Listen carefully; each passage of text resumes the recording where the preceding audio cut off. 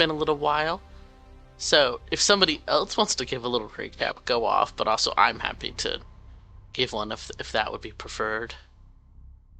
I mean, I've only got Not about it. 2/3 of it, so The only thing I remember is that we're basically getting ready to go into a huge battalion of people and try and take out the Plague bearer. plague bearer Mhm. person. Yeah. I'll hit us with a little refresher about the details. You guys know the whole thing with the time loop, all that kind of stuff. You all found a way to retain your memories through the time loop, and then decided to head out to try and take down the Plague Bringer, to stop her from starting this ritual that would cause essentially a cloud of the plague to spread exponentially. As you all were approaching the battalion, she's supposedly within, trying to figure out a way to sneak in. You all cross paths with somebody else who was seemingly attempting to do similar. The witch Termite, a Yanti woman. Your group spoke with her, conversed about plans. She revealed that she also wanted the Plague Bringer dead, and was also trying to figure out how to get in there, and had a few options to give to you guys. The important parts were that if the Plague Bringer starts the ritual, then it doesn't matter if you kill her afterwards. It will keep spreading. So you either need to successfully kill her before she can start it, or make her unable to cast it, which includes verbal. Hermite did offer you guys a set of handcuffs and chains that are enchanted against magic, but they can't stop verbal magic. They can just stop, the material and somatic. And Termite also offered you guys some what's the word? Disguise. My God, some disguises of the armored uniforms of the military. You all hadn't settled on a specific plan yet when we ended. Just had been presented with the disguises, offered the handcuffs, and Termite had said that she had a few other options. So as we resume in this moment, Termite is spreading out a variety of uniforms that are just appearing out of her small bag, which is now very clearly a bag of holding, what with her pulling 5 scale mail disguises out of it. And she spreads them out. So, if any of you want to wear these disguises, I have 5. I have the handcuffs I can offer all of you. And I can turn up to 3 people, including myself, invisible.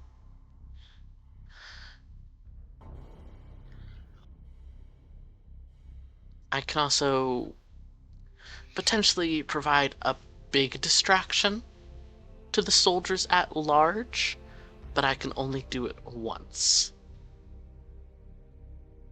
So whether we want that as cover for getting in, or to distract the battalion as a whole while we attack Plaguebringer, either way, I'll leave that choice up to all of you.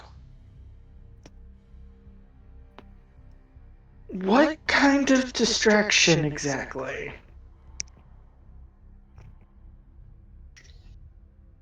I can ward all of you against it. It won't affect you guys.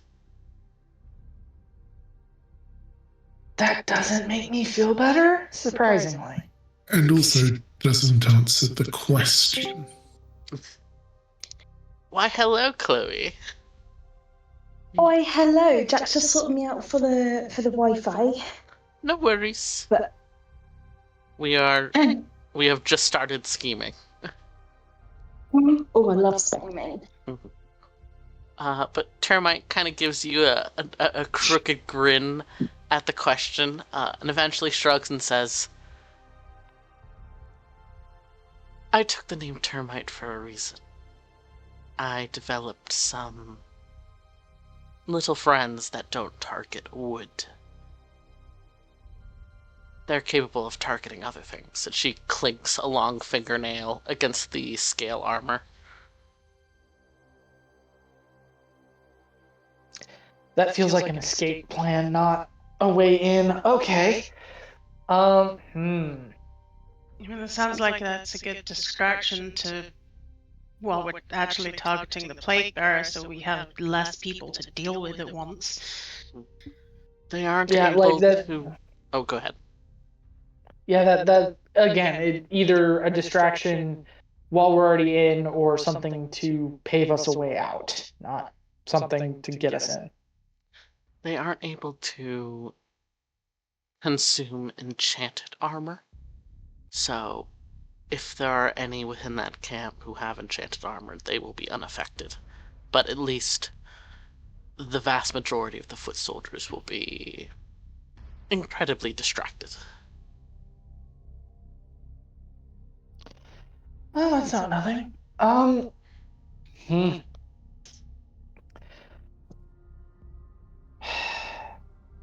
So to sum up, we're not 100% sure who we're looking for.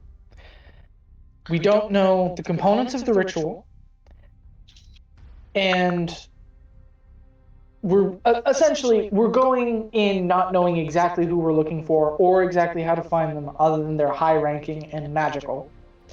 No, we know who we're looking And for. You may not, but I do. okay, some details, a description, that would be nice. She flips out a locket and holds it open to show a woman's face. Dark brown hair, kind of, sternly lined, a little bit of gray at her temples. It looks like an intense teacher, if anything. Okay, cool. A face is always a good thing to have. Okay. And we don't know where in the battalion she'll be. I'm gonna make some quick sketch copies of that in my notebook to give to the others, just in case we get separated.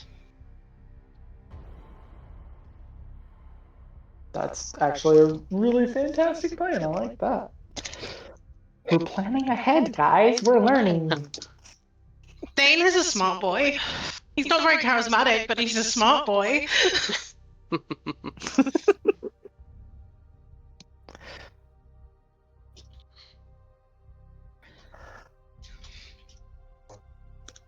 Okay, so this is who we're looking for. That's one less complication. We still don't know how exactly the ritual is triggered or set off, or how long it takes to do that, or how involved it might be. So we could be looking for anything from a ritual circle to a small artifact that fits in a pocket. So that's going to complicate things. But whoever this is highly magical and more than likely highly placed. So they would probably be in the vanguard somewhere, if I had to guess. That is the assumption, yes. Okay. They're likely protecting her till they can get her in position, so.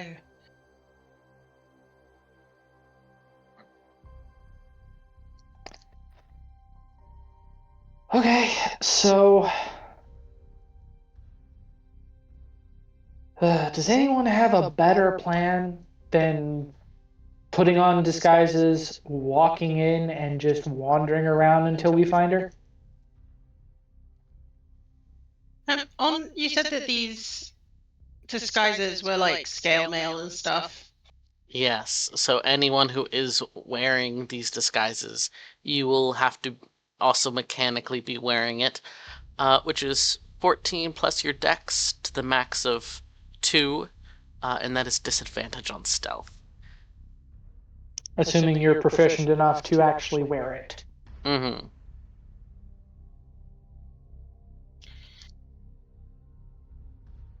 I'm assuming there's nothing that I can take to fashion my own scale mail to make it look like that. Not in the time frame you have right now. You'd have to like go to a blacksmith, have them like refinish your entire armor to be in the same color schemes, that sort of thing. And even then, you would stand out as having like a different style of armor. Yeah. My AC's coming down, boys. But with your lower AC and my 4 hit points, we'll be fine. Oh shit! Why Why does- did you not? Was that not from the one shot? Yeah, we're coming off a long rest here, bud. Yeah. Oh, yes. So remember for the one shot, you guys, I'd asked for people to keep track of what HPs and such were before the one shot. So, fuck it. If you're not sure if your current HP is because of the one shot or because of the game, feel free to just slap a long rest. I'm not stressed. Yeah, we're literally coming off of a long rest. Awesome. That makes me feel better, but I'm still keeping my point of exhaustion, I assume. Yes, yeah, because that's separate. Cool.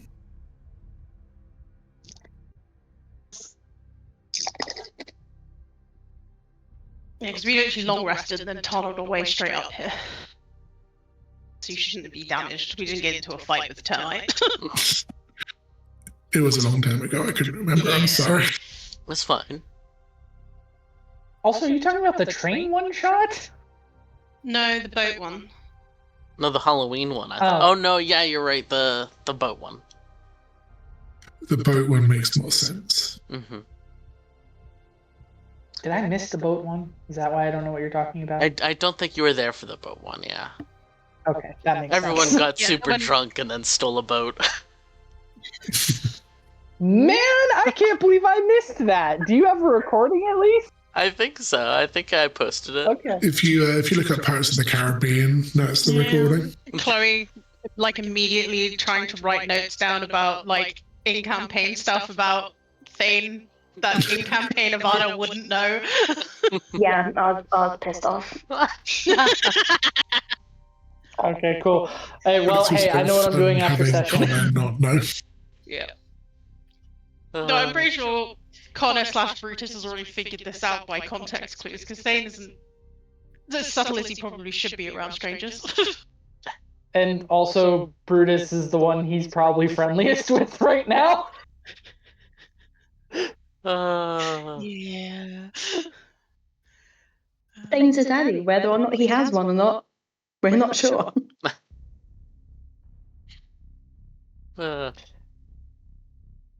I can't tell if that's a parent reference or if you're joking about Tornto, but either way, it's funny.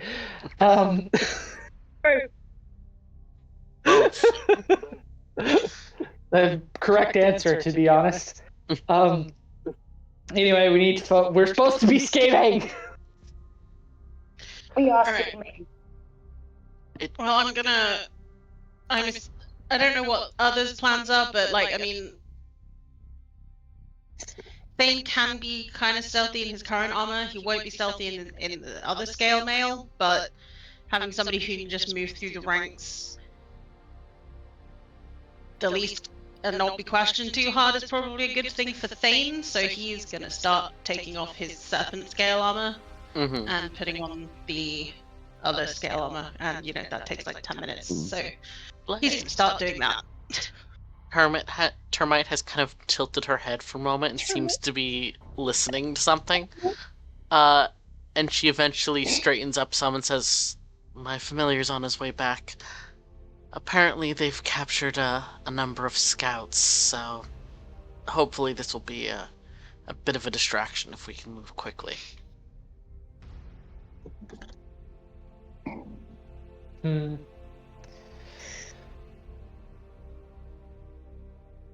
Capturing scouts. That feels like an inn. What, do you want to How far? fake catching someone? I mean, it would be a way for those of us who were better off in our own gear to have an excuse to be in our own gear but still be behind lines. How close? You said your familiar's on his way back. How close is this group who's captured a scouting party to getting back to the main body? She's quiet for a moment, presumably having a mental conversation, and then says, apparently it's giving them some trouble to get the scouts back into the main group, but let's say 15-20 minutes, and then they'll likely stop the battalion while they handle the scouts. I mean, if those are our scouts, then it wouldn't be the worst play to cut them loose and then quote unquote capture them.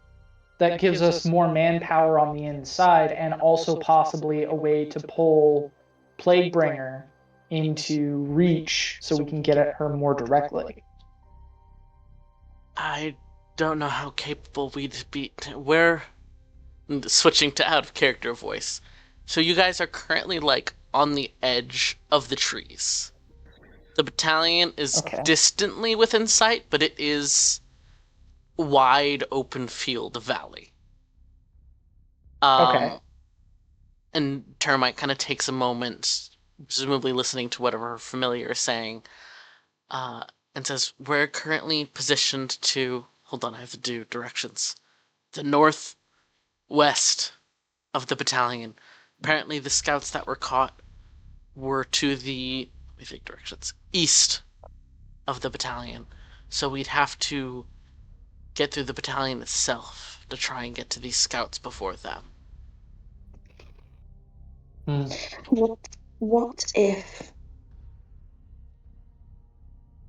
if we get okay, I can disguise myself, so if we can get a good look at what this battalion looks like, I can look as one of them and bring you guys in as potentially caught scouts.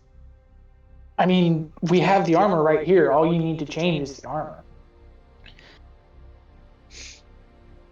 And to be clear, these armor uniforms have like a helm and everything too. So you guys can just pull down the visors. Real classic disguise moment. Real classic disguise. I mean, those who prefer to be sneaky can go invisible with termite.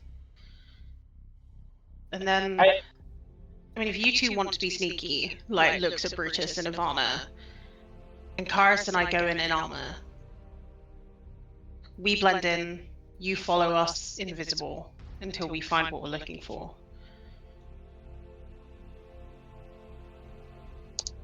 That's not a bad play.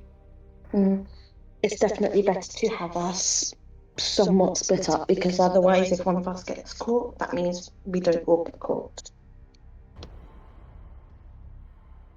With that, Thane is gonna throw a set of the armor at Karis. Time to get changed, pretty boy. I think Karis is probably still in his head a little bit about everything that's going on, so it's fully catches him by surprise. It doesn't even try and catch it, it just sort of hits him.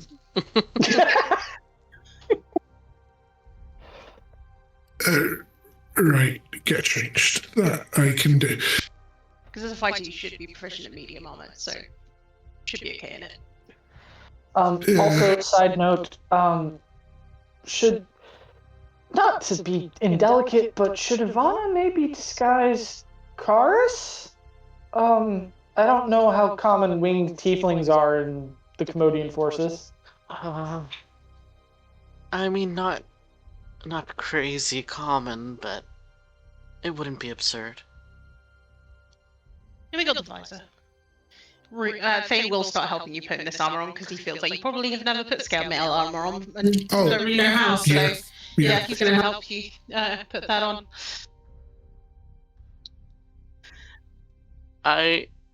real quick. I need to send a picture of something terrible that has just happened to me. Oh God. Where's the peanut gallery? There we go. I thought you said, "Where's the penis gallery?" Real. I have been forbidden from having my drink, apparently. Oh no. Oh Oh no!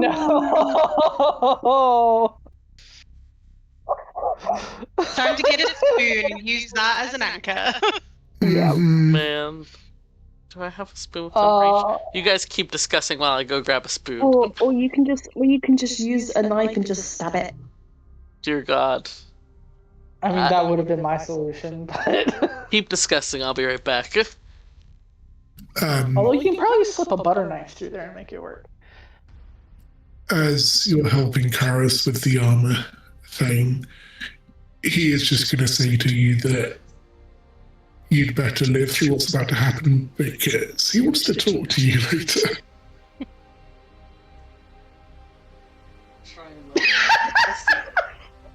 We'll see. We're both gonna live through the front. Would a can opener work? We'll see. I'll make sure of it.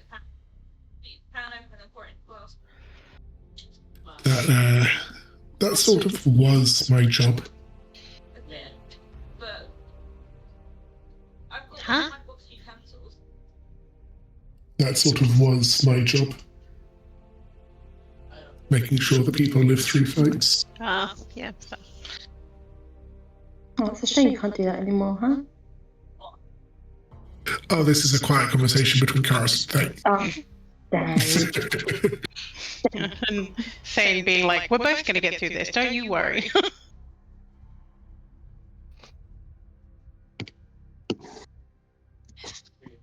So I don't think your AC will change because you have no dexterity bonus, so your AC will still be 14.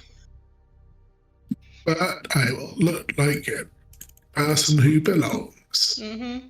Sorry, a winged tiefling who belongs.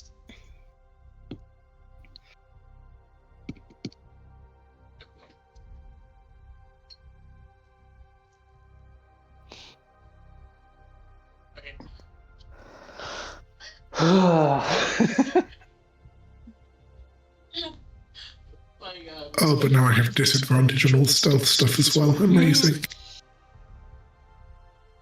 Ivana. That's one of the reasons why I was like, can I fashion mine to look like me? Because I get my full dex bonus and don't have disadvantage on stealth with this scale of mail I have on. But alas. Yeah, that tracks. Brutus is gonna look at Ivana and go, "Okay, I can kind of keep us in touch with them quietly, unless you have a better trick for it than I do, maybe." Thank you so much. I am. I mean, it really depends on the limitations of both of ours. You can figure out which one is. I see.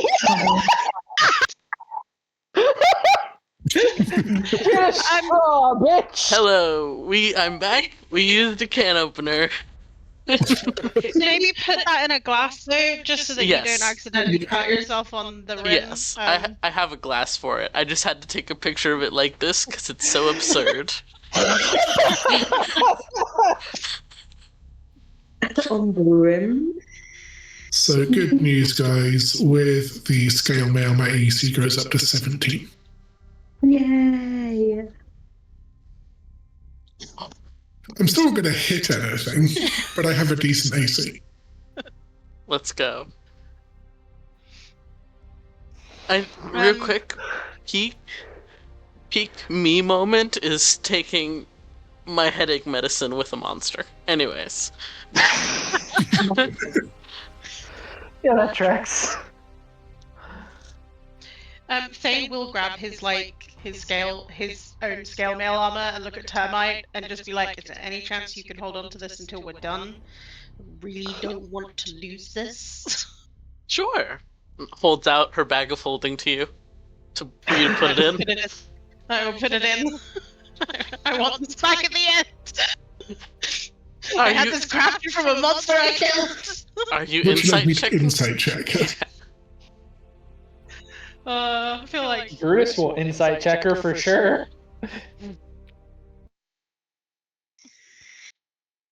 I mean, Thane isn't the type to insight check right now, so I mean, if you guys want to insight check her, please do. Oh, I am 100% insight checking her. I just need to actually see what my bonus is. 25. 27 on a crit. Play. Nice, Hold I'm not on. inciting. I'm gonna message both of you. Oh boy. That's ominous. That's Okay. hilarious. Up to you guys what you say. Brutus doesn't say shit, he just rolls his eyes. Karis is going to smirk a little bit. Now I'm worried. Am I getting my armor back after this? I'm not gonna tell you. Only if you live. Fair. Yeah, I would hope she wouldn't put highly magical armor with a dead body. Yeah, I mean, if Thane is dead, that's like he don't care if he's dead. If he's alive, he'd like it back. Thane's ghost just gets really pissed off and starts haunting her. Why'd you take my armor, you cunt? Oh, all right. So to be clear, Thane and Karis are wearing the armor, right? Yeah. All right. So then Brutus, Ivana, and Termite will be invisible, and if Nora does join us later, then we will subject Grim to wearing armor. Exactly. Suffer. I mean, he so- doesn't need the visor part. I honestly, genuinely, if Grim was here and gave us any indication that they knew Nightshade, I'd be like, could we not just be escorting Grim to Nightshade? Like, is that not a thing we could just do? Yes, but you don't know that, sadly. My brain had a thought, and then the thought fell out of my head. Real. I distribute a sketch of the sketch that I did to every person. So each person has a picture of the because I can't remember if Chloe was there for that of what she looks like. Mm-hmm. Brutus was also trying to intimate to Ivana, at table level, hey, maybe use your soul knife communicator to link everyone telepathically, so we don't have to talk out loud and give ourselves away. Which one's better? That's what Ivana was like, okay, let's figure out which one's better. You have more than one? Well, yours or mine. Oh, yours is definitely better, because mine's 1-to-1 and only reaches 30 feet, and I need to burn an action on it every time I use it. So... Okay, yeah, mine is definitely better then. Haha. Suck on that fruit. I mean, mine's not a limited resource, but it does have restrictions, whereas you can only use your times, just, Hey, at least you guys have magic you can use. To be fair, Brutus's is inherent. He didn't go to anyone for this. He just kind of can do that. Yeah. You roll all your dice. Lovely. Amazing. Yes. So, once we... Okay, this is just going to be a fun speaking. Okay, once we are ready to go, I will be linking us all up telepathically, so we do not... just so we have less of a chance of getting caught. Kind of defeats the whole being invisible thing if people are talking.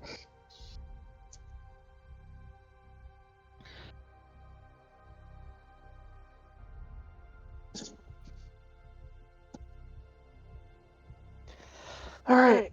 Any other suggestions, amendments, adjustments to the plan, or are we just gonna roll up and hope for the best? We roll up, we kill, we leave.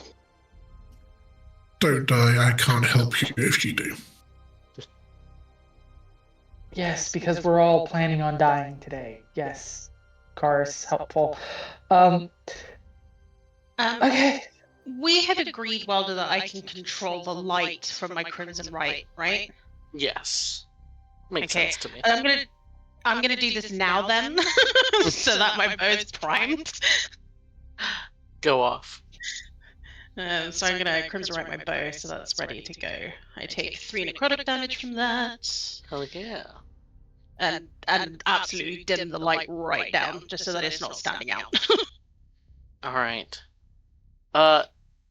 In the distance, and by distance I mean like 120 feet away, as the battalion has been creeping closer along the road. They seem to have come to a slow stop, and Termite is watching closely and glances back at all of you. They're stopping to decide what they want to do with the scouts. If we want to move in, this would probably be the easiest time. Alright, let's go. I will set off the psychic whispers. Slay. Creatures equal to my proficiency bonus. Okay, what is my proficiency bonus? I think it's 3. I believe so, Should yeah. be 3. So you might Yes, have to leave one person right. out, but at least of the PCs, right? No. Yeah. Words. No, Yes, 'cause because you could either include Termite and leave one of the PCs out, or get all of the PCs and exclude Termite. But Brutus can also initiate communication himself. Yeah. So So like so I can get all the pieces because it's myself plus 3 people. Mm-hmm. Play. So I'll get all the PCs. I'd be like, Termite, I can't get all of us in this, but you seem like someone who can hold your own, and then if we need to contact you, Brutus here can do it. Yes, and I have to go set up my little friends to use them as a distraction, so I won't be directly with all of you for most part. we'll make it work. Good luck. Alright. In that case, I have a little section where I need all of you to put your little guys on roll 20. Also, point of order. Charlie, I know we kind of talked about you taking over for Thorn, but the real question is, would Thorn want to be invisible with Brutus or go openly with Cars?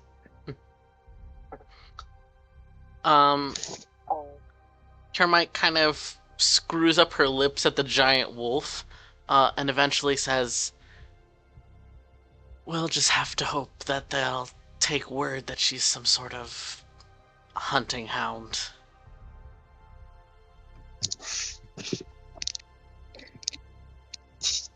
You are much better at deception than I am, so. Brutus will kind of pat Cars on the arm and just go, "Looks like you're a ranger for now, bud." I guess. And just to check, What could possibly go wrong? You're not supposed to say that out loud. Chris, that's the quiet bit you say inside. Yeah, Karis, have you never watched a sitcom? What's a sitcom? My God. Charlie, do you can't have believe the stat block for Thorn? I do not. Hey, dude, Thorn's waffle. Stat block? Or is that just a token? No, she has a monster stat block. Connor, could you do me a favor and give that to Charlie? Just because that is like the one tab I don't have right open. Yeah, no, that's an NPC. Funny enough, I don't think I have it tabbed right now either. It is somewhere I in your should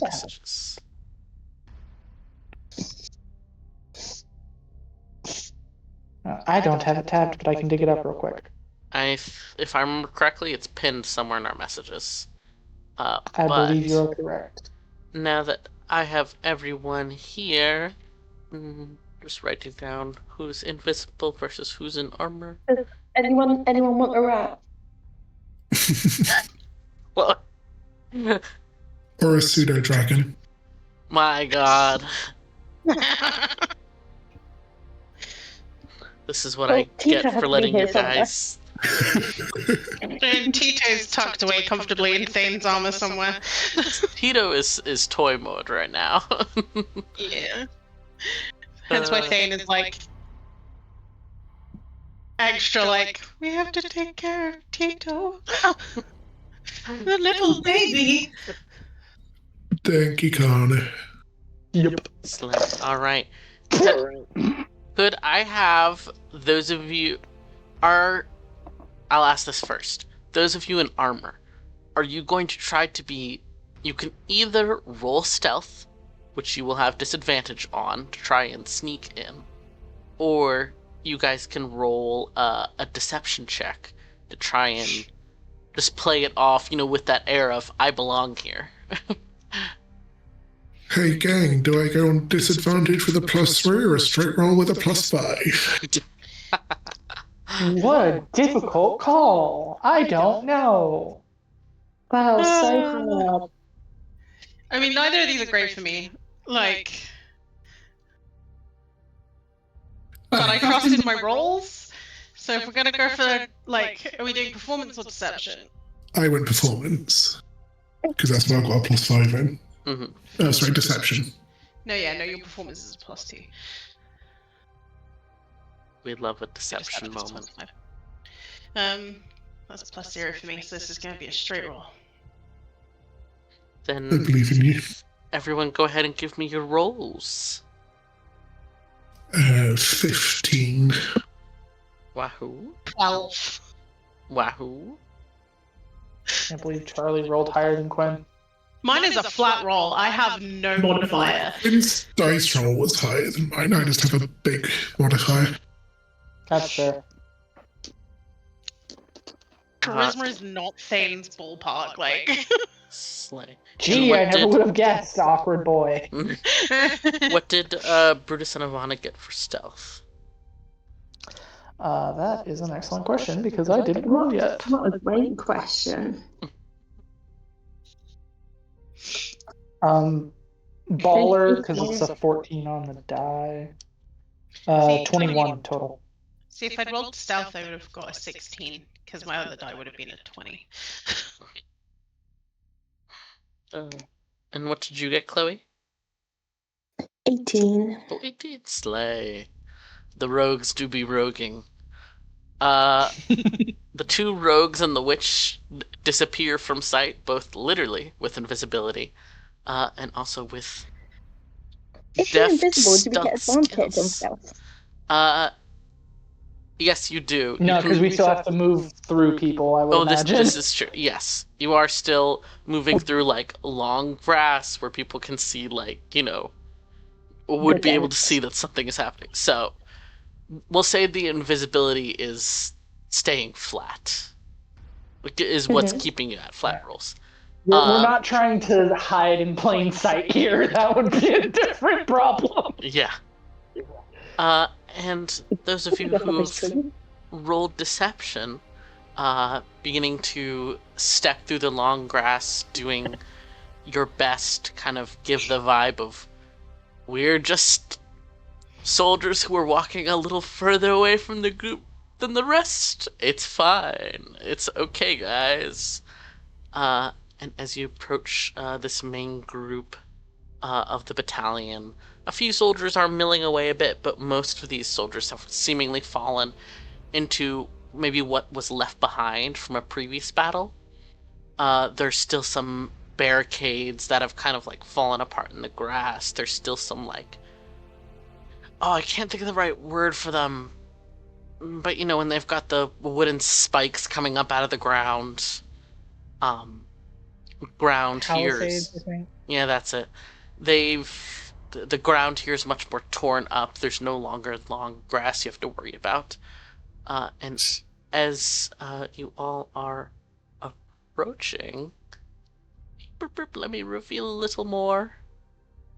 It looks like there's two main sections where you can approach the larger group of soldiers. Both entrances are guarded, kind of as they stand and wait for further orders.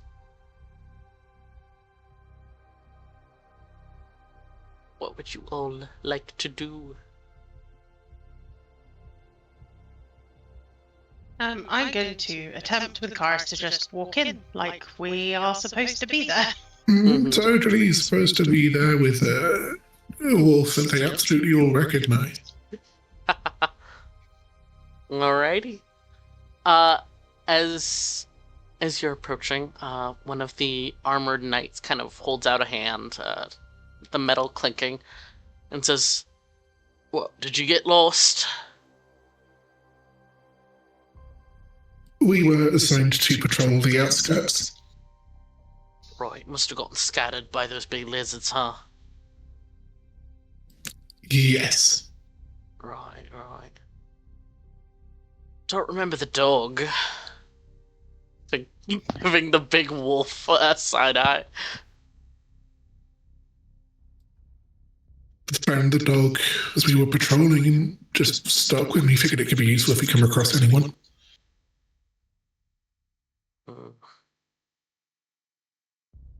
Is it trained? Sit. I'm gonna side eye Thorn as in like just go with it. Please just go with it.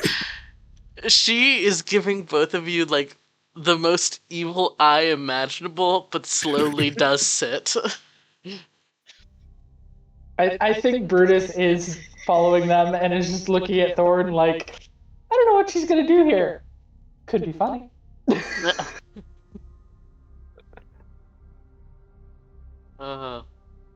The guard is still kind of staring at the dog, then at the two of you, and says, What division are you with?"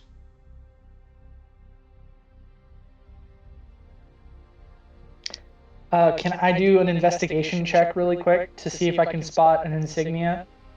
Go ahead. To see. Yeah. Could I also try and sneak a perception check? Can I just look at my armor to see?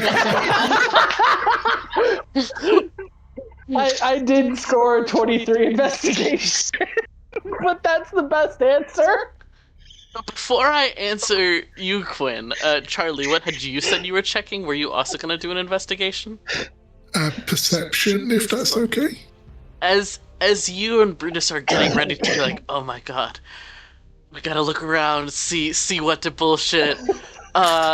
Meanwhile, Thane, you glance down and you can kind of see like scratched into one of the knuckles on your armor is like a 33. I said 33 without even thinking about other important 33s. Let's go with 33. Don't just hold up the gauntlet and just be like 33. I may be better at lying, but Thane is smarter than me. Yeah. Thane, uncharismatic. What is the smart boy? Brutus, you like refocus in, ready to give like an answer you've seen off of a standard somewhere, and Thane's already spoken. The guard gives kind of a quick nod. Makes sense. I heard most of you were killed in the last attack. Well, head on in. The captains are just handling those scouts for right now, so stay warm. We'll probably be marching again in just a few minutes. And with that, they step aside to allow you guys in. I'm gonna reveal a little more, as you might say.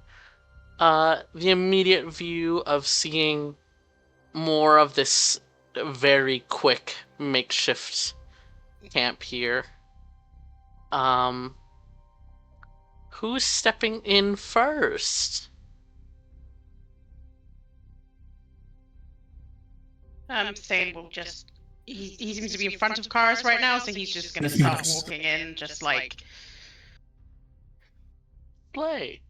Then, Thane, you see immediately to your right as you enter a group of soldiers, one of which is very clearly possibly one of the captains mentioned, as their armor is a little more fine and has an emblem on it you can't quite make out.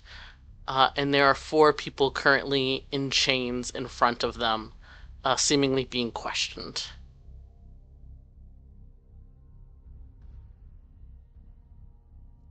And as Bruce and Ivana enter this area and kind of get a better look on.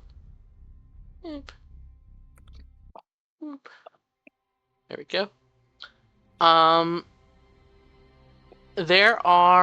There's the 4 seemingly scouts who are knelt.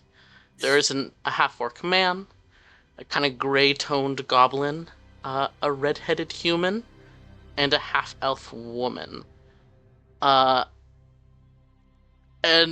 2 of those people are somewhat familiar to Ivana, and very familiar to Brutus.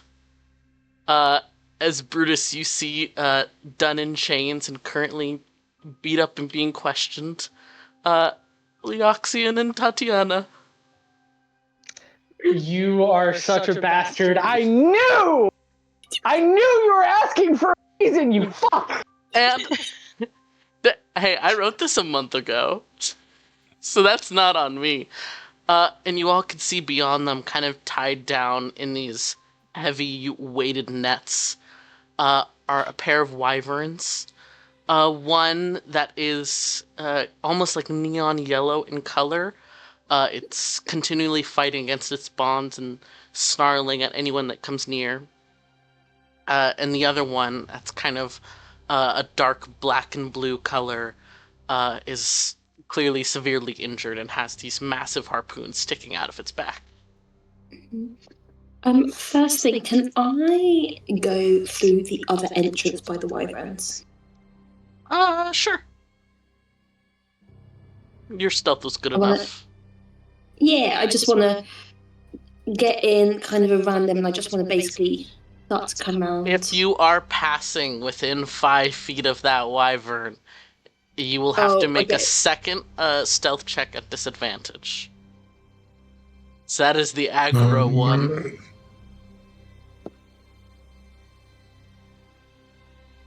Yeah, there's not past within 5 feet of that. Yeah, I mean, I've done it. I feel like that would be metagaming if I went back.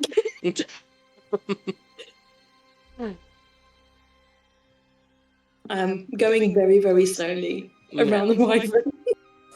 What did you get for your second stealth check? I got... Why did my character sheet close? I did not close it. What the fuck? Okay. That's what she 2 said. seconds. Hello? And you said with disadvantage? Mm-hmm. This is a very aggro big lizard with a swinging tail and a stinger. So... Right, 18. Slay.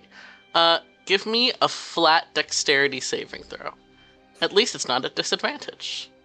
Oh, God. So that's just like roll a d20 and then add my modifier? A dexterity saving And throw. also your Oh, proficiency. yes, I say that. Yes. I'm so kind. There we go. It's fine.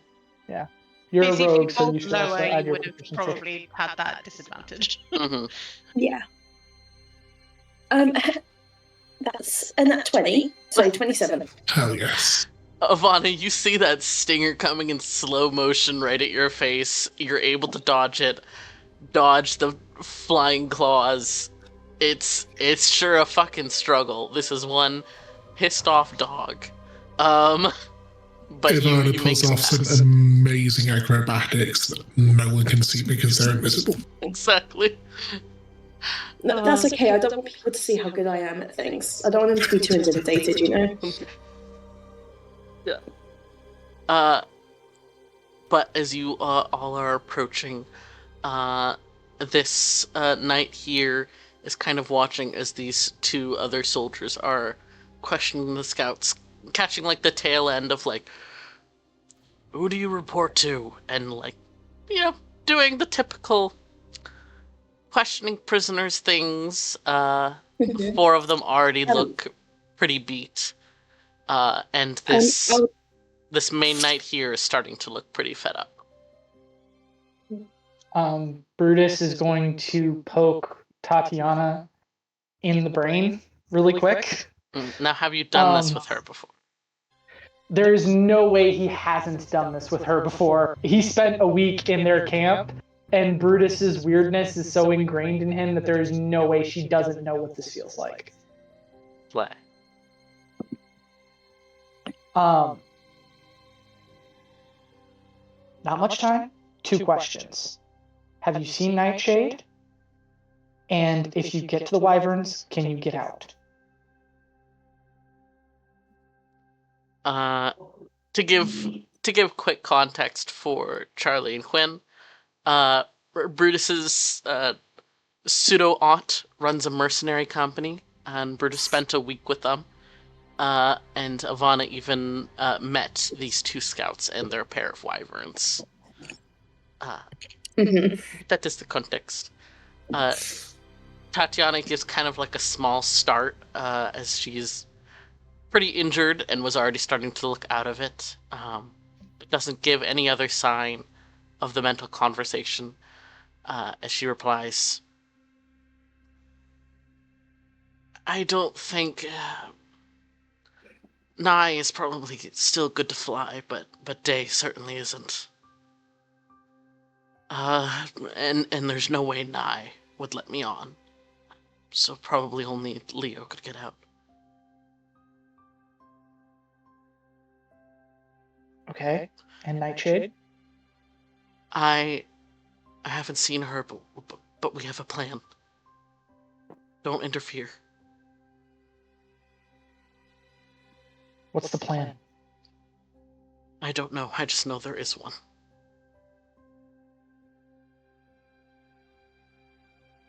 And if I told you I already know it fails? Our plan isn't about Nightshade, it's just about getting out. Okay. If you can get out, then I'll let you get out. And he's going to relay to Ivana, get away from the Wyverns. They have a plan. We need to find Nightshade. We already did some sick tricks. Now, do you broadcast that to everyone, Ivana, or just Brutus? I do need to know. Can you control the full group telepath that way? It literally says, I think, in the description that you can just pick which creature you're talking to. We decided it was like a radio. Ivana's swatching, my god. Switching in between the group chat and the individual DMs.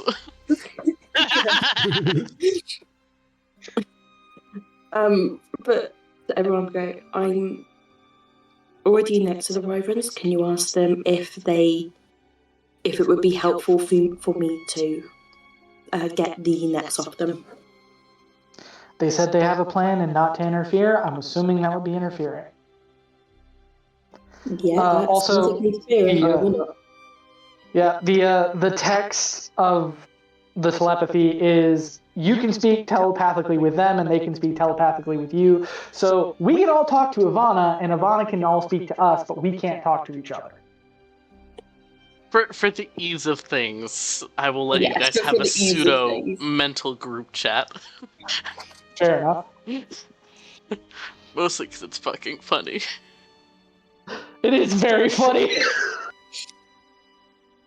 Also, Nor coming in later would track so much because Grim would suck at mental communication. It doesn't have mental communication, so it's fine. Then, as you step back, Brutus, the rest of you, are you remaining where you are or trying to progress further into the camp? So I'm gonna be like making sure Karis is on my heels and just sort of like starting to get deeper into the camp to see if I can spot our wonderful little plague bearer. But I will kind of go back into the telepathic communication saying, if it changes, let us know. I can make shots look like they missed on accident.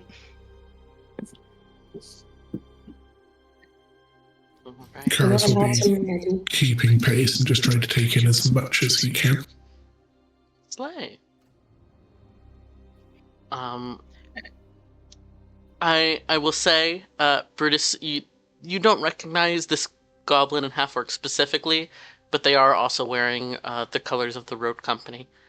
And as you all are having this mental conversation, this knight kind of removes their helm, seemingly to get a better look at what's going on. He has an emblem on his shoulders. It seems like some kind of house emblem of like an elegant hound sitting on top of a fallen doe. He's in his young 20s with this kind of red-brown curly hair and green eyes. And he speaks up saying, I've had word. Questioning is over. They're to be executed. I'll handle it personally. The rest of you head back to business. Be ready to go in 5 minutes. And the two soldiers that are with him begin to move towards the wyverns, discussing how the fuck to get close enough to dispatch them. Can I stick my foot out to make him feel like he's tripped on a rock? Who? One of the guards. Which one? You are not immediately close to the ones who just moved. If you want to step closer and try to trip them, you can. It will be, let's say, deception at disadvantage. Okay, no, I won't. I'll be smart. I would also like to see if there's any like defining features on this guard captain that I can clock. Yeah, kind of red-brown curly hair, green eyes, a kind of distinctive scar over one eye. Young 20s. Okay. Kind of surprisingly young to be some kind of captain. Okay, so not anyone Brutus personally recognizes. And nothing that he clocks as familiar to him. If you want, you can roll a history check. I'll tell you right now, though, the DC is like 20 plus. Yeah, no, I rolled an 11 on the die, so that's other. Yeah, no. I will relay that description to everyone else, though, as someone in charge and to keep an eye out for. Thane, can you roll me a history check? Yep. That is I can do maths. No, I can't. No. 18 plus 5, whatever that is. 23. Thank you. Slay. 18 plus 6, 24. The face specifically doesn't like jump out at you as like a, oh my god, I know who this person is. You've met hundreds of thousands of faces. No idea, no clue. Get Seek out of here. I can see them over there. However, the description of the house emblem, some kind of hunting hound over a doe. It's you've been told about it somewhere. You've seen it somewhere. You're pretty sure, to your recollection, you can't remember the house name because this is absurdly obscure history that Thane likely would not have paid a lot of attention to. So this is big deal that you're remembering this much. You're pretty sure that's the house emblem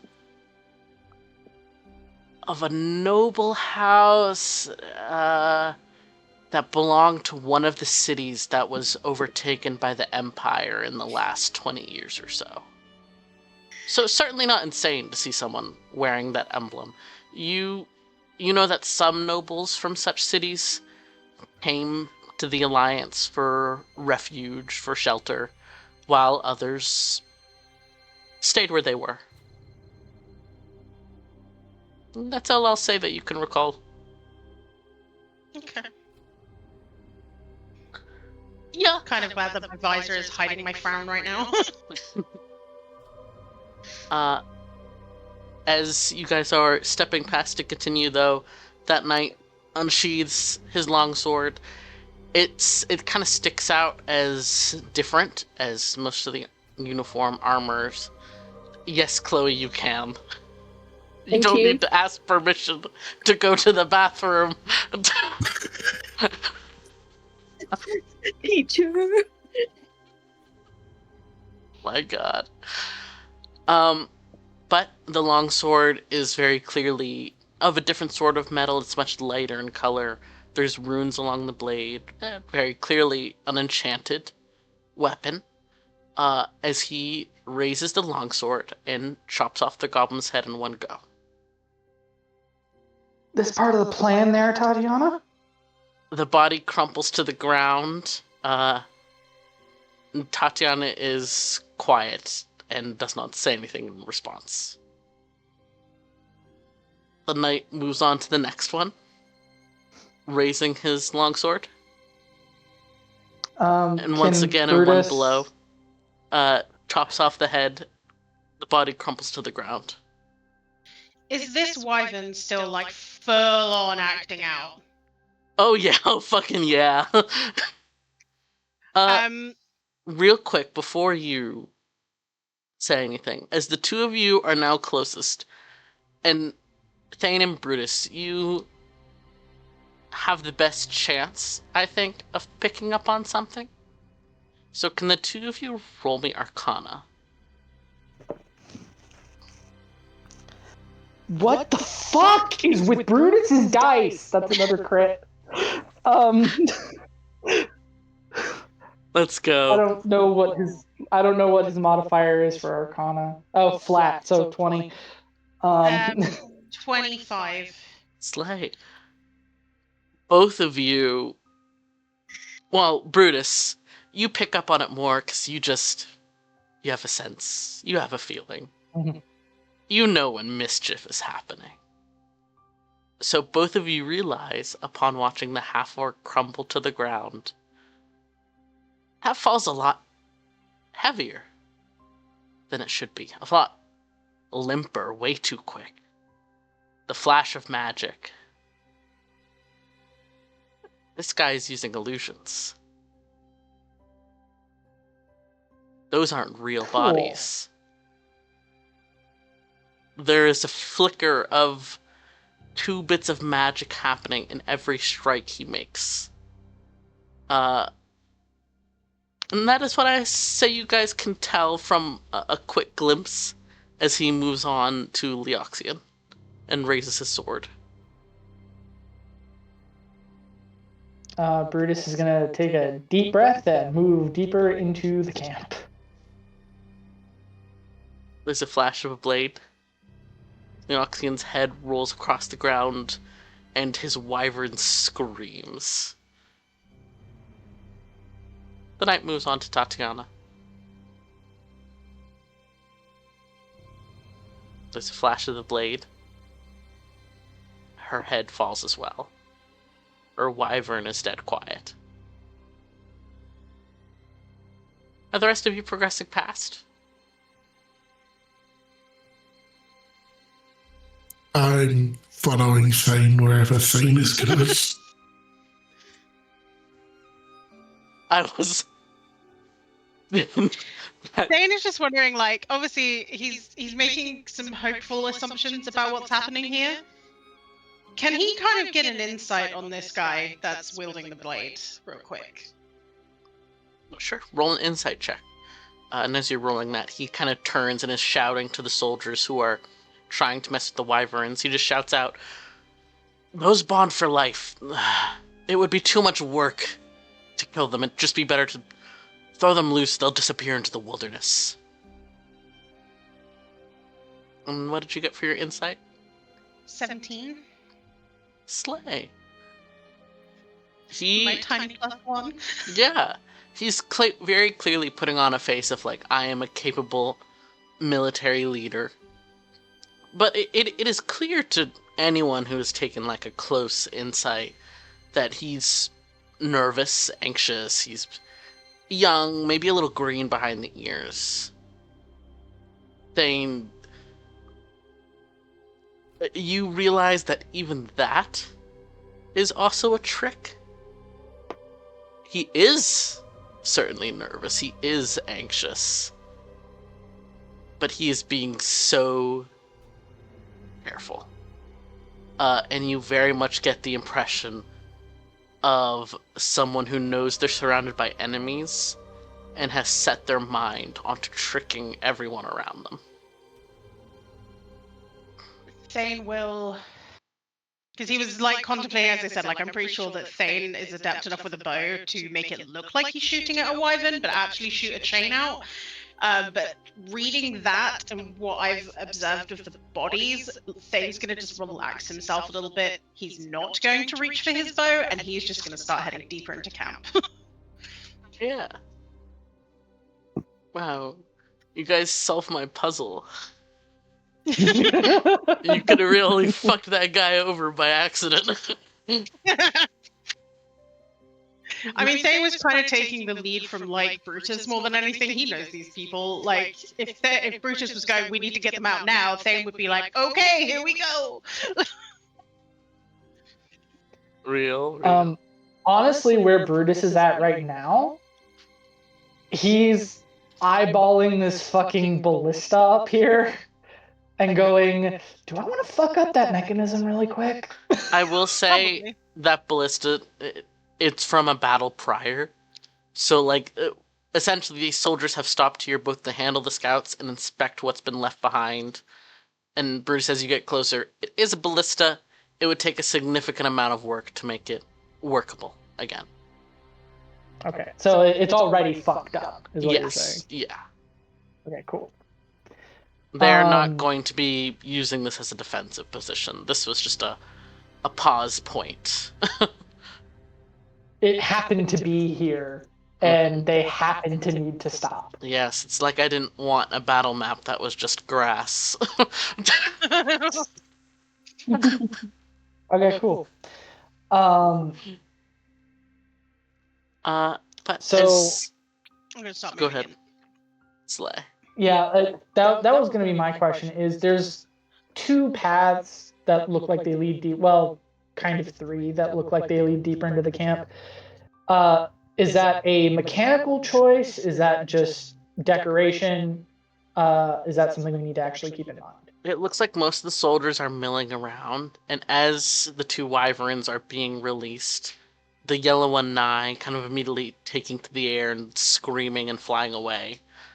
While the other one more kind of injuredly hobbles away, snapping at any soldiers.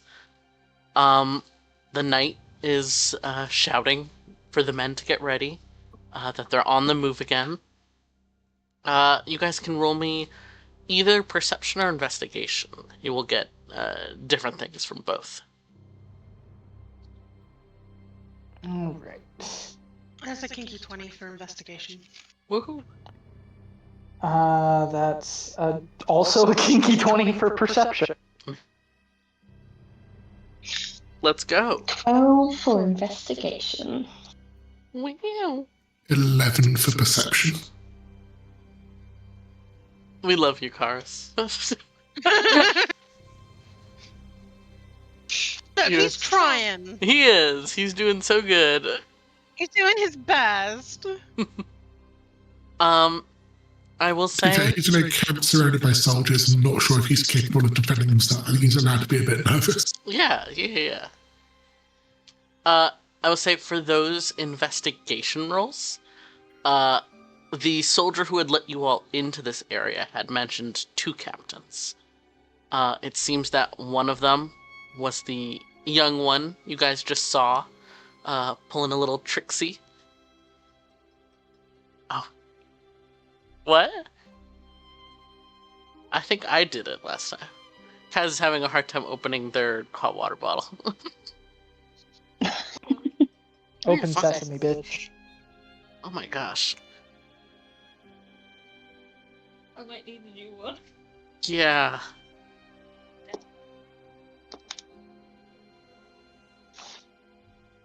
I'm not getting it. Feel free to borrow one of ours. If you want, just swap one of our bottles and put it in. Yeah. Go off. I was going to say, I hope it's not the long water bottle. No, it's one of the short ones. So I was telling Cass to just borrow one of ours. Yeah. But, so with that investigation check, it seems that there are 2 captains. You guys have seen one. There does not immediately seem to be another one within view. Now, obviously, I didn't put the whole fucking battalion on the map because that would be so many. So many. So there are more away from here, but it seems that they're all gathering together, starting to move again. So with that investigation check, if the Plaguebringer truly is here, she is probably with the other captain, wherever they are. With the perception check, taking a look around, it is very clear that there's currently not another, tight congregation of soldiers. There isn't anyone around who's giving orders. There isn't, soldiers trying to stand close to a second captain. There isn't anyone who looks particularly like whatever a plague bringer might look like, unless she's just dressed as the other knights for whatever reason. So I feel like between the perceptions and investigations, you can easily come to the conclusion that there is something being hidden from immediate view. But the soldiers mentioned a second captain. There must be one here somewhere. Cool. Brutus is gonna put out the thought. Lyric said Plaguebringer came out from the front of the army alone during the assault. So head towards the leading edge, maybe? Like just behind the front lines, probably.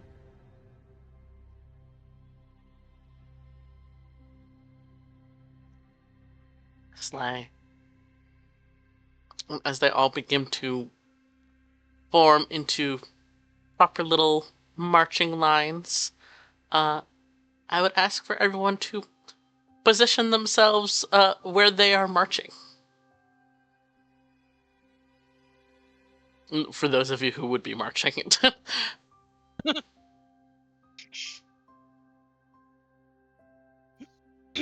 Which is the front and which is the back, I guess? They're traveling north, so that would be presumably the front. Okay. Probably going to place myself somewhat middling so that I can, because, I have a bow. Close quarters isn't my favourite thing. Of course. I do not want to be too far from Thane. Don't forget Thorn. And Thorn. Big dog. Big doggy. Also, let's take a moment to appreciate how many enemies map right now. And that is probably why, once we've pinpointed the woman, we need Termite to do her thing. Yes, also why Karas is shitting himself a little bit. Yeah. I would just like to say, Wilder, I don't know if this was the intention, but big 12 Brooks vibes right now. That's so crazy. Anyways. Yeah.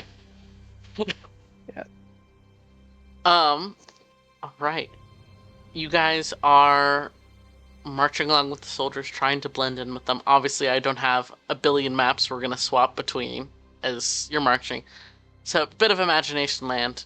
You guys are marching. How much are you trying to wander and search among the ranks, and how much are you just trying to blend in?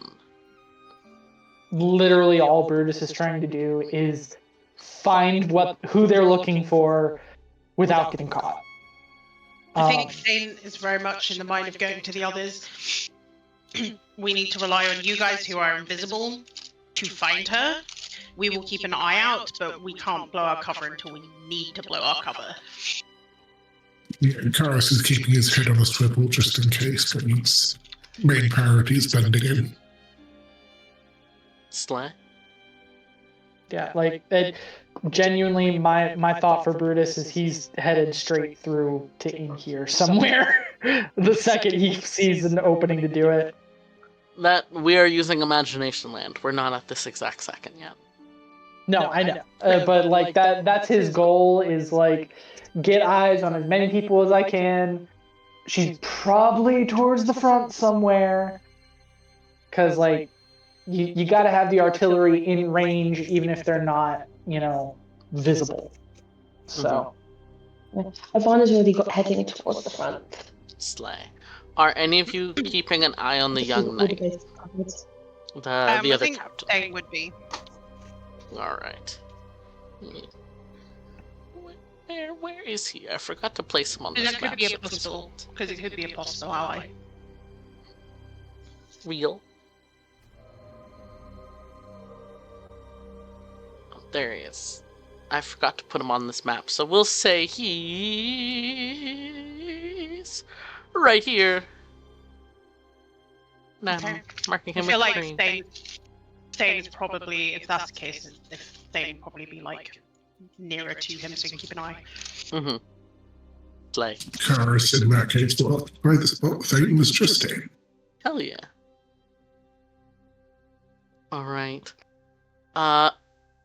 For my two invisible ones who are kind of trying to search more intently, can I have perception checks from both of you? damn it! I was really hoping that was going to be another crit. 26. Is it perception? Yes.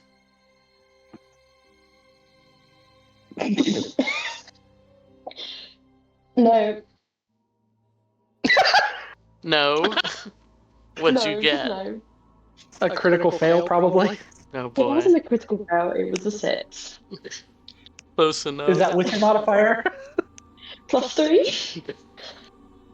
Hey, 9 is something. No, Ivana, no, there's... as in, no, sorry, as in I rolled a 3 and I got +3. Oh, So no. 6. Ivana, That's why I asked, is that with your modifier? Ivana, Ivana, yeah. there sure are Empire soldiers here. There sure are. But Brutus, trying to keep an eye on... you're trying to watch a lot of things at once. Keep a vague idea of where Karis and Thane are. Trying to watch for maybe where the young captain has gone. Look for a second captain. Try to look for anyone else who seems out of the ordinary. You're balancing a lot right now. And it does take you a moment to catch on to a flicker of magic as someone steps onto the grass, kind of becoming visible. It's not teleportation. It's seemingly a faded invisibility. None of the soldiers around you react super crazy. They kind of just startle in that way of like, oh my gosh, teacher's here. But clearly, having seen this sort of thing before, wearing much nicer armor, similar in the way of the other captain, he is kind of walking at the edge of this first leading group of soldiers, and he has his eyes trained ahead towards where the high walls of Shevgard are, getting closer and closer. You are all maybe about 45 minutes march away from hitting like where the edge of the camps are and such outside of the city. He says something quietly to one of the knights he appeared next to, and begins to peel off, kind of checking on some stuff tied to his belt. Brutus is going to narrate that for everyone while trying to get a better look at the belt. There are two At first glance, you'd call them cages, like small cages that might hold animals of some kind, but there's no top on either of the 2 cages. So if anything, it's more like 2 baskets. And there's 2 small animals. One gecko in 1 cage as he passes by you. And in the other one, there is a scorpion. And he just seems to be checking on both of them, and steps up towards. Hold on, let me. That's the wrong. Hold on, that's the wrong button. There we go. That's the right button. Put it in the square hole. As he kind of steps, up here to where there's a bit more of a clear spot, kind of waving these 3 soldiers to come with him. Brutus is not letting him get that far away. Slay. Is anyone else heading in this direction either, or remaining as is? Can I get a closer look at the scorpion and the gecko also? In just a moment. I'll wait to hear what everyone else is doing. Mm-hmm. Cool. I think Thane is just gonna, like, as they're marching, he's doing that thing where he's just sort of like, each step allows him to shift ever so slightly, so that it's not like he's turning in a pointed direction and going in that direction. He's just doing it very subtly. But he will slowly just move himself over a little bit. Slay. Just so that he can... like, so he's on hand if Brutus is like, now! Mm-hmm. Is the marching formation, is it like a very sort of regimented ones with like full like ranks and files, or is it more just a big group of people heading in the same direction generally? It seems like some of them are still trying to hold to proper rank and file, but their numbers have been cut down so much that some of the soldiers have just given up and are more focused on just going in the same direction. Okay. In that case, seeing Thane peel off, I will also start a little bit to drift. Slay. I will say these wooden bits, I'm not going to make them actually barriers, but they are steep and they are difficult terrain. Again, more like shifting rather than just heading anywhere directly. Real. Right. Ivana, are you keep in place? Yeah, this is the most advantageous place to be in, yes. Ivana will kind of moving about, like, as of when they feel like it's like the best, like, advantageous place to be. Mm-hmm. Alright. Brutus, trying to get a closer look at this captain and the 2 animals, that he's carrying with him. Go ahead and roll Arcana as he begins to pull out the gecko. That's a 13. 13. It's a gecko. As you're watching, though, he sets said gecko down. Has Brutus told us he's got a gecko and a scorpion? Yes. Again, Brutus clocked the captain and immediately started narrating, like, this is what he looks like, he's got this on his belt, this is what's jumping out to me. So, like, essentially whatever Wilder's describing is obviously important, or Brutus would clock as important, so he's passing that information on. Can I ever think about anything I know, like any magic that could involve geckos and scorpions? Roll Arcana. I've done little bits of magic-y stuff in my education. Not as much as my parents probably would have liked me to, but... That is a 23. Slay. How much attention has Thane paid to military history?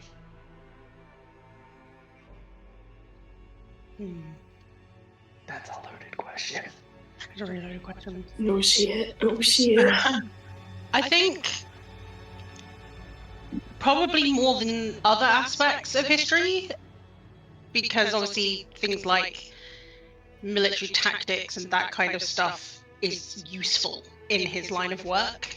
So of all of the things of history he's had to learn, this is probably the one that he would have paid the most attention in. Play.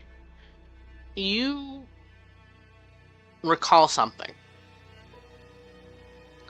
And it's less about a gecko and a scorpion, and more the idea of small animals on a battlefield.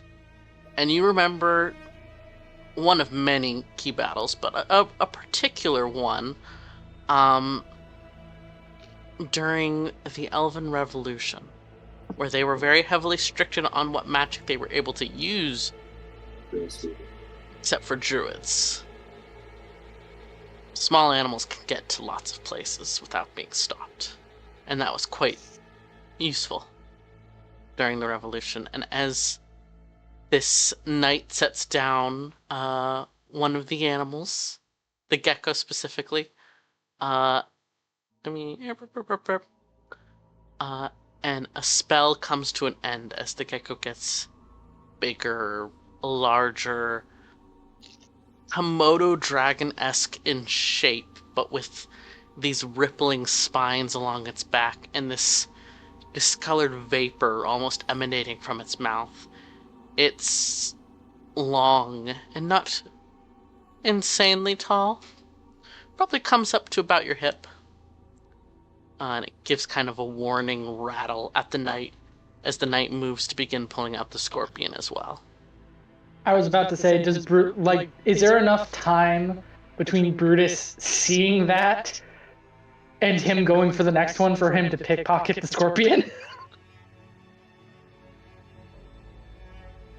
It would be an absurdly high DC.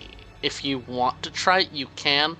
I will tell you, Brutus, like, your thief instincts kind of, like, tell you that would be such a fucking dangerous idea.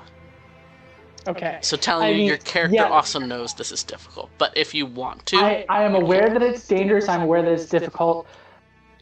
Let's ask if it's possible. Is the DC below 31? It is below 31. I will tell you, okay. Brutus, you get the sense it's not the knight you'd be rolling against. Okay. Also, to be clear, would this count as a sleight of hand check? This would count as a grapple check. Okay, then I'm not going to fucking bother. Because the only way he can do that is sleight of hand. Like, that's the only skill that I could roll with that you would have a chance. And so I'm not going to fucking bother. Fair enough. And as the knight lifts out the scorpion and goes to set it down, you quickly get the idea why it wouldn't have necessarily been possible to just sneak away. To just sneak away with the scorpion. As someone willingly ends the true polymorph on herself. And you see a woman straighten up.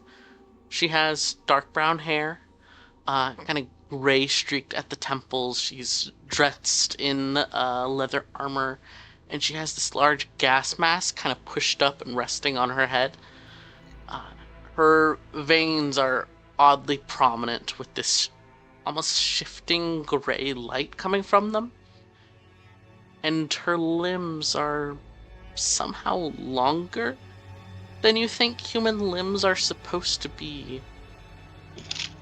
But as she straightens up, kind of adjusts her clothing, this large, noxious-looking reptile curls around her legs and pays an intense, rapt attention to her as she and the knight captain begin conversing in low voices together.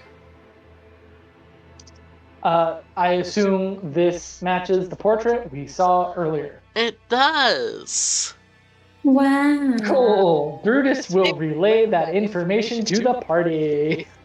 Maybe see if you can get closer and hear what they're saying. Oh, and Brutus has not gotten out of earshot. I want to be so clear. Brutus has not gotten out of earshot of this captain since he clocked it. Wahoo. That was such an evil DM. You know, there's so many tactics that are underutilized when you've got fucking magic. My god. I think at this point, though, Thane is also going to say this might be the time for Termite to prep that thing that she's got planned. Brutus, as you're trying to listen in on this conversation, what languages do you speak? That is a really good question. I don't think I speak many.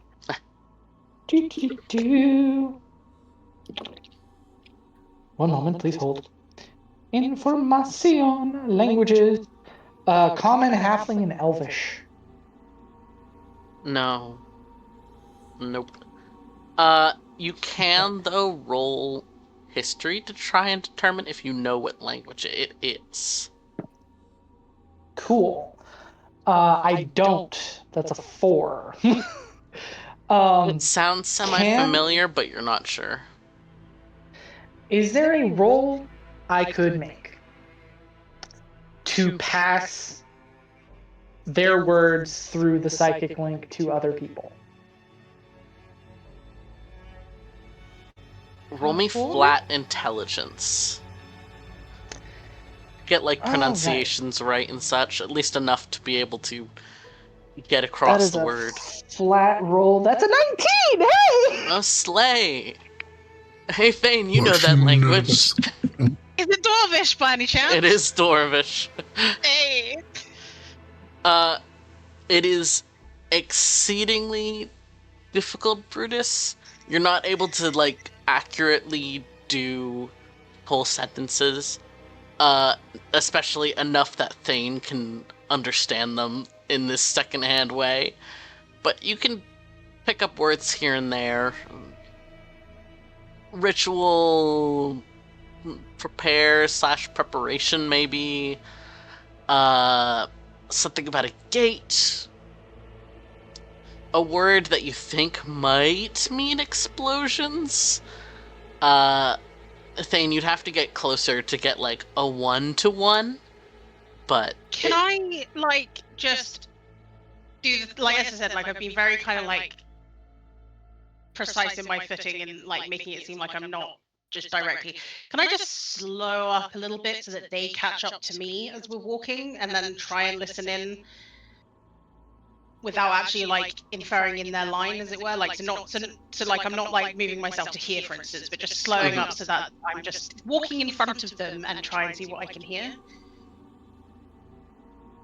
Roll deception.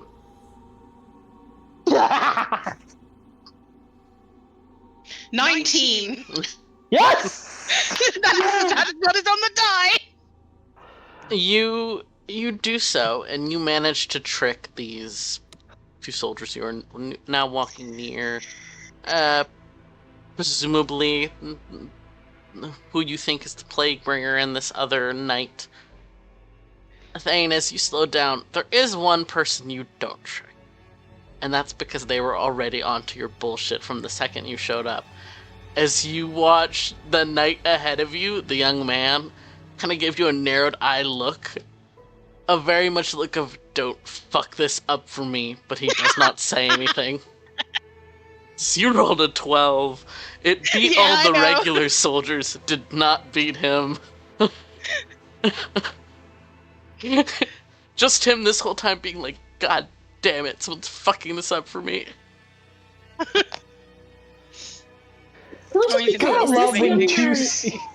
Is this who is this young knight? Is he just like? You guys, Chloe, what we have going on is two compartmentalized secret operations overlapping. Yeah, we don't know who he is, but what we do know, and what Thane and Fern would have passed on, was that this is a potential ally, that he was in on, like, those people. What Thane has assumed that those weren't actually executed, whatever that magic sword was, made it look like they were executed, but they weren't, and that this is somebody who could potentially be an ally in the fight, but not to out them, and just keep going. Be cool. Okay, but we know that this doesn't work.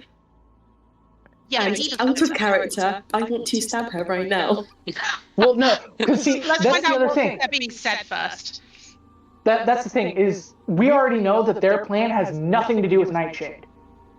Like, we confirmed that. Whatever he was doing had nothing to do with Nightshade. He was already planted here.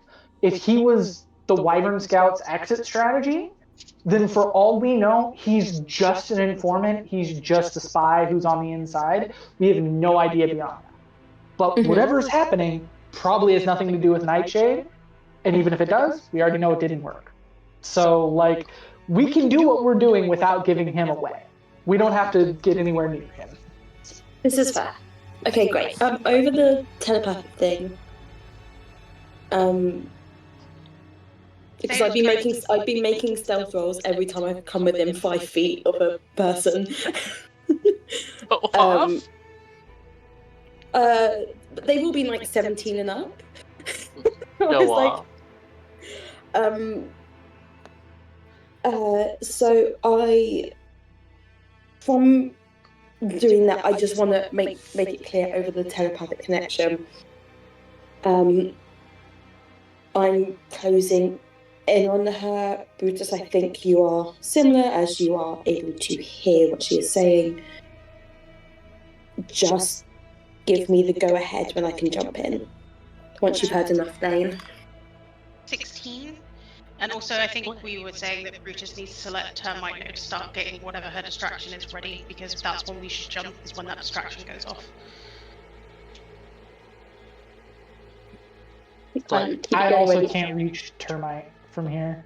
She's well out of range. But 16 on perception. I also don't know where Termite is. There's no way for me to reach Termite. Yeah, that's fair. And you said 16 for perception. Yeah, she is purposely speaking softly. So you're still not able to make out, like, the softer words, but you can pick up enough to get the gist that she is saying in Dwarvish, just a few more moments and ready to start. Over the connection, I would be like, she's getting ready to start the ritual. We need to do this now or never. Okay. How do people feel about Ivana and Thane both going in at the same time? Because I can feel Thane would just spin around with the bow and fire a shot. Yeah. Okay. The thing you need to remember, and Ivana would know this because fucking magic has been around the Archmage. They will say over the comms, I'm going to go for her hands. Point of order, who has the anti-magic handcuffs that Termite gave you guys? I would have them. It would be either me or Ivana. There's no way. Yeah. But Brutus does have a better sleight of hand, so it more likely would be Brutus. Yeah, so I will say I have them. Okay, so... And keep in mind, you guys plan. do still have to handle verbal component as well. Anyways, yes. Keep going. Okay, so quick, rough plan for everyone. I've got the handcuffs, I'll go for her hands. Ivana, go for the throat if you can reach it. Oh, I can reach it. I've got psychic blades, baby. Fantastic. Thane, I will tell you where to aim. If we're gonna do this, I'd say let's go now. I don't know how long or how involved. Sooner is probably better. Seems probably amazing. So can I want to go for the captain. The guy just in front. Mm-hmm. This guy? Yeah. I'd like to do a shot at her hand if I can, to stop her immediately trying to cast something. Okay, so there are two components to what Brutus is doing here. First of all, but before we get into that, one, Brutus is going to immediately try and go for hands. Yeah, and for, I'm like, going house. for the captain. I'm going to hold and get my real dagger ready at his throat, but then my psychic knife ready at her throat. Cool. I will take up a defensive stance about here until Termite's actioned whatever her plan was. Yeah. I'm also adjacent to both of them, Chloe, so wherever you want to throw your sneak attack, you can. Amazing. I was going to say, if we are coming up behind them and they are technically walking, should I go where you are and you go behind her? Or do you not want to be near the knight? I don't care. It's whatever Ivana would want to do, Brutus would follow their lead on this one. Ivana will take like a step back because, dexterity versus strength kind of wins. Yeah. So Ivana wants to make sure that she can actually get behind this captain. Fantastic. So like wherever he's facing, they will be behind them. Thane is going to step forwards a little bit so that he's not within threat range of the two guards that are there. And he's... I mean, if Brutus is going to immediately go on for the things, Thane is going to aim for a body shot. What he wants is to disrupt her from trying to cast anything while you try to get those cuffs on her. So, All right. Fantastic. I will say now, everyone give me initiative rolls, just so we can handle in order who's doing what. Fantastic. that is a 27. Are you fucking joking? Are you fucking... Oh, kill me. Brutus also, I would like to give a point of order here. I'm specifically not telling Quinn because I haven't told anyone outside of what this mechanic is.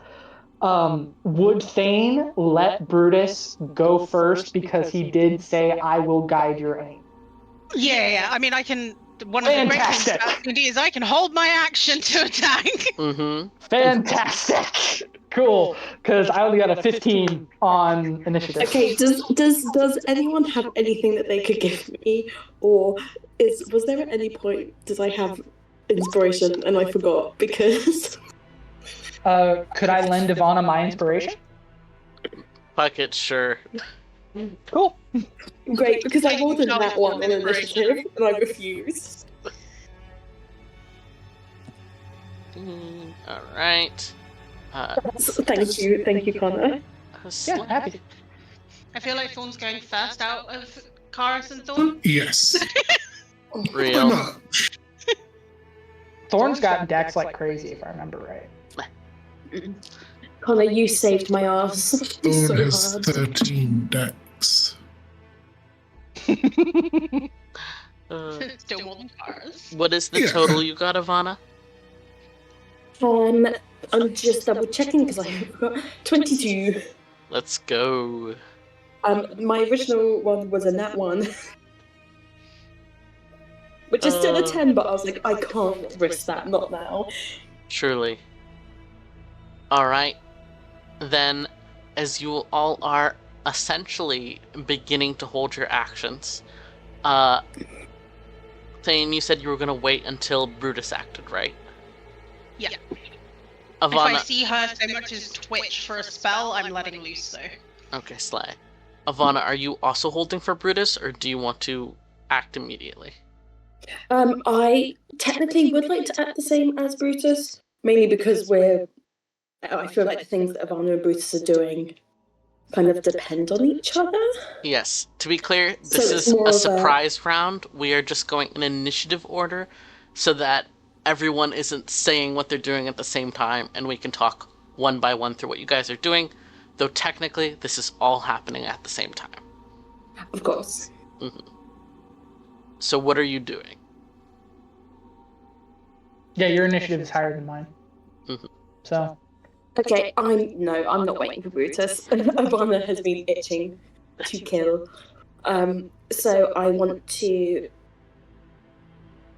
Can I just kick in the back of this guy's leg, get him to the ground, and then I want to hold my own dagger in front of his throat, and then throw my psychic blade out in front, like to her throat. That is a lot of actions in one turn. So even if I'm not actually hitting, it still counts as an action. Yes. Yes, because it's Yeah, still... shove is an action. Yeah. Is that not action bonus action? Or does kicking the guy to the floor, does that count as a bonus action? That like would grappling. that would count as an action. See? To make it a bonus action, you need a feat. I'll allow it. Fuck it. I do feel like that's a sign of how fucking brutal this boss fight's about to be. What do you mean? Yeah, no, that's making me scared. Ivana, go ahead. Since you are kicking, I'm gonna say that that's gonna have to be strength. So that is not a matter of dexterity, and it will be against his dexterity. Yeah. Or I could, or hold on, wait, no, to make it in, because I feel bad. I will use my action. Mm-hmm. If I can do this, can I slice his tendons? Sure. Oh, Great, I will do that, just so he is on the floor, and then bonus action, psychic dagger, but I'll just hold it to her throat. I won't actually. Yeah, go ahead and roll to hit. Stunning. That makes more sense. Well, to hit. Come on, baby. Come on, baby. 25. Perfect, that hits.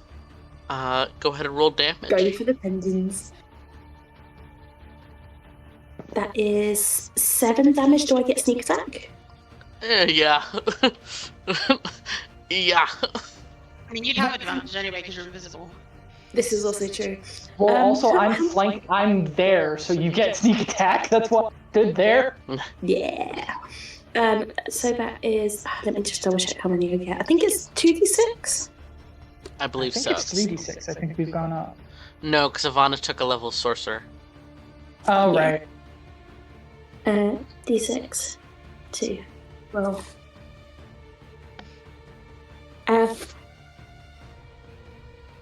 13 damage. Alright, 13. Slay. Oh, I Slices should've- tendons. In the moment, he cries out and begins to stumble as you swing to hold your knife to her throat. Next in this surprise round, Brutus. Okay. So I'm gonna do some setup first. I would like a deception check from Nightshade. The DC is gonna be 20 fucking 5. Jesus Christ. How's a 10? I don't think that's higher than 25, if my math is correct. Which means I have sneak attack on her whenever the fuck I want for the next minute, which rules. Okay. Then I'm gonna go for the cuffs before I do anything else. Slay. That will be a contested grapple check. Which is going to be a strength check, I imagine. Yes, and she will do dex. Let's see, where's her dex? Here we go. I don't get to do dex. No. Damn. Alright. To roll that. Jesus Christ. Okay, that's a kinky 20. Jesus Christ. Go off. Brutus is locked in today, y'all.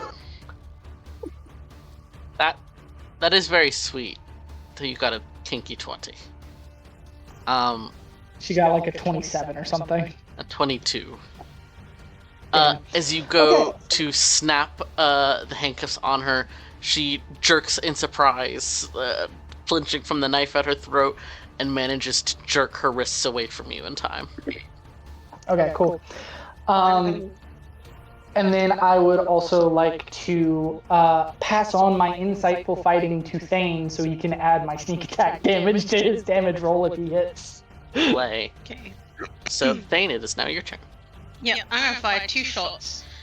One at the body, one at the throat. I'm going to use my bonus action to do my Curse's Binding. I take 4 damage. I need to hit her. If I hit her, she has to make a strength saving throw.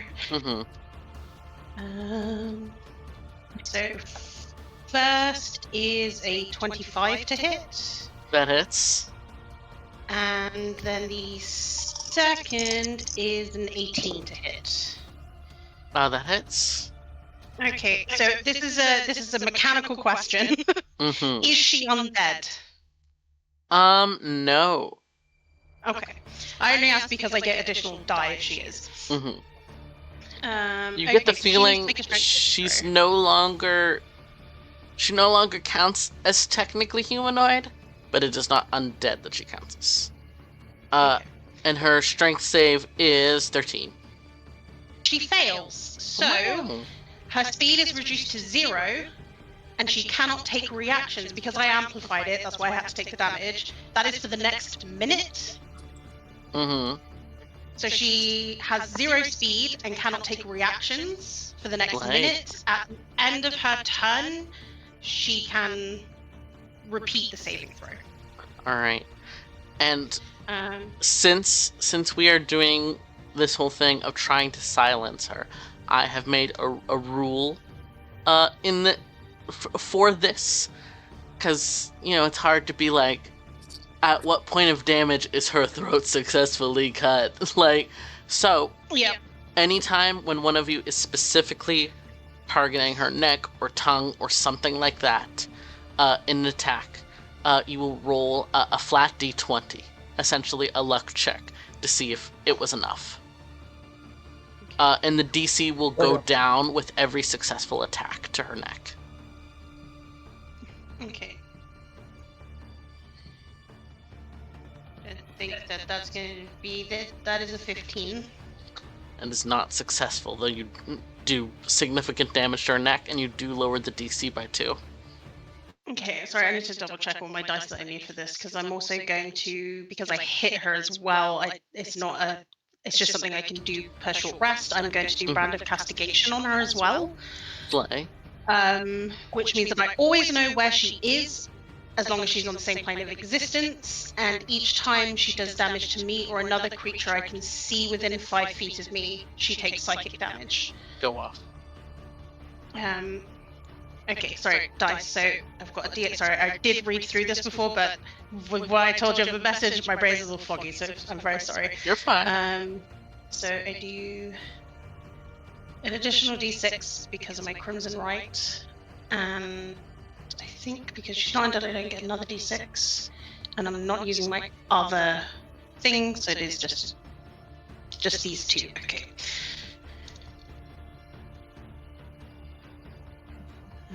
That is 6 plus 12 plus my thing, so that is 16 points for the first attack. And then second attack is 9 points, so the first one would have been 10 point. No, it's all radiant. It's all radiant damage. So 5 plus 4, 9. Yeah, so 16 and 9 for 25 points of radiant damage. Slay. Plus 15 points of piercing damage thanks to Brutus' attack. Yeah. That is everything. Alrighty. Next up in this surprise round, Thorn and Karis. What are you two doing? Question for the party. Would you like me to dive in and distract as many of these soldiers as possible, or pull back closer and surround you guys, taking the dodge action to stop them getting to you? I think if you're able to get your ass in here, so that these guys can't just immediately charge and they've already got to deal with the guy at the back. Yeah.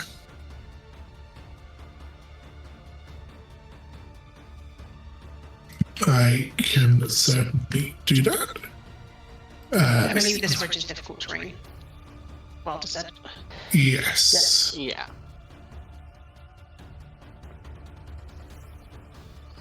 So Thorn has 30-foot speed, which should be enough to put them there. Yeah.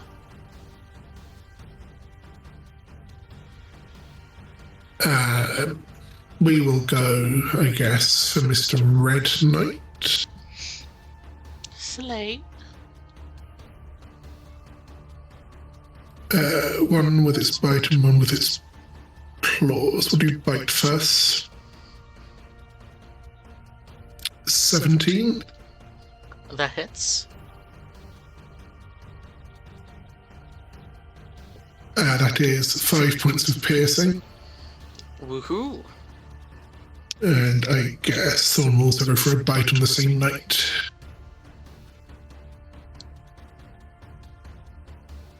Um, 15 to hit. That does not hit. Okay. Karis is gonna use his wings to get flanking on the Red Knight, because fuck, he's gonna need it. And then with his +1 short sword courtesy of Brutus. Woohoo. 20 to hit. That hits. That's a d6. 6 points of piercing. Hell yeah. That will be Karis's turn and Thorn's turn. Alrighty. In that case, also acting on the surprise round, because she's been waiting to see literally any bit of movement from Karis and Thane, since those are the only two she could see. Upon seeing, literally having held action for like the past 10 minutes, seeing both of you attack, she flickers into view as she activates the spell, since spell ends invisibility. She's gonna blow up our boy. There begins to be a very loud buzzing noise as the ground begins to rattle and twitch, and swarms of tiny glittering bugs begin to fill the air. And let's just say, all of these unmarked lads, any lads that don't have colors on them, other than Nightshade and her lizard, they are all currently being swarmed by metal-eating bugs. Oddly enough, I would say most of you are a bit too distracted at the moment. And Thane, you're close enough, so I'll say that you glimpse Nightshade almost trade like a look with the young knight, and she just moves past him and begins heading in. And Okay. we are now top of the order into proper combat. Woohoo! Speaking of Thane, take it away. Okay, we're gonna do repeat of part 1. 2 arrows straight at her. I am gonna sharpshoot both of these, so I get -5. But if I hit, I can do +10 damage. Slay. Because I forget I have that sometimes. So the first one is 19 to hit, That hits. and the second one is a kinky 20 to hit. Slay. Do I roll the luck die each time, or just once for the whole attack? Just once for the whole attack. Okay. That is a 12. Alright, does not work, but the DC does lower by a further 2. Okay. So first attack is max die on both dice.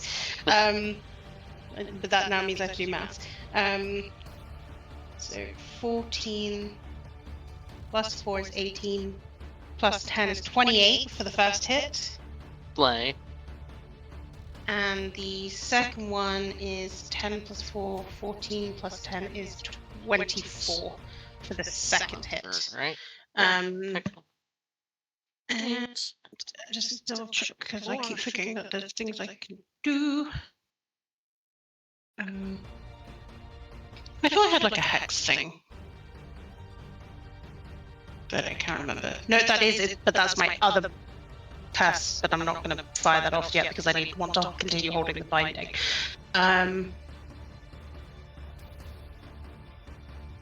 That is all she wrote. Woohoo. So can I still give Thane some sneak attack damage then? Yes, you can. You just said yes. Cool. So let's add 3d. Jesus, Brutus! That's 15 more points of damage. Woohoo! Thane, you can feel like Brutus's advice on where exactly to aim guide your arrows even further and make them deal even more damage than before. Yeah. The question is, do I want to move? Sorry, I'm just thinking. I'm very conscious of these guys. I think I'm going to just sidestep. No, do I want to sidestep? No, I'm going to stay directly behind Karis. My sharpshooting means I ignore 3/4 and half cover, so I can thread my arrows through people. So I'm just like, nope, Karis is currently being a block for me. I'm going to stay behind him.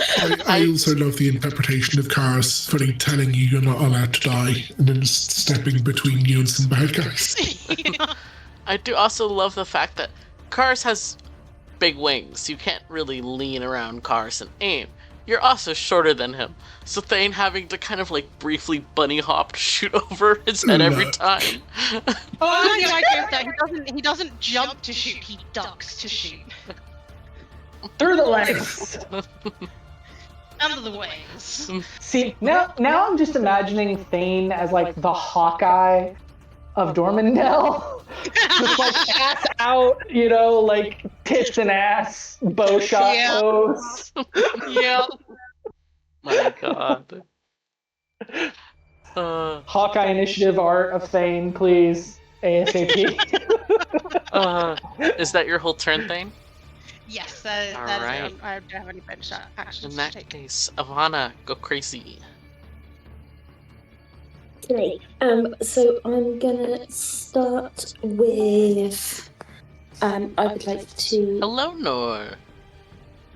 Hello. I'm gonna let Chloe finish up their turn, and then I'll give you a catch up. Okay. I'm going to use my action to cast Mage Armor on myself. So my AC is now 17. Slay. And then I would like to use my bonus action. Oh, pardon me.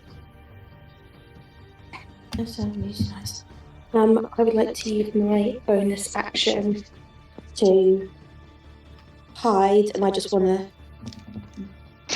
basically duck behind Brutus. I'm literally half your. Yep. They've got disadvantage on this roll, right? No, it can be flat. It's too funny.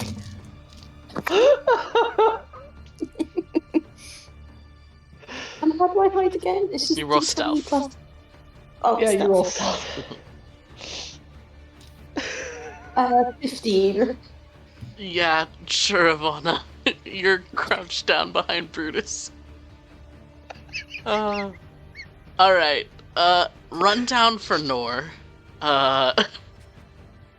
Actually, one I'm of seeing a lot of bodies. Yes.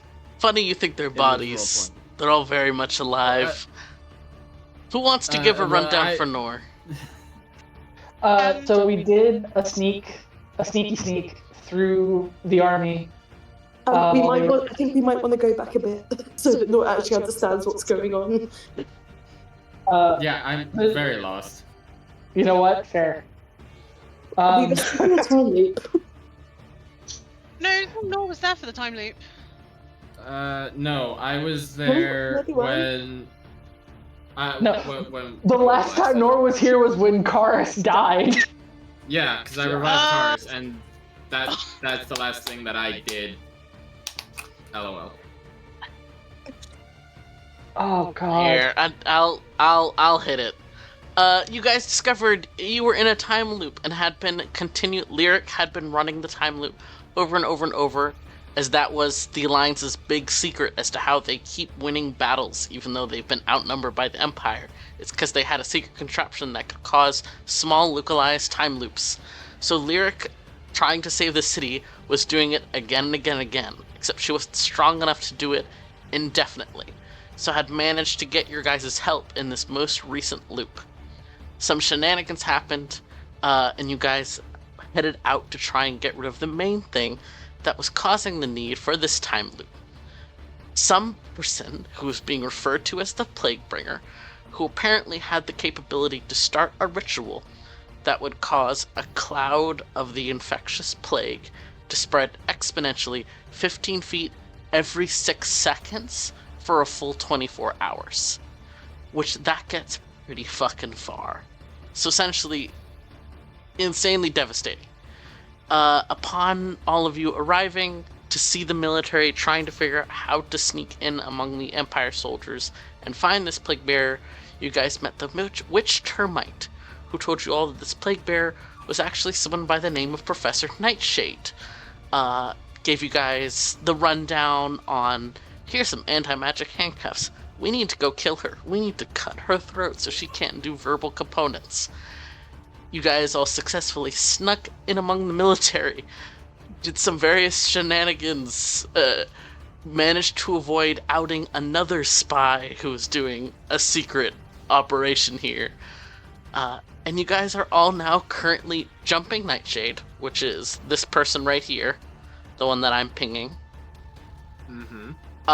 Trying to kill her. She does not yet have the handcuffs on her. Brutus has the handcuffs. And you are each rolling luck checks every attack to try and successfully cut her throat enough that she cannot do verbal components. She also has a big poisonous looking lizard with her. No one knows what's up with that. She has not yet had her own turn, as we just now finished the surprise round of everyone jumping her. Which was like 40-something odd damage or some shit. This up here is the witch Termite, who you guys in character don't know, but you guys out of character know that she's actually the daughter of Professor Nightshade. Don't worry about it. She currently has a distraction on most of these other soldiers of metal-eating bugs. So currently keeping the army at large very distracted. She didn't tell you guys before, but it's for a minute. So, we have a few rounds. And with that, Nor, at your leisure, you can roll your initiative. But it is the Plaguebringer's turn. What would... Unless Nor rolls higher initiative. This is true. You are really giving Grim a lot of credit. 4. I'm giving Grim a hug. It makes sense. Grim is very distracted. Grim is also wearing scale mail. Grim has not rolled higher than a 12, I think, this entire campaign. Yeah. While we work through the Plaguebringer's turn, who has not realized you're here yet, Grim, because you're currently in disguise along with everyone else. So I do need to I need you to put yourself into scale mail armor. That was what I was apologizing for. But she's gonna do her turn, and she still has full capability to do somatic components. Is she going to... Yeah, she's real fucking upset, about one person who just dealt her a massive amount of damage. but you currently have a significant amount of cover right now between the wolf, the knight, and Karis. So instead, she's gonna spin on the short guy next to her who just tried to handcuff her. And immediately she raises a hand, and Brutus, you can see this spear of darkness form above her head, and she calls it down directly onto you. As she uses her mortality spear. Hey Brutus, does 25 hit? No. That's so Yeah, funny. it hits. Are you shitting me? I need one more dice. Where is it? Oh, that's not good. Oh well, I'll just roll one of these again. Well, there goes my reaction. Plus 4. Go ahead and take 12 necrotic damage. Okay. Slay. And you can't regain hit points until the start of the professor's next turn. Okay, cool. And for her second attack, she focuses in, begins to cast a spell under her breath, and raises her free hand. The ground rumbles. A lot of people have died on these fields very recently. And as she focuses, she summons... Let me see, roll a d4. Okay. Behind both you and Ivana, Brutus, rising up is a zombie that spews noxious smoke. I think it's technically under Ivana's token. Yes, it is. Another one rises over here, and the final one rises here. As these plague-ridden zombies begin to shuffle into view, and I will add them into initiative. But that is her turn. Brutus. I mean, as much as I want to draw on this bitch, it's way more important that we get her cuffed. So let's do another contested grapple check, I guess. That's a natural 20. Brutus, what is you're doing? This motherfucker has rolled like 20s today. What is happening? 21? 21, because I'm forced to use strength and she can dex. So Play, alright. Let me check something. she rolled a 22 last time, so it's still very possible. I'm just checking something. Well, fuck me. You do succeed. Yes! She doesn't get to do her big bad spell. Yes, get fucked. She kind of snarls down at you as you manage to snap the anti-magic handcuffs on. But she's still very much able to cast verbal. Let me just move this guy so we're able to better see what's going on here. Cool. I shall put him right there. So she still got verbal, but not somatic or yes, correct. material. Cool. So I've already given Thane my sneak attack damage for this round. That's fine. Can I, as a bonus action, rifle her pockets? My god. Sure. Brutus is a light-fingered little shit. He'd love to know what this bitch has on her. What check would you like me to make for that? Sleight of hand. Okay, that's cocked, which is unfortunate. Oh, that's not bad. 22. Rifling through her pockets. Hold on, let me go look. Finger of death? What the fuck? You find a Even potion. named. You find a potion in her pocket. It's not a potion you recognize instantly. Alright, cool. I will add unknown potion to my inventory. Fucking hell. That's your turn. It ask is. for anything more than that. What are you talking about? It is now her pet lizard's turn. Oh, also, Grim, feel free to place yourself on here wherever you would have been. Preferably up on this northern edge, since that's where those of you who were wearing armor were.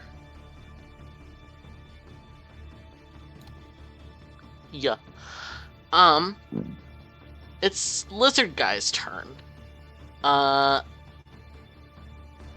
Let's see. Who would he slay? Hey, my guy. No. You sure? Yeah.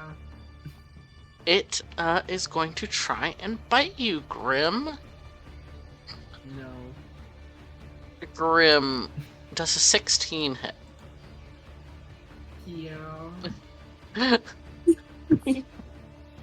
Alright. In that case, go ahead and take 6 piercing damage. And I need you to make a Constitution saving throw, please. Oh, Constitution. I'm good at that. 18. 18. Alright. Then you're only gonna take half damage. Is it poison? No, it is psychic. Like, it is psychic damage, but it is via the saliva of this creature. Because I have resistance to poison and disease. And I have advantage against those saves as well. It is... Yeah, sure, you can have advantage. Roll again. Because while it's psychic damage, it is, like, via a poison. I mean, Which I is still weird. saved before, so... Yeah. So you're already gonna take half damage. Yeah. Do I get the resistance? So, I'm going to say no, since it's psychic damage, but I will let you have advantage on saves against it. I feel like that's a good middle ground. Okay. You are going to take half damage, and it got 6 for damage, so you're only taking 3 psychic damage. However, from the bite, you can kind of feel the rumming heartbeat feeling, and you know that this poison is some sort of hallucinogenic ? And it would be very, very bad if you failed against it. And with that, it is now the zombie's turn. This zombie guy right here is going to step in, come after Brutus. Hello, Brutus. Thank God he's a fucking zombie. Brutus, does a 9 hit? No. Slay. Brutus, does a 22 hit? Also no. Also no, yeah. Actually, that doesn't hit. No, it hits. Great. I need to take 9 bludgeoning damage. Plus... Math. 12 necrotic damage, please. As it bites into you. I will only be taking 10 points of damage, thank you. What? Go off. We love a dodge. Alright. And then... Oh gosh, where's the map? This zombie here technically cannot see you, Ivana. So it's gonna attack Brutus. Thanks, Ivana! I appreciate you! You're so welcome. Does... Where's its bonus to hit? Does an 18 hit you, Ivana? 18? Yes. Obviously it doesn't see me. Sorry, I meant Brutus. Apologies. 18 does hit. Just barely. Okay, great. Go ahead and take another 9 bludgeoning damage. Ow. And go ahead Brutus and about to get take knocked out. 6 necrotic damage. Cool. And that's just its first attack. It gets 2. That's not good. Hey, does an 8 hit? No. Great, awesome. Brutus is at 14 HP.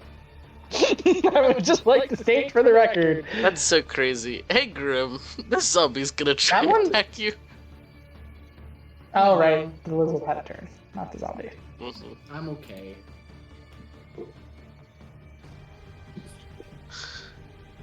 Do you want to confirm? Oh, are you stuck there right now? I rolled the dice. Well, my wire just moved it, so it no longer counts for. I was gonna ask you to confirm that it was in fact a 20.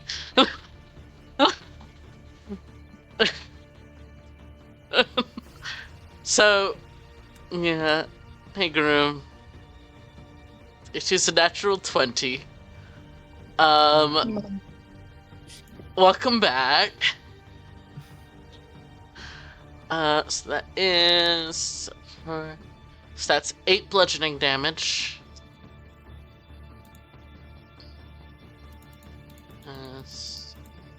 And 14 necrotic.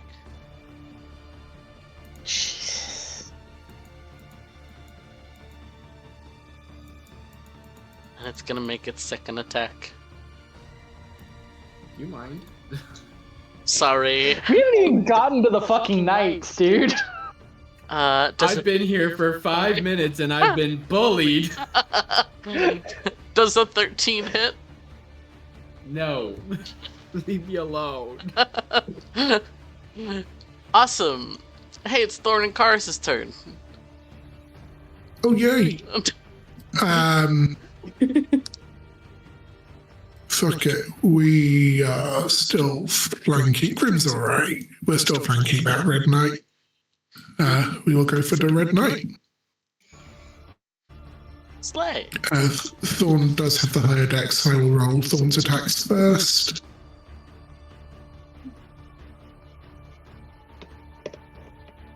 Let me just check my husband, get my husband to confirm something. Real. That's not 20, guys. Yeah! Go off. Remind me how you do crits, Mr. Dienza. Roll all of your damage and then you get to double it. All of the damage and then double. Does modifier get doubled as well? Yes. No. Oh, yes? Yes. Cool.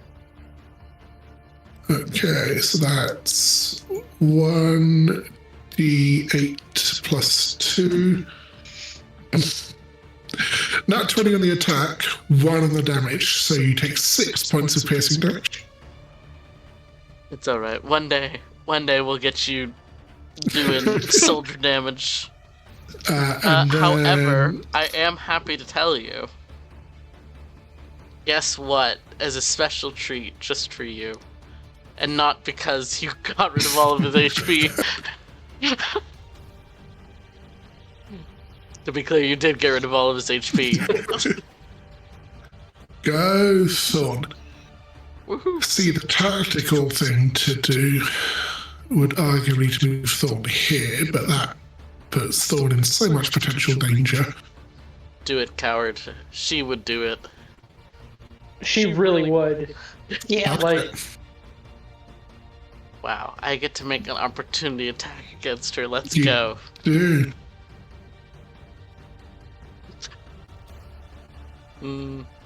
So that is a 23 to hit. wouldn't he have advantage because he was flanking her? This is true. Let me roll again. It's still a do you 23 to want hit. Thorn to die, Connor? 23 hits. Where's his damage? I would like to speak as Brutus's player. I absolutely, desperately do not want Thor to die, but rules. It's 5 slashing damage. Okay. That does not kill Thorn. Shocking. Thorn is now going to make a bite. Do I go for lizard or for knight?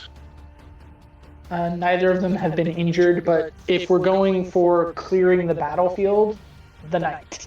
If we're going for probably the deadliest, lizard.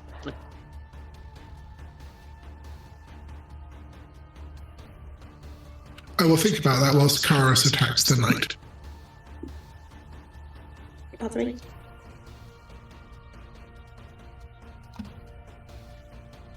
Fuck me, Karis. So flanking with advantage, right? Yes. Yeah. 10 to hit. Sadly, that does not hit. Go fucking figure.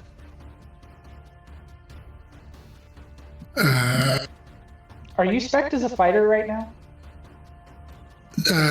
Cleric 5, fighter 1. Okay, damn.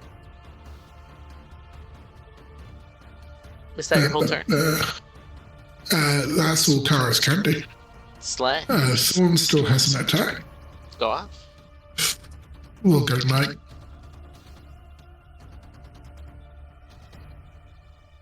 $14 to hit on the night. That does not hit. Cool. That's the end of my turn. Alrighty. In that case, that brings us to the soldiers. This soldier in blue is gonna strike. Puggett, you are dressed as if you are a traitor, so he is going to attack you, Karis. Do it. Does... So what does he add? Does a 23 hit? Oh, yeah. How lovely. That is 7 slashing damage. 7 slashing damage. Yes. This knight down here is going to... Attack Brutus because he's the only one he can reach. He thinks Brutus is well in hand between the 2 zombies, the knight, and the plague bringer herself. He's going for the big dog. That's fair. The big dog. Leave Thorn alone. He got a natural 1. With Hey, advantage? someone listen to me. Oh, you're right. He does have advantage. Hold on. Connor, I'm going to start thinking you want Thorn today. It'd be a very good story beat, is all I'm saying. It Was would an 11 suck hit? ass, but it, No. 11... No. Slay. Alright, and it's also Termite's turn. Termite, who has appeared out of invisibility after summoning her little bug friends, is watching several of you take a large amount of damage very rapidly. Kind of grits her teeth, and twin spells, as she is a witch sorceress multi-class. Sometimes you just gotta get those sorceress abilities. So, where is it? At D4. And her spell casting modifier. So, Grim and Brutus, you each get 6 HP. Ooh. I mean, hey, I'm at 20 HP now. That's not nothing. Yeah, and she is going to step up behind you, Grim. Which she has been. You haven't been here, so we haven't gotten to RP this. But she would not have started a conversation herself, so that's fine. She's just been kind of eyeing Grim oddly this whole time, but it's okay, guys. Don't worry about it. I don't have her spell pulled up. Hold on a moment.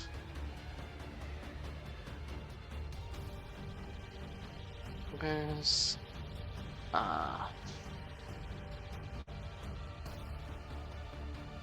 Great.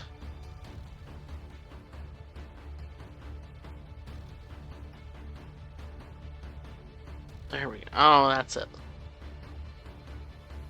As she casts Sacred Flame on this zombie, and shockingly, zombies are not great against radiant damage. That's so For crazy. dexterity saving throws. Mm-hmm.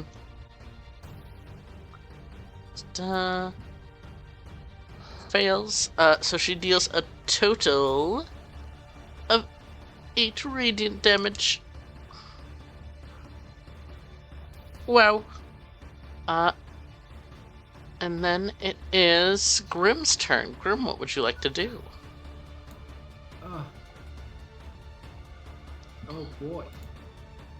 Grim gets a turn. What? After getting the shit kicked out of them. I You didn't even will- get to be part of the surprise round. Nope. That's just my luck.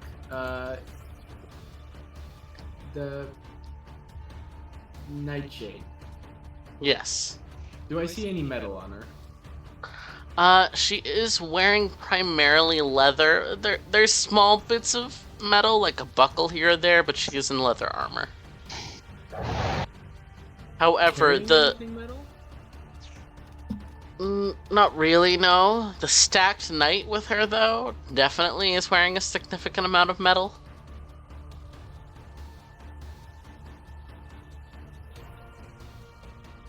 Fuck it. We're gonna acid arrow Nightshade. Let's go. Let's use a spell. My limited spell slots. That is a kinky 20. Huge. That hits. Mind you, that was my first roll over 12. Okay. Now I actually have to find D4s. I never use D4s. You never deal damage, so you know. To be fair, fuck off. 4, 4, 1, 1. 10 points of damage. 10. Yeah. Slay. Alrighty. Does Nora get to roll a luck check on that? Yes, just a moment. I'm doing math. What kind of damage did you say it was again, Nora? Acid. Okay, so chill. But yes, so for the luck check for trying to get rid of her vocal cords, Nora, you get to roll a flat d20. Every time someone successfully hits her but doesn't beat the luck DC, they lower the DC by 2. The DC is currently at, I think it's 15. That's the high. That's the first time you've actually told us what it is. Yeah. It started at Aw. 21. I got 14. Well- Oh wait. Could I use history? Could I use my history die? No, it's because it's a flat luck check. But I feel like my memories are lucky. Before Grim died, he was lucky. I I'm feel gonna. like I got back here and I got bullied immediately, and 1d6 would be real nice.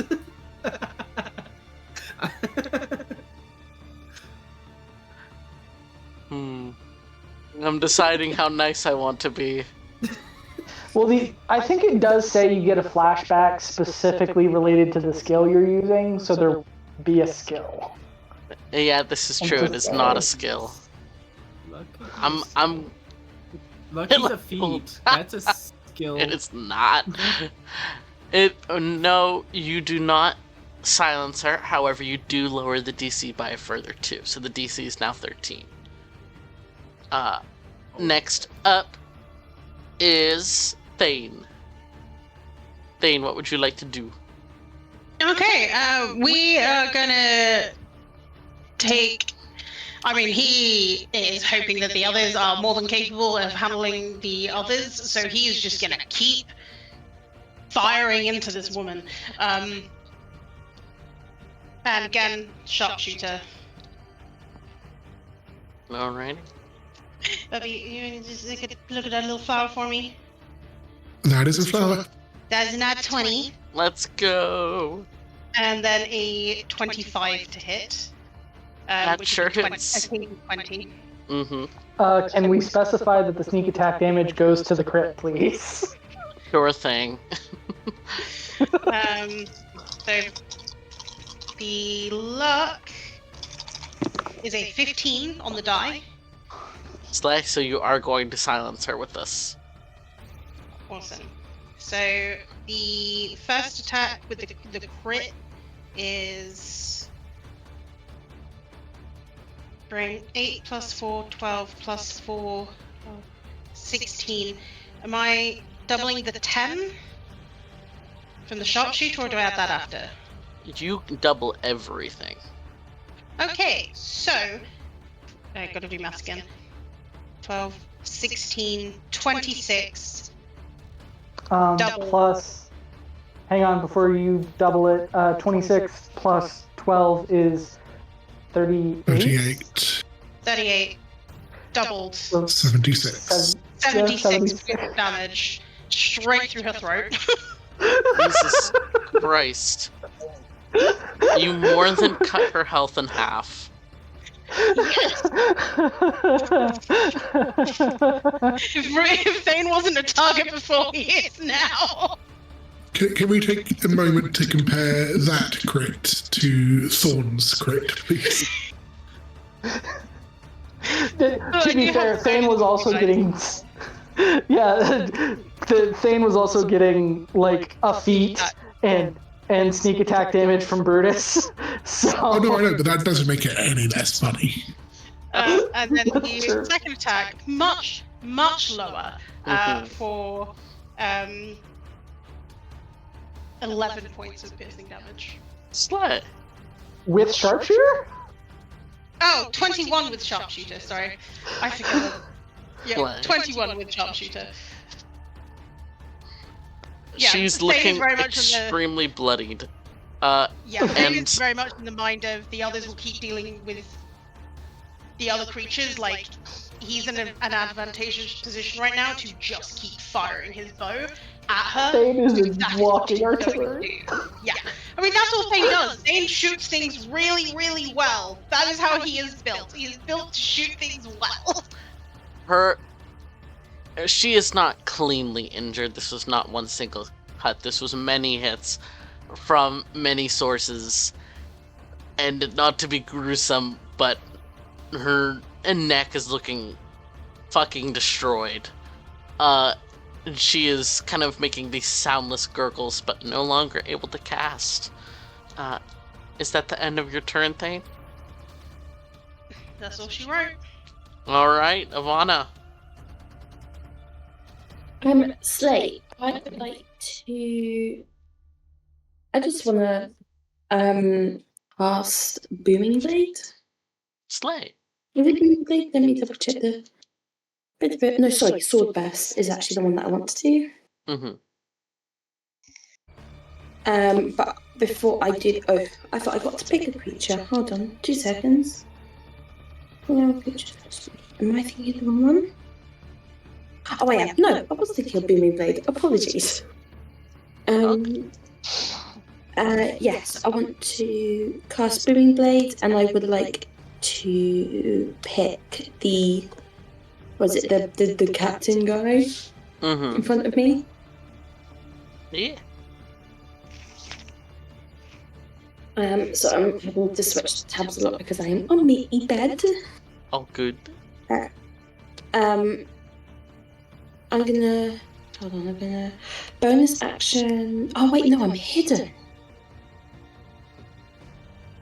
Yeah, so this would be sneak attack. Yeah, it would be sneak attack. Well, I'm also standing next to him, so you get sneak attack anyway. This is true. I was going to go round and flank to make sure that Brutus also got advantage. But I don't want the zombie to hit me. Well, you're hidden, so it doesn't matter. Can I move, like, up to here without... Yeah, very much so. Amazing. Go away, Mum. I'm playing D&D. And then, yeah, I will cast which one?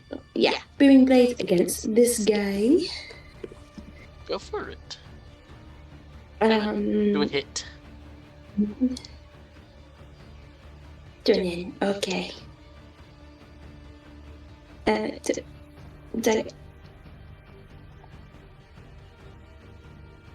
And...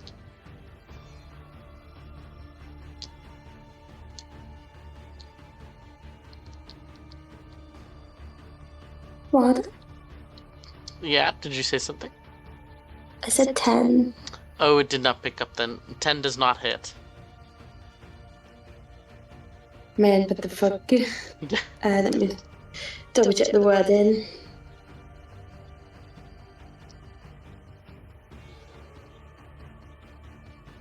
Well,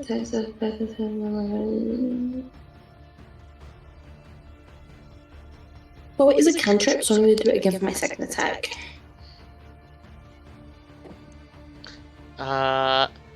It does count as one action, and you make a melee attack with it.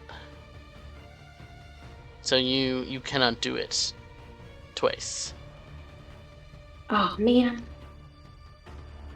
Okay, I'll just hit. I will just hit normally with my bonus action. Slay.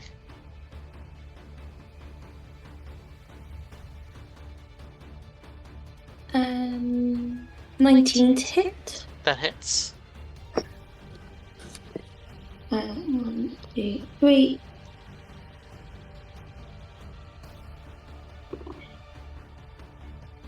That is 18 hit point, 18 damage. Slay. He's looking very bloodied. Slay. Okay. That is my turn. Alrighty. In that case, it is now the Plague Bringer's turn, who is currently restrained, unable to use verbal components. One of her other plans is completely out the window. She looks frustrated, not scared though. And let me check.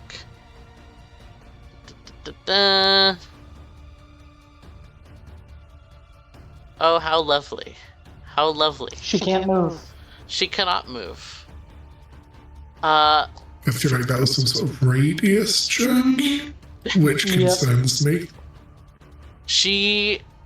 Brutus, you're up close enough to see as her smile her face flickers into a smile, and you hear a distant crunch of glass as something breaks inside of her mouth, and then smoke spills out.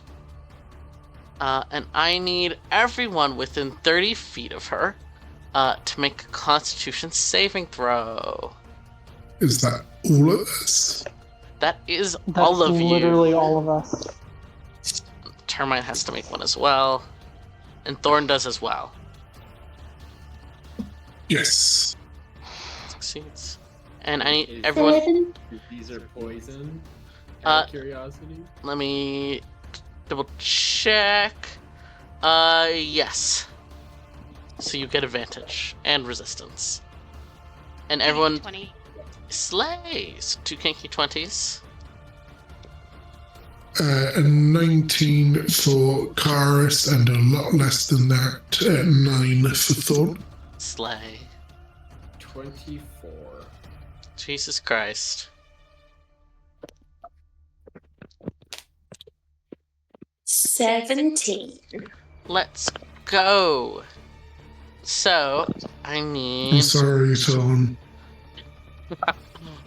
Let me do some math. Here. Slay. So Thorn is gonna take 23 poison damage. Okay. Everyone else is going to take 12 poison damage because they succeeded. And Grim, you're gonna take half that, so 6. I take it uncanny dodge will not work on this. I don't see why not. Oh, cool. Then I will also take 6 points of damage. As the vapor spills out around the battlefield, it will remain here until the end of her next turn. So at the start of her next turn, you guys will take this damage again. Okay. Thus, have to make the Out of save curiosity, again. is this also going to affect her allies? Yep. Speaking of which, I was doing that calculations. It does not affect the zombies. However, this lad right here, bonk. This lad right here, bonk. this lad right here. She just killed everyone on her own side. I feel like that lizard is gonna get piled on now. It'll be fine, guys. I will say, Brutus, real quick, give me one insight check before we move on from her turn. That's a 12 on the die. What is my insight? 19. Slay. You've heard of, like, glass pills being used for a variety of things. Usually if a spy is... I have seen one. Exactly. The clink of her breaking that one to activate this vapor, you're pretty sure you heard the clink of it touching another piece of glass as well. That's all. And with that, it is now your turn, Brutus. Brutus is going to broadcast a telepathic warning. She's probably got another one of those, so back up if you can. And then Brutus is finally gonna draw on this bitch. So we're going to roll that attack. Jesus Christ. I mean, that's an 18 on the die, so I'm gonna assume that hits. That hits, yeah. Cool. And he's also got his dagger.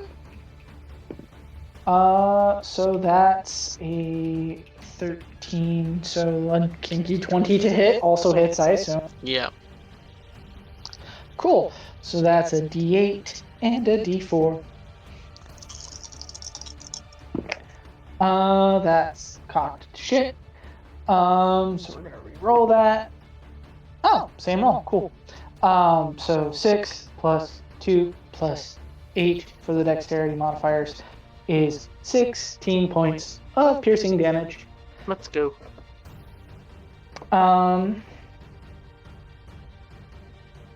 Brutus can only move 25 feet.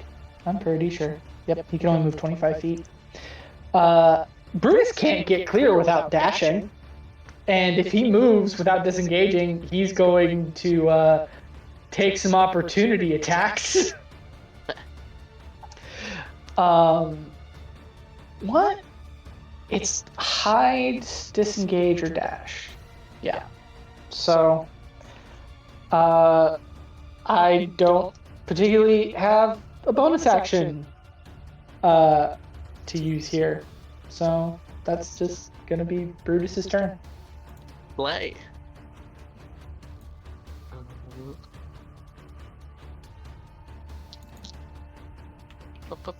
Checking something.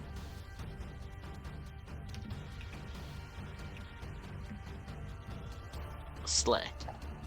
Alright. She's looking very, very rough. And for whoever is going to be attacking her next, I will say to keep in mind whether you are wanting to do deadly damage or non-lethal. And with that, it's the lizard's turn.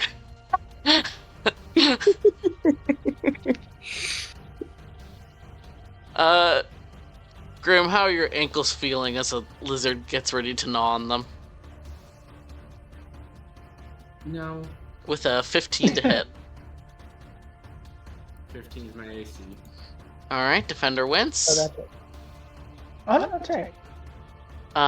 It is also the zombie's turn. We're gonna start with this red lad down here. Who? Yeah, sorry Brutus, you're the most immediate threat to their master right now. They have no reason to move away from you. Does an 18 hit? Yeah. It does. Okay, slay.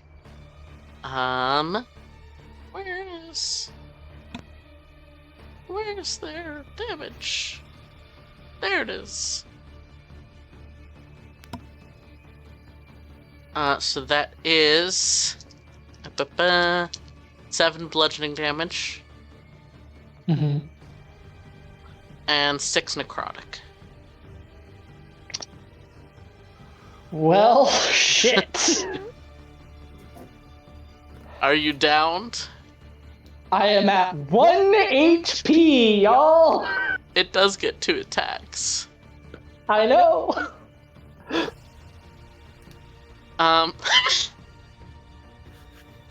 It's an 8. No, the fuck it does not. It is not even halfway to hitting, my guy. Great. So it's the purple guy's turn. I'm gonna roll to decide. Did you say purple guy? I did. I knew what I was saying.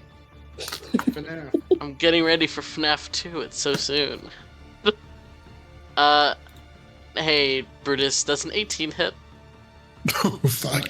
You keep hitting 18 exactly. I'm sorry, That my is It is third a 18 DM's you- privilege to ask. No, I know, but my point, the reason I'm annoyed about it is the third time he has rolled an 18 exactly, which is the bare minimum he needs to hit. I'm sorry, my dice really likes 13 right now, apparently. No, trust me, I understand. Brutus, I can't complain. Brutus has been rolling hot all day, so. So yeah, Brutus is unconscious but not dead. Yes. It does have a second attack, though. But I do not think the zombie is smart enough to have that realization of, I should finish off an enemy. It is not smart enough for that kind of thing. So it is going to step past its master and instead go after Ivana. Boo. Fuck off! I don't want to hear it, miss. I haven't been attacked all battle. Miss? Wow. Ivana, does a kinky 20 hit? I don't think so. Haha. Okay.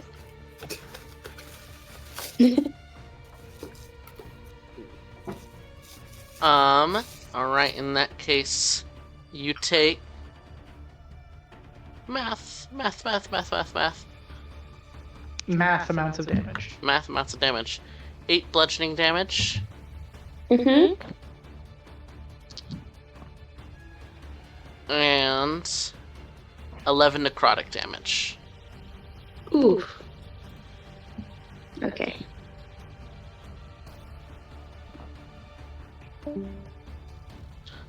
Someone died? No, it was Cass. Oh. Kaz died. Rip. And then the Oh, second really? attack. Nope, it already took its first attack against Brutus. Oh, you're right. Thank you for reminding me. God, can you say my life twice? It is the blue zombie's turn now, though.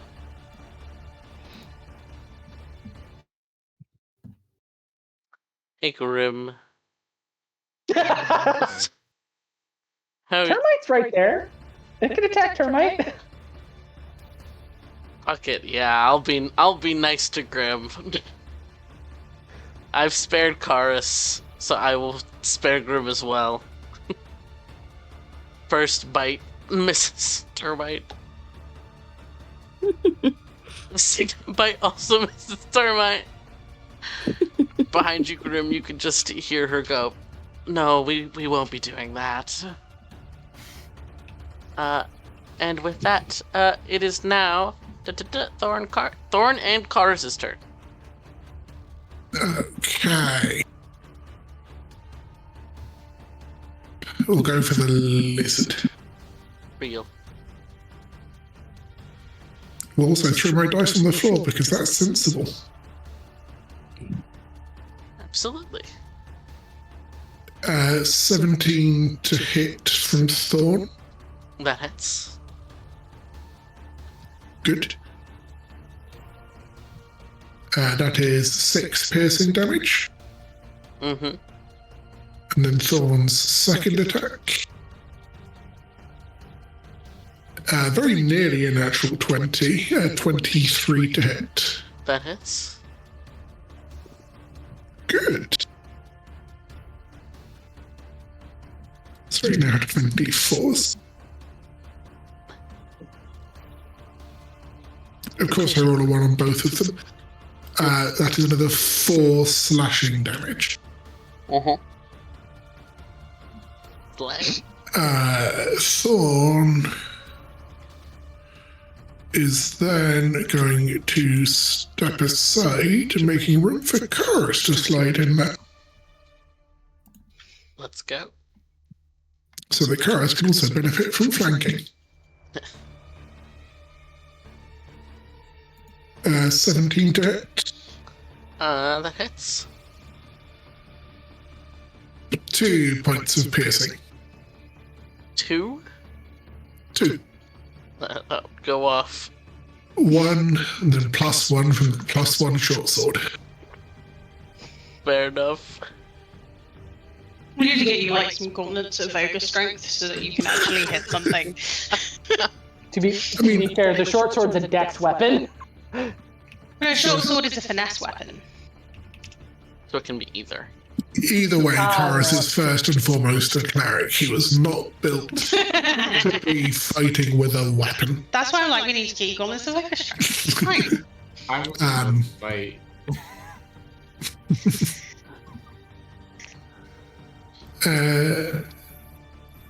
Actually, you know what? Fuck it. We're going to put Thorn here so that Grim has flanking on the zombie if they want it. Alright, the lizard is going to Don't make know an if the attack of lizard yet. opportunity. Yeah, that's an opportunity attack there, bud. That I'm aware. is... Let's see... Which I guess That does it- track for. That is a this one. 21 to hit.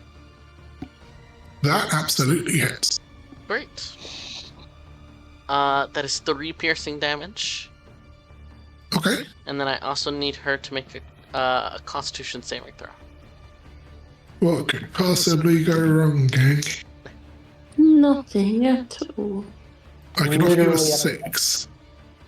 So that is a failure. She is now frightened of this lizard for 1 minute. Okay. She can only speak in gibberish, and she has difficulty concentrating and thinking straight, and has disadvantage on all intelligence saving throws and checks, wisdom saving throws and checks, and concentration checks. She can repeat the saving throw at the end of her turn. Okay. Woohoo! That's rough. Yeah, it would have been really bad for one of the casters. But hey, still at might least be. now we know. Mhm. Yeah, that'll be the end of that tense. All right. In that case, it is now Termite's turn. Who? Brutus and Grim, how are you guys looking? Unconscious. This is true. Grim, how are you looking? I'm bloodied. You're bloodied? Like So bloodied. 3/4 bloodied, or like 2/3 bloodied?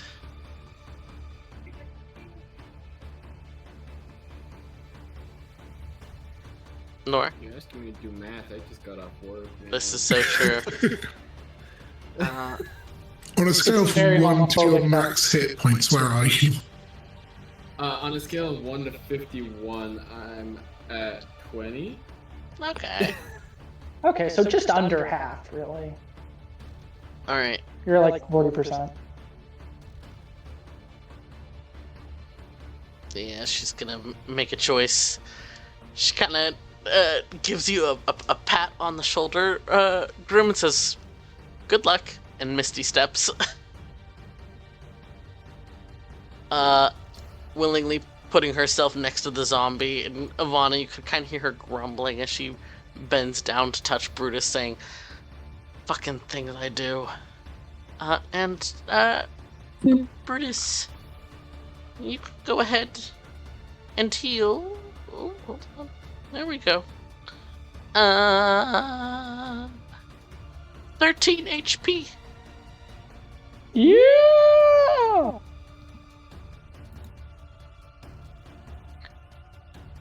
And that is Cool. her turn. Next up, it is Grim's turn. Grim, what would you like to do? One thing that I would like to, because I'm assuming that they've had a turn after my last turn, right? I did forget about this. Nightshade, she is about to deal a bunch more damage to you guys on her turn. But like she's already had a turn because I forgot at the end of her turn she also has to take damage from the acid arrow. Slay. She has had a turn, so we can do that right now. Okay. Yeah, and there's no additional save to it. You just take the damage. Okay. Because you didn't succeed the first time. So that's an additional 6 points of damage. Slay. She is still up, but is hanging by a thread. Living on a prayer. Okay. Lemons on the stairs. I obviously want to try something I've already tried before, but it didn't work the first time, so it would be kind of dumb to keep trying it. But it is fun to think that it would work eventually. I believe.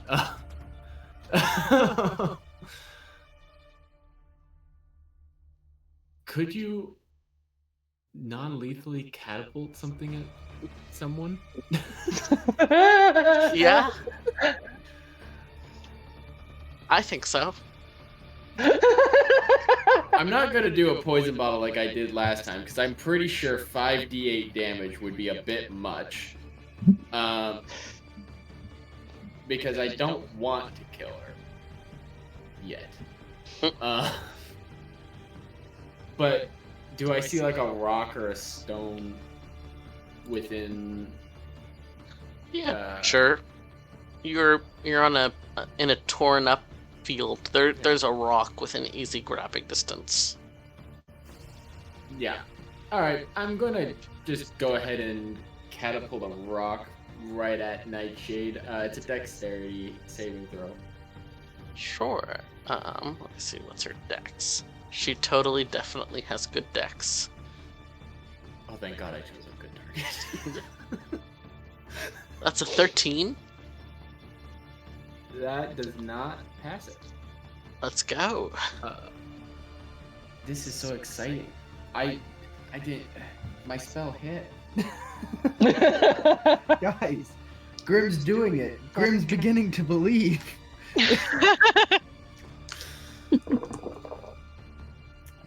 That is 14 non-lethal damage. Well, she had 4 HP, so she crumples to the ground. Let's see what would suitably mark her as unconscious. We'll say that she is unconscious but still alive. Her lizard lets out a very angry hiss and keeps trying to gnaw your ankles, Grim. Am I allowed to do a bonus action leveled spell, or are we not doing that? Catapult's a leveled spell, right? Yeah, you can only do another leveled spell if it's level 1. So it's level 1 or cantrip that you can do. Oh, that's fine. I was going to cast Sanctuary on myself. Go on. This is self-preservation.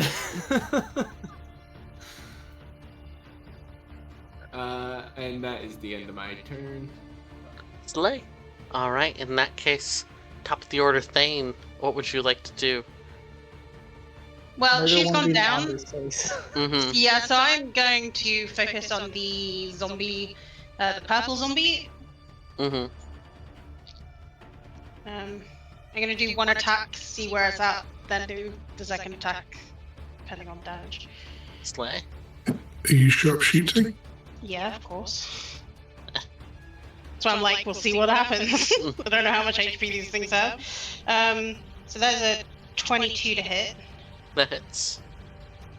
For 13, 17, 27 points of damage. Slay. Still standing. Just barely. And second shot at it. Slay. For 19 to hit. That hits. For 9 plus 4 is 13 plus 10. 23 points of damage. Yeah.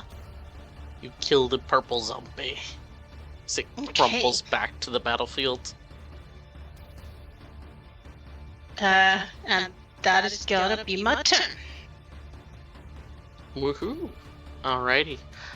Next up in the initiative, Ivana, what would you like to do?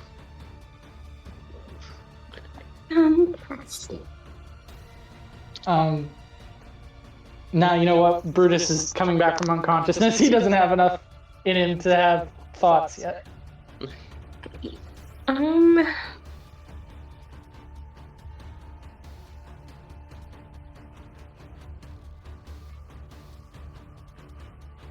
So, Nightshade is unconscious, not dead, because you did unlethal damage.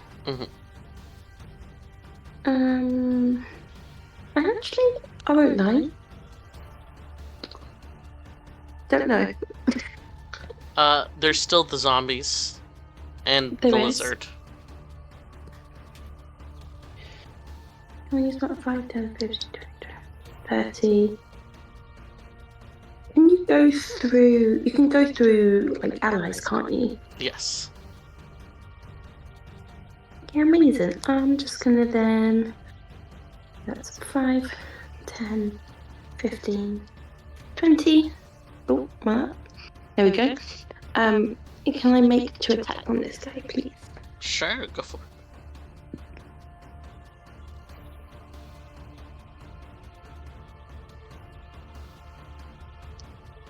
And it's with advantage because of flanking, right? Yes. Do I get in that 20? No, I did not. That was a kinky 20 to hit. Let's go. And sneak attack. Yeah. So that is 8 plus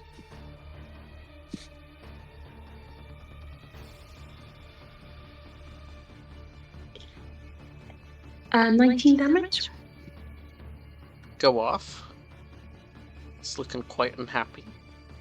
Amazing. And then again 16 to hit. Hell yeah, that hits. Oh, slay. You can only do sneak damage once per round, can't you? Once Yeah. per round. Yeah, that's fine.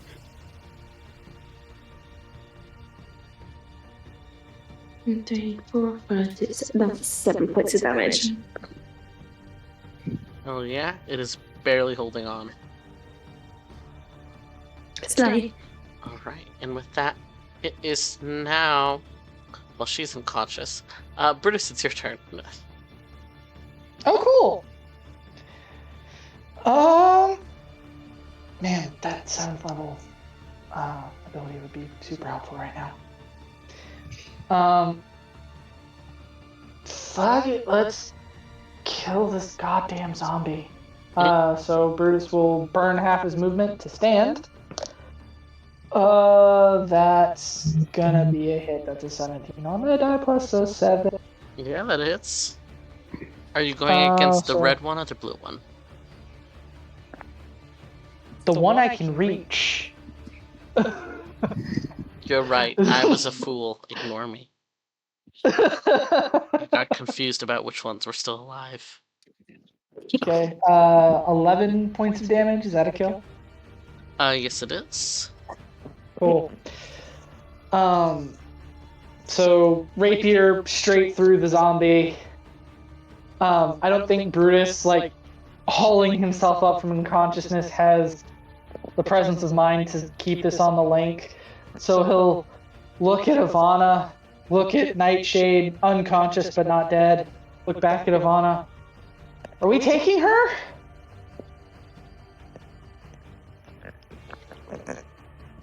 Ask Grim, he's the one who didn't kill her. Graham, are we taking her? Yes. Cool. Then if you will allow it, Brutus has a 13 strength, I think? 12 strength. So that's probably enough to pick her up. If you'll allow it, then start hobbling off the battlefield. I will allow it. Cool. You, So yeah. There are still a lot of soldiers around. I mean, there are two people still, well, two enemies still standing. And by my count, we're 3 or 4 rounds in. Mm-hmm.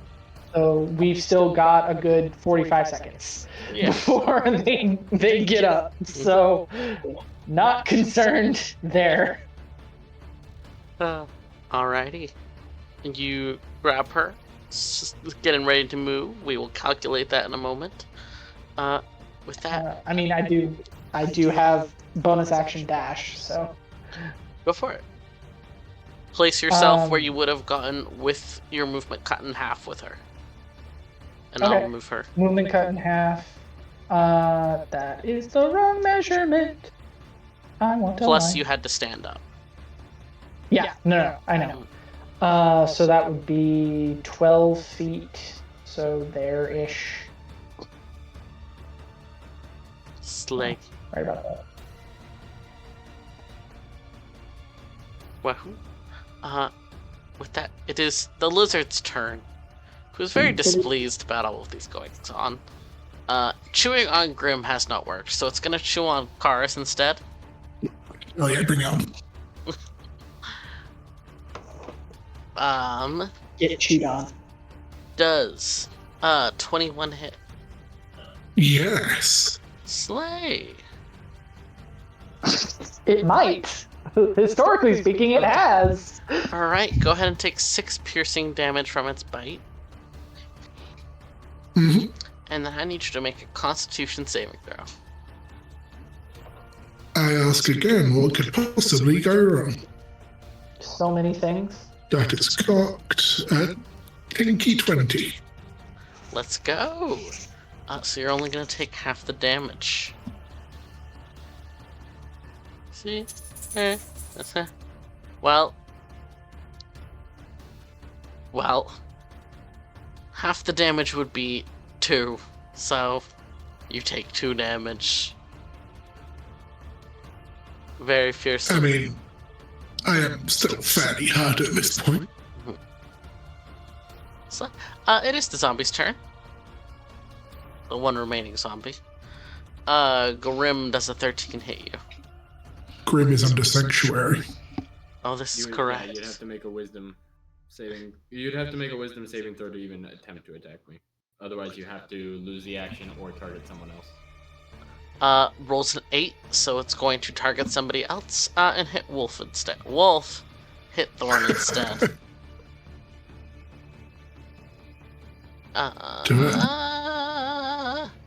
Does a 14 hit? Yes. Wow. It is going to do 7 bludgeoning damage. And 3 necrotic damage. Okay. It gets one more attack, and it's gonna learn its lesson and focus on Thorn from the get-go. But it gets a 9 to hit. 9 does not hit. Slay. In that case, it is now Thorn and Karis' turn. Awesome. So Thorn is frightened of the lizard. Yes. Which means they have disadvantage, but they're also flanking the zombie with Grim for advantage, so straight roll. Yeah. 21 to hit. That hits. Oh, and a max damage roll once. 10 points of piercing for the bite. Mm-hmm. And then for the claws, 18 to hit. That hits. For 6 points of slashing. Our zombie friend here perishes. Awesome. Lizard is currently flanked, so Karis gets advantage. Mm-hmm.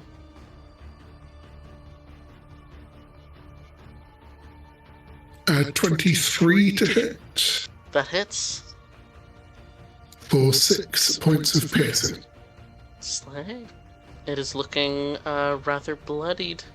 Severely injured, if you will. There is not much more Karos can do about that right now. But you know who can't? Actually, it's Termite's turn.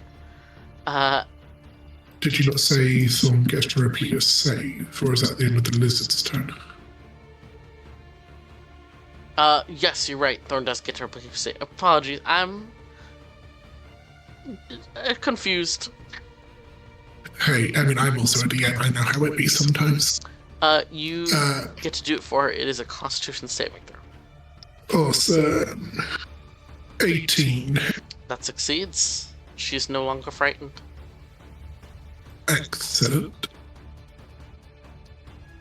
And Termite is going to do... Where is it? Here's her spells. She's going to point at the lizard friend here and make it do a dexterity saving throw. It got a natural 1. Teehee. And with a point of her finger, the lizard falls dead. And we exit immediate combat. However, you are all still in a very dangerous situation. But we can take a short break because the TM has to use the restroom.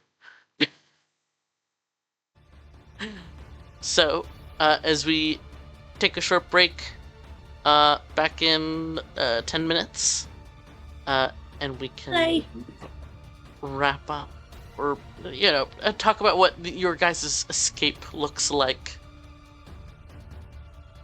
BRB.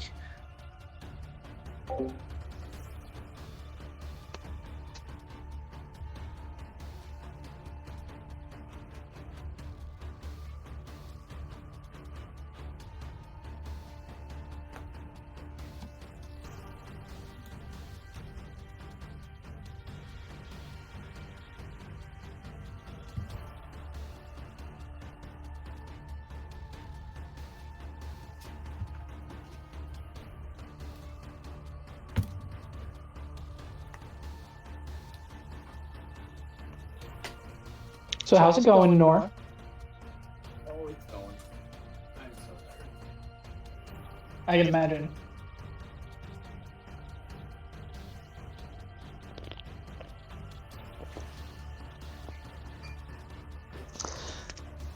You and me are about to be in the same boat. So the thing is that because of the holidays, I was supposed to work tomorrow as well. So, like, showing up today was a bit a nightmare and a half. But I went to the store manager because we're cutting hours at work because we want to try and save money for the bonuses for the big leaguers. You know, go to our corporate stuff. Technically, I'm up for a bonus too if I get one, but it would, to put in perspective, I'd be getting like maybe $2,000, and then like the manager right above me could get like upwards of 20. So like, Jesus Christ. Yeah, it's a pretty big difference. But they're cutting hours, so I went to them and I was like, "You want to save 30 hours worth of labor, or 10 hours worth of labor, and just cut me for this Sunday because we have every other manager for our shift in that day too, and we never have all the managers in." And she had the biggest smile on her face when she said, "Oh, you're dying. Yes, take that day off." And that was last week. And then this week, my shit's been so rocked. Like, I have enough overtime to cover the day that I'm going to miss, and then still to get overtime. Jesus Christ. And I called out on one of my days because I had a seizure at work. So Like, I worked 2 hours, and then I called out, so I got 0 overtime that day, and I still.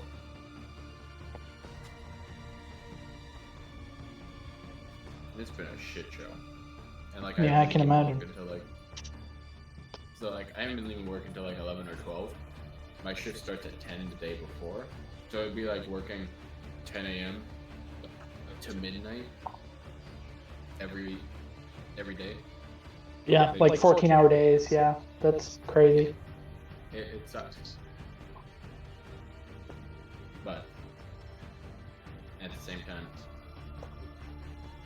like, come January, we're not going to get any overtime, which will be nice, but the paychecks are going to drop so much, because, like, I've had one paycheck since I've been a manager without overtime, and it made me cry a little bit, because I didn't realize how padded my paychecks were with the overtime I was getting. Like, it was like an $800 difference. That's more than my actual paycheck.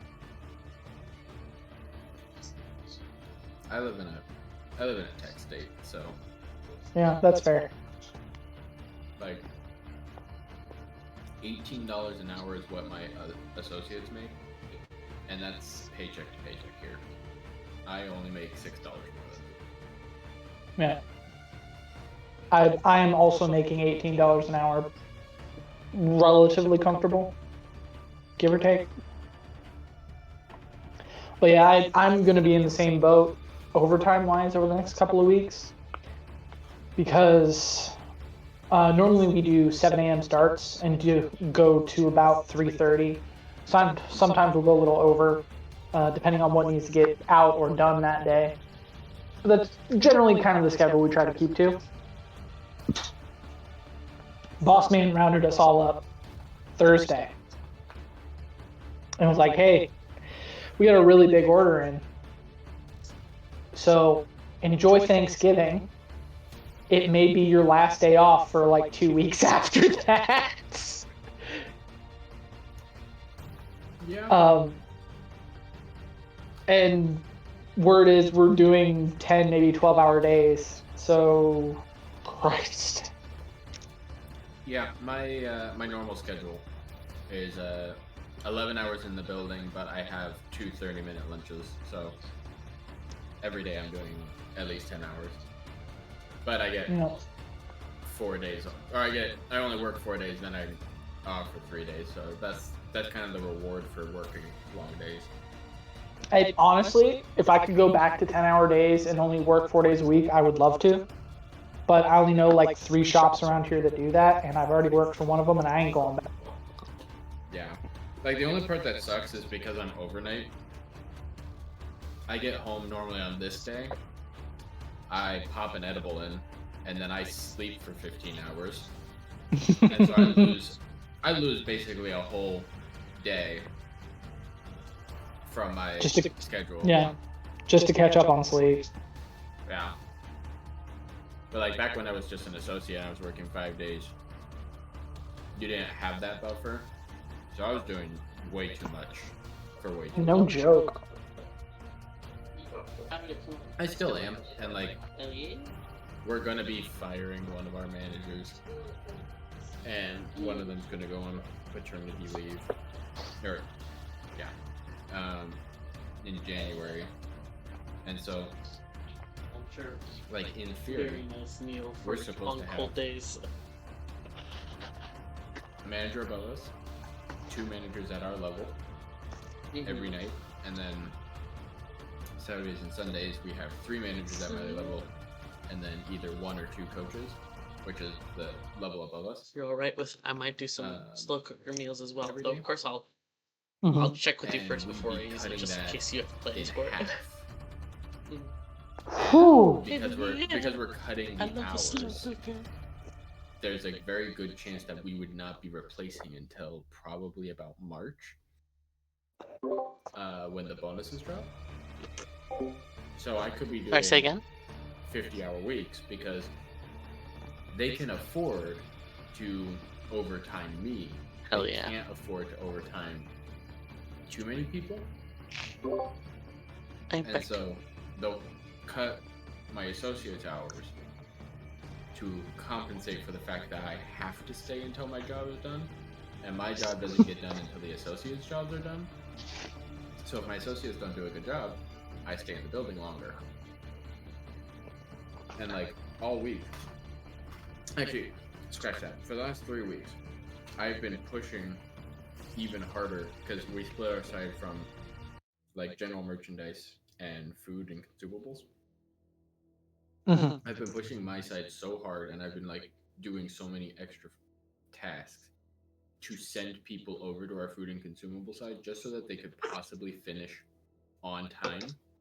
And for the last 3 weeks, they have not finished. Like I've been left with 8 hours of work on the food and consumable side by the time that I'm supposed to be leaving. Jesus Christ. My fellow manager, who is not the one up to be fired, has just not been doing their job very well or at all. And so, like, I've been doing like 75% of the store by myself, like working the freight and doing my job. And then they've not, like, there was one day I sent them, like, it was a very small truck. I sent them my entire crew. And I basically worked most of my side of the world. Like, I worked all the freight, and I did my job, which is making sure that it all can go out and things like that. And they still were not done on time. And like, that's probably been the closest that I've been to quitting. Because it was like, I just sent you 16 people. Like, yeah, that's not fucking acceptable, man. Yeah. And like, they only need 5 people to do their side of the world. I sent them 16 and they weren't done on time. So that's probably the closest I've been to quitting. Like, I've been pretty close a couple of times, but that was definitely the closest that I've gotten. Please do not work yourself to death. Yeah, Oh, please the store don't. manager won't let me. I'm the only manager in that entire building, including the managers above me, that if I went up to my store manager, I'm like, I'm going to need 3 weeks off, but I don't want to get in trouble. My store manager would probably say, here you go. Here's 3 weeks off. Enjoy it. Like, she would not give 2 fucks about giving me 3 weeks off if I ask for it.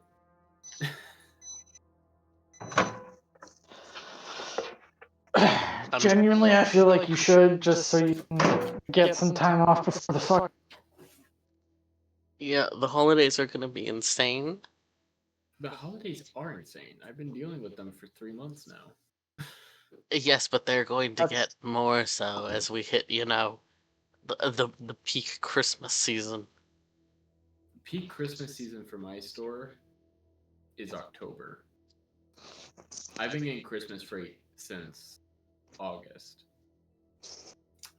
We just got our first bit of Valentine's Day today, and I almost cried.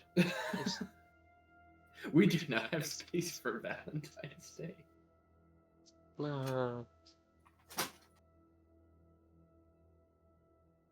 Yeah, it's a little too late for escaping the holidays. The only way to survive it, like, literally, this is how fast the turnaround is. December 24th, I get off because I'm overnights, and so most of my 24th is the 25th. Everyone else gets daytimers get the 25th off. So I will work an insane amount of freight December 25th when I go into work. Come December 26th, hours get cut because all the trucks drop significantly. So I literally just have to make it, what, a month and some change? Like, December 26th is literally the day that my job gets easier and the crew I used to be a part of's job gets so much harder. And they are the only ones whose jobs get harder, which is really funny. Real. Do we have Charlie? He is not back yet. I don't know whether he went to the bathroom or not. Very fair.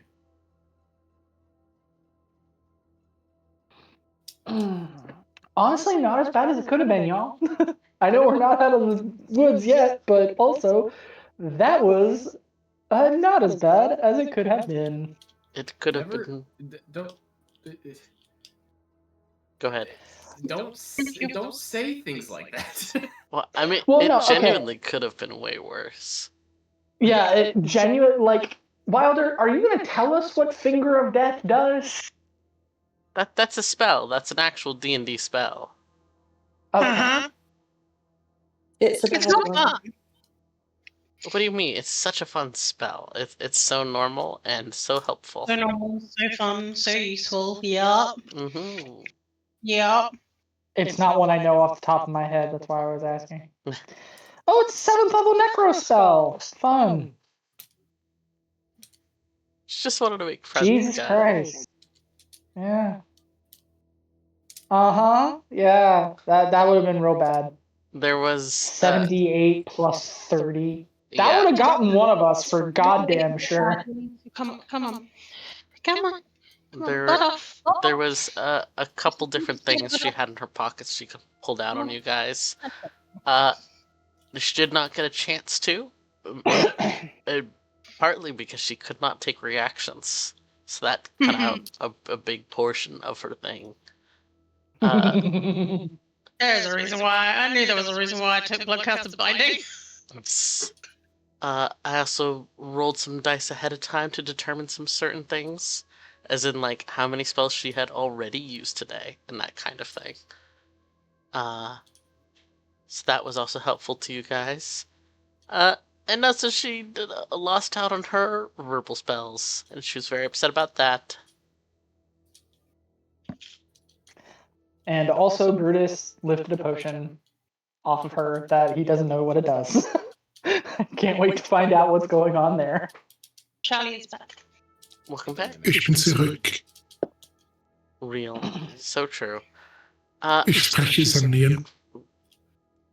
You are not Zemnian. You are French. Je peux parler français aussi si tu veux. Ugh. Speak the devil tongue. Wow. But as we resume, the soldiers that are around you guys are still very much writhing. Not even in pain, more just their armor is actively being eaten off of them. So they are a bit distracted with that. You get the feeling, though, once it clicks for them what has just happened, you are going to be attacked. Because the bugs aren't doing damage to them. They're literally only a distraction. You guys currently have the limp body of Nightshade, who, Grim, looks very much more corrupted than the last time you saw her.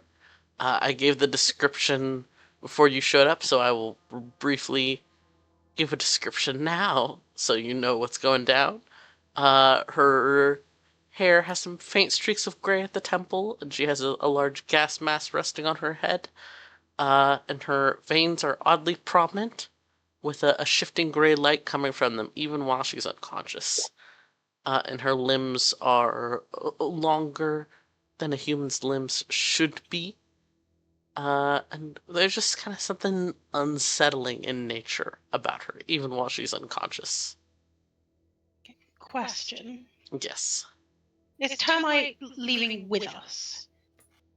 Termite seems to have bent and is inspecting one of the zombies, and is just now, like, standing up, seeing Brutus trying to skedaddle out with the body.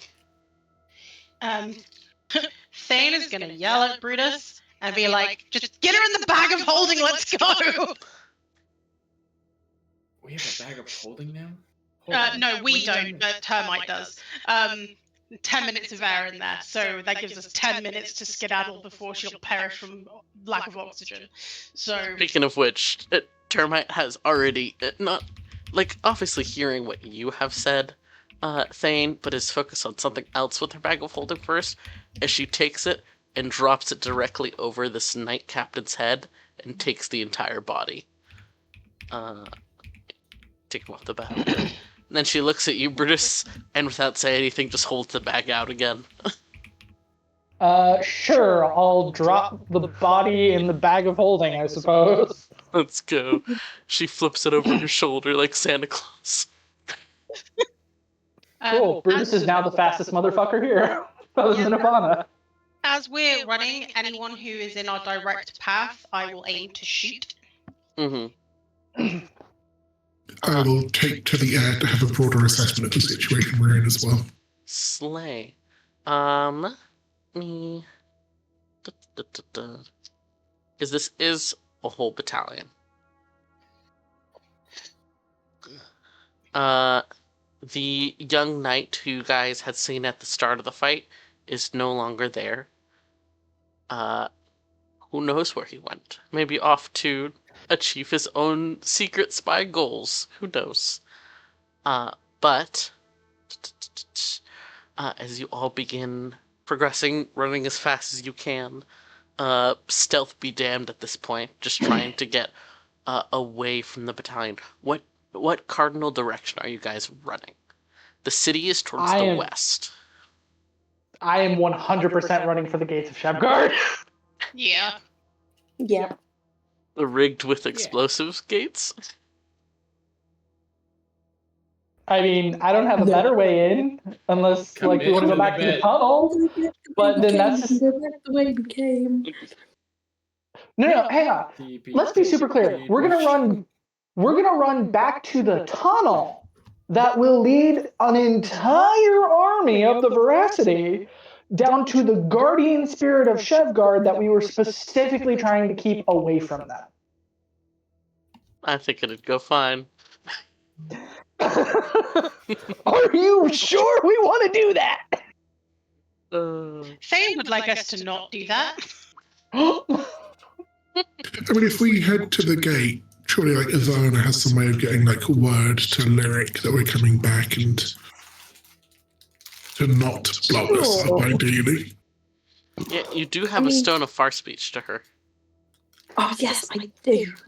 I do. Actually, can I use that as we're running? Sure. I'm just rolling to see when the soldiers start interfering with you guys.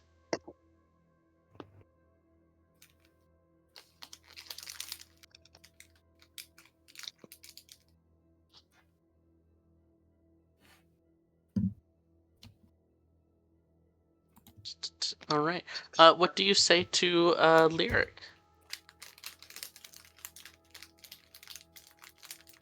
Is there some amount of words again? Remind me. No. Miss a phone call. Amazing. You probably shouldn't talk long since you are running, but... Yeah. We have Plaguebringer. Do you think it's safe to go through the gate rigged with explosives?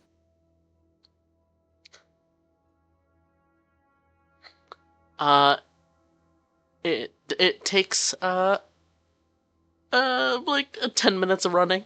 No, sorry, not 10 minutes. Fuck me, 10 seconds. And she quickly responds, "Loud and clear. I'm getting stuff mobilized. Nope, come to the gates."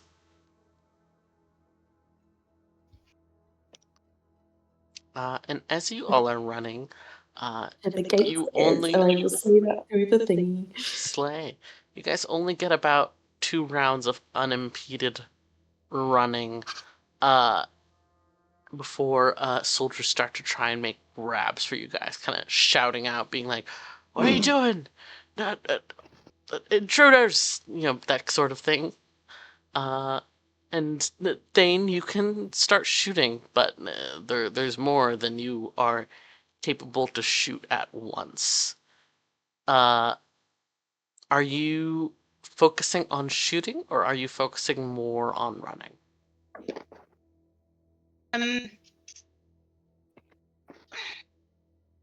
I think I am willing to slow enough to clear a path for everybody else.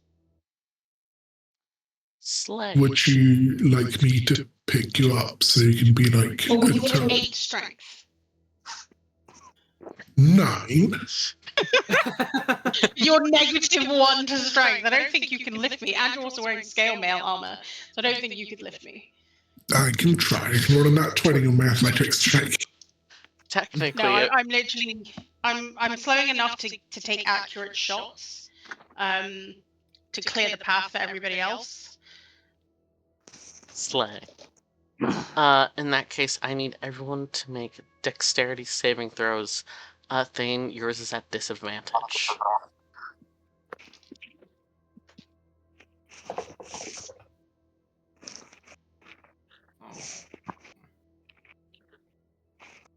11. And please put your results in chat. No.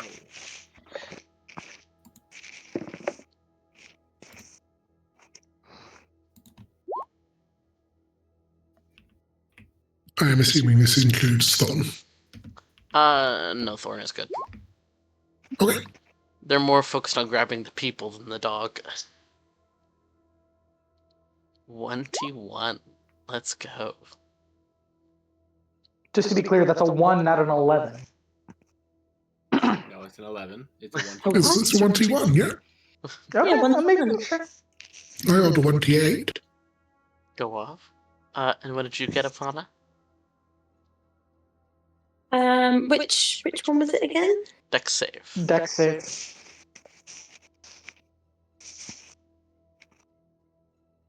Oh baby. It's not a 1-1. Let's go. Unfortunately. Alright. Most of you are managing not to get grabbed. Thane, you do get slowed as you see Grim has been grabbed and is stopped for a bit. Thankfully, since it's only one person that was grabbed, between you and Grim, you can quickly pry free again. I'll just shoot the guy in the face that has a hold of Grim. Go off. However, ranks are still closing. I need... Who would say they are feeling the most nerve-wracked right now? Like the most anxious, feeling the most claustrophobic? Psst. I would make a case for Karis. Let's go. Do you think Thane is the opposite? He's used to being in this kind of like chaos with like all his monster fighting, so he's very level-headed right now. Yeah, honestly, I think Brutus is much the same. He's in post-heist high of like, we did it, goal accomplished, it is just getting away. That's all we gotta do is get away. Karis, as you're having this moment of anxiety, feeling a bit trapped because while you're able to fly high above, your companions that are a bit more combat capable than you right now are very much not, and it would not do for you to be on your own right now. I need you to roll insight. I'm good at that. Good night. Good night, Kaz. Everyone says good 20. night. Good night, Kaz. Good night. Alright, a 20. Bells. Karis, there is a sense in the air, something that's kind of almost trying to push you along, and what little remains of your magic, you feel like whatever this feeble thing is that's trying to help. It's trying to quicken all of your steps, but it's not strong enough to do so without assistance. Do you mentally reach out to this thing that's trying to help, or are you ignoring it in your panic to keep going? I don't know. I think if you're panicked and you want your friends to get out of there, you probably would take anything you can get, right? Probably, yeah, I'll reach out to him.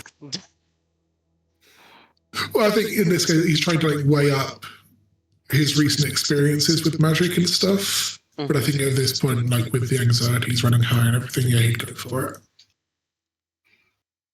When you kind of let your senses stretch in the direction of this thing that's like desperately trying to push you all a little bit faster, you know the touch of the divine. This is not that. It doesn't feel bad, but you know it's distinctly not divine in nature.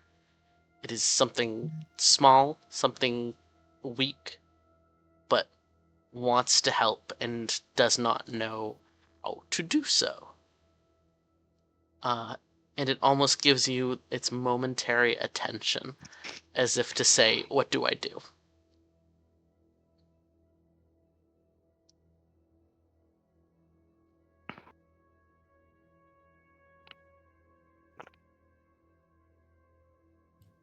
I think Icarus is just pleading for help and safety in any form that whatever this thing is might be able to bring not just him, but like the entire party.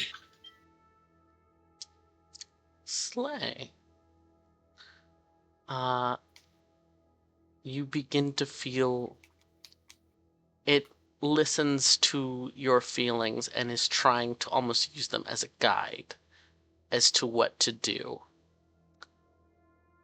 It almost asks you a question, but there's no words, but you get the distinct impression of like almost a question of what about the people around you, the other people, the soldiers.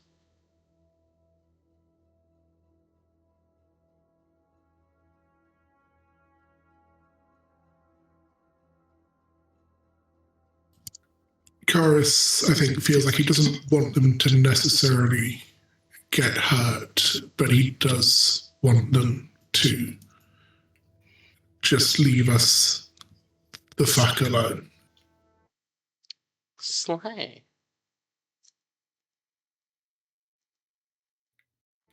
Let me check something.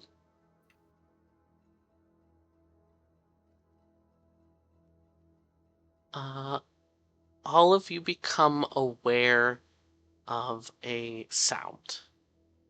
It's this shifting in the air, a change in pressure, a whistle of wind, as two things happen at the same time. Following your request for protection, a little bit more speed, you all feel as Longstrider is cast on you. All of your speed increases by 10 feet for an hour. Additionally, a second spell also takes place in this moment, also lasting for an hour, as Freedom of Movement is cast on all of you.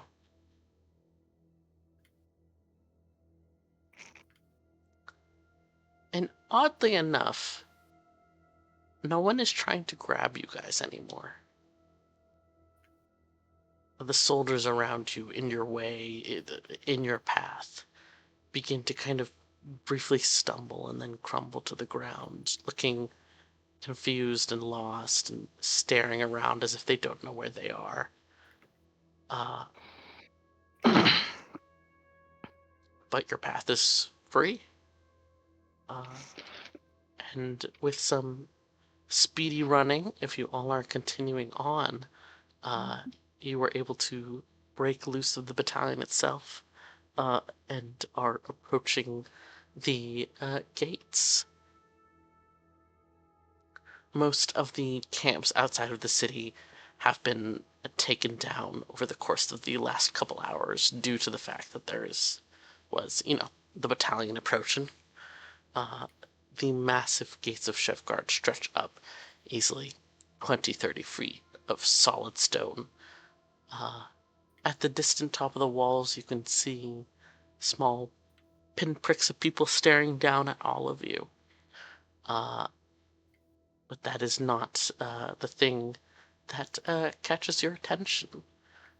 As you all are approaching, starting to kind of gasp for air, you've been running flat out sprints for a significant distance, which is fucking exhausting. And yet, upon seeing and confirming that this is all of you guys, people that are recognized, a small hovering metal disc appears, and there is standing on it a white tabaxi with long fur that's kind of spotted with multicolored beads, wearing like mage robes, kind of quickly holding out its paws and waving to all. Hurry, come on here, quickly, let's go. Your lyrics companions?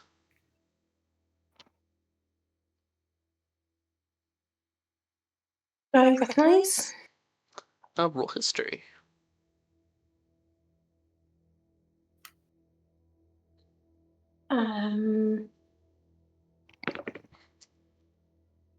Oh, go away, low power mode.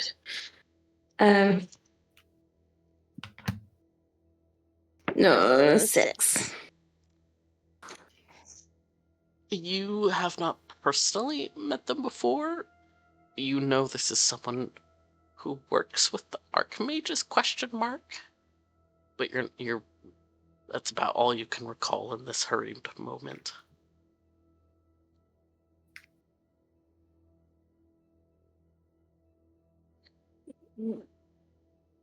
Yes, we're with Lyric. Alright, come along then. We cannot open the gates right now, but I can get us up and over right quick.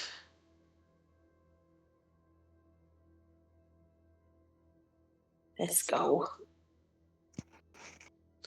Slay. Yeah, I think Brutus especially like hits the disc and like hands and knees just like wheezing a little. Just like too far. I can run, but too far. You did it, bud. Come on. Once we're up and over, you know the thing where like if you exercise too hard and like it makes you throw up? Yes. Yeah, that thing once we're up and over. Like the boy's got stamina, but not sprinting as far as we have stamina. Karos is just going to be like lying on his back, panting to shit. Very fair and understandable. Yeah. Everyone's Brain like, doesn't need to breathe. like after a sprint runners are like looking up, like astonished. Real. Very real. As this floating disc begins to lift you all at a speed that might normally kind of drop your stomachs out from under you, but right now it's better than running.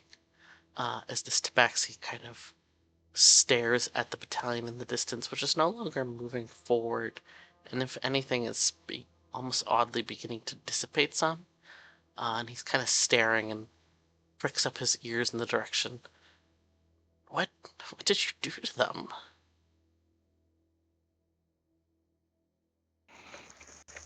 Snake head cut. Ugh. Oh, I thought they'd be hot on your heels, but apparently not. That's quite good work then. They were, and then they weren't. Don't know why. Something happened back there. Oh, a lot of things, I'm sure. Are the explosives, have they been cut off, or are they still underneath the gate? They're being disarmed as we speak. Good. Okay, we need to get her somewhere, and we need to find Eric. Oh, Wait, the before we should take her out the bag before she suffocates. That'd be bad. bag? What bag? The plague? Do you have her? Yeah. Is Alive. Termite still with us? Is the fun question. Roll a flat d20. Oh no. She has my armor, the bitch. 18? Do you ask this out loud, Brutus, or are you wondering it mentally? Honestly, I think Brutus, in this moment, Brutus is looking for Termite, and if he doesn't see her, he will ask aloud if she's still here. You don't see her, and as you go to open your mouth and ask, you feel a hand briefly touch your shoulder and then disappear again. For some reason, currently hiding herself in invisibility. Hang on. I need to check the fine print on one of my abilities really quick. Okay, cool. I don't need to see her. Fantastic. So he's going to mentally ping Termite and be like, is there a reason that you're invisible right now? Or just shying crafts? Yeah, I'm not getting fucking involved with one of the makers. Okay. That's fair. Is Ivana's telepathy still up? Yes. Actually, I forgot to roll the dice on how many hours it lasts. 2 seconds. It's 5. It's been under an hour. You're fine. Yeah. Yeah. We've still got it. That's fantastic. It's still going for a few more hours. I am going to ping Ivana specifically and just go, apparently she's shy about the whole Archmagus thing. Yeah, it doesn't surprise me. Yeah, not me either. So let's get somewhere private and we can sort things out. You do feel a brief nudge against your leg, Brutus, as you shift and realize her bag is leaning against your ankle. Cool. I will reach into the bag and hand Thane his armor, at least. Go on. He just hugs it to his chest, still panting heavily. Yeah, and then Brutus will hold up the bag and be like, we've got probably 5 more minutes, if I had to guess, at best, before she starts suffocating in there. Try more like 2. Yeah, I figured that. I don't think Brutus actually cares whether she lives or dies. He's being less conservative with his estimate right now than he would normally. If you truly did manage to catch one of the plague bringers, that's great news. Hopefully it gives us a next step to finding, head honcho. Yeah, cool. Anyway, should probably do that like in a magic containment circle somewhere, so she can, Oh, you sir. know. I have one already. I'm happy to take her off of your hands. How about you just lead the way? Roll an insight check, Brutus. I love insight checks. Oh, Brutus! I swear to God, why boy like this today. That's another fucking crit for 27? 27. Can't believe 27 you're using insight. weighted dice. No, I swear to God, it's Brutus just today. I don't think I've rolled under a 10 today. And that's insane. I don't know what the fuck's going on. He does not roll this hot. Go. Ever. But this Tabaxi, his smile is friendly. His posture is professional. Disciplined but not military. The eyes are a bit intense when you don't do immediately as he asks. And that's when it kind of clicks for you. Termite didn't have a problem interacting with you guys before, even presumably knowing that you guys maybe are involved with an archmage. Yet upon seeing this person disappeared from sight. And the Tabaxi kind of tilts their head a little and smiles and goes, "Sure, we can wait a little. The Lord of Chefgard is just waiting for us on the other side of the gate. I'll bring us down in just a moment." Sounds good. As you all crest over the wall and begin to descend again on the other side, the various city guards on the walls kind of like watching in a bit of awe this very clear display of magic. The Tabaxi is quietly watching you all in silence for a moment, and then eventually says, "Quite a significant effort. Keen knowledge of what was going on. Had you heard something that told you that a plague bringer was about to arrive at the city?" Brutus, I think, in that pause, is checking with both Ivana and Termite, just asking, exactly how fucked are we with this guy?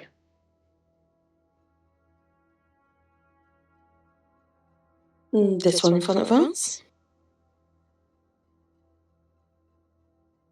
What was that, Club? This one in front of us? Yeah, this one in front of us. How fucked are we? Do you know? I don't like the way they're speaking. And we'll just say to the whole thing, from now, we need to get the story straight. We align to this one. Something doesn't feel right. Do we give Lyric up and say we heard from her? Just, how do we want to play this, Ivana? At roughly the same time of you asking that, Brutus, you get a reply from Termite saying, "That's the Magus Enchanter, the Archmage of Enchantment. He's a head of one of like the magical schools or something. He's no, I'd not get involved." I will pass that back to Ivana and see if that rings any bells. Does it? You've never had to interact with Archmage Hint, which is what you know is the name of the Magus Enchanter, and I will type that here just to be clear. Archmage Hint. All Lyric has really said to you about him is apparently he is a wily motherfucker, and to not be alone with him. Fantastic. Has my Archmage said anything about him? Not really. Brenda's had no reason to think you'd ever interact with him.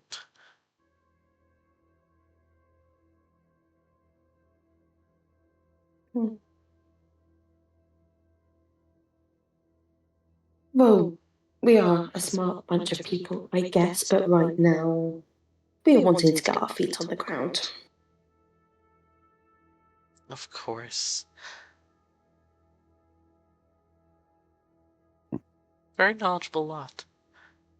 Hint says as the floating disc touches down on this side of the Great Wall of the city of Shevgard. Soldiers are shouting. You can hear something about a bomb defusal squad. In the distance, you can even see one of your fellow adepts running about, kind of ordering the artificers, as he is quite tied up with all of that. But waiting for you all, and exactly where Archmage Hint has set you all down, is a young man, a human man. He looks maybe not even 20 yet, but dressed finely and a bit nervously. And to his left is a Luxodon with one tusk, kind of dressed in rusty colors. And to his right side is an Owlin with kind of tawny feathers and a flat disc face, kind of like a barn owl. And this kind of military-esque attire. But the young man in the middle kind of inclines his head to all of you and says in an anxious voice, Lord, Lord Devlin, I hear we have all of you to thank for somehow stopping the invasion that was coming.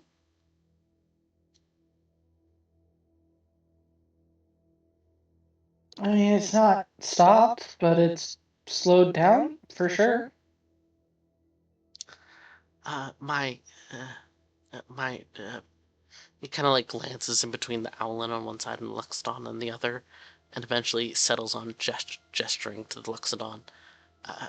My advisor, Hadros, which I will tape the spelling of, he tells me that the looming presence of the veracity has lessened significantly. So we, all of Chefgard, thanks you for that. Happy to help. Can we get this one holds up the bag of holding into a magic circle before we kill her by accident rather than on purpose? Oh, of course. The blade vigilant here is adept at handling captured mages. And as he says that, he waves to the Owlin, dressed in military attire, who doesn't say anything, merely holds out one talent hand for the bag. Ivana, you know the blade vigilant. Vigilant is his name. Mm-hmm. This is like the enforcer for the Archmages.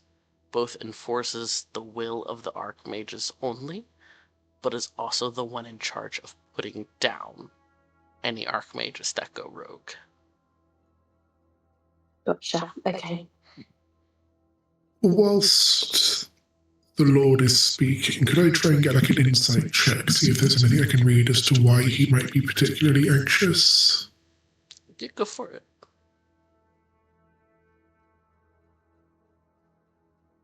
20. 20. You hadn't paid a terrible amount of attention to the politics of Chefgard when you first arrived. However, you're fairly certain from what you recall that the Lord Devlin of Chefgard was a much older gentleman.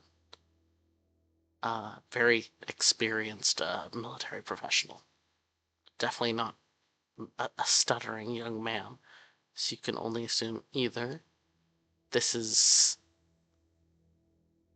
a farce or something happened to Lord Devlin. And presumably one of his children has taken the seat.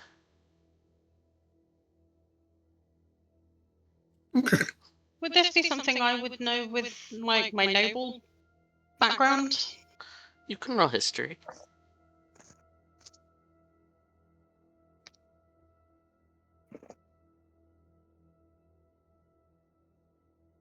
That is an 11.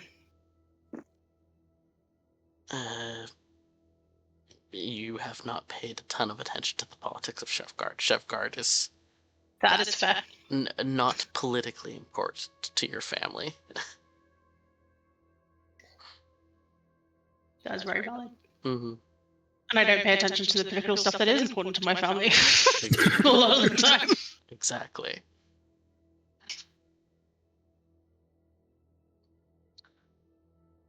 Do you hand the bag to the Blade Vigilant? I think before he does that, Brutus pings Termite just like, should I hand him the bag or do I just pull her out by the hair? Well, I would prefer to have my bag back. So I guess just dump her out. Then yeah, Brutus is just gonna try. This is very funny. Because Brutus is now thinking, there are 2 bodies in there, not to mention I don't know how much other stuff. This could get weird. I mean, that's the bonus of bag of holding. You just think about what it is you want inside the bag. So you should only have to think of her and pull her out. You know what? Brutus is a merchant. He would have interacted with... That's fair. So yeah, he will simply dump her out on the ground. And then kind of discreetly tuck the bag behind him. Slay, real quick, roll me perception when you take her out of the bag.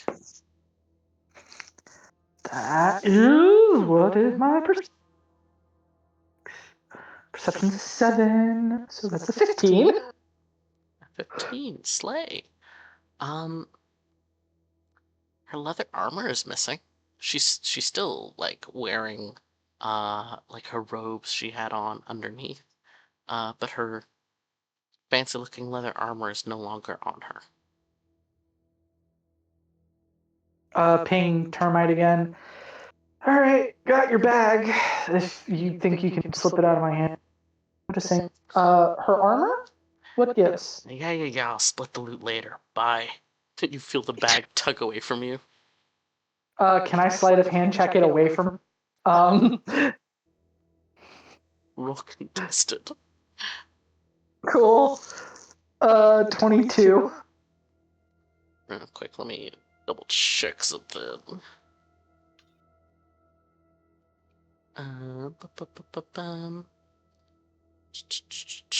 You have disadvantage.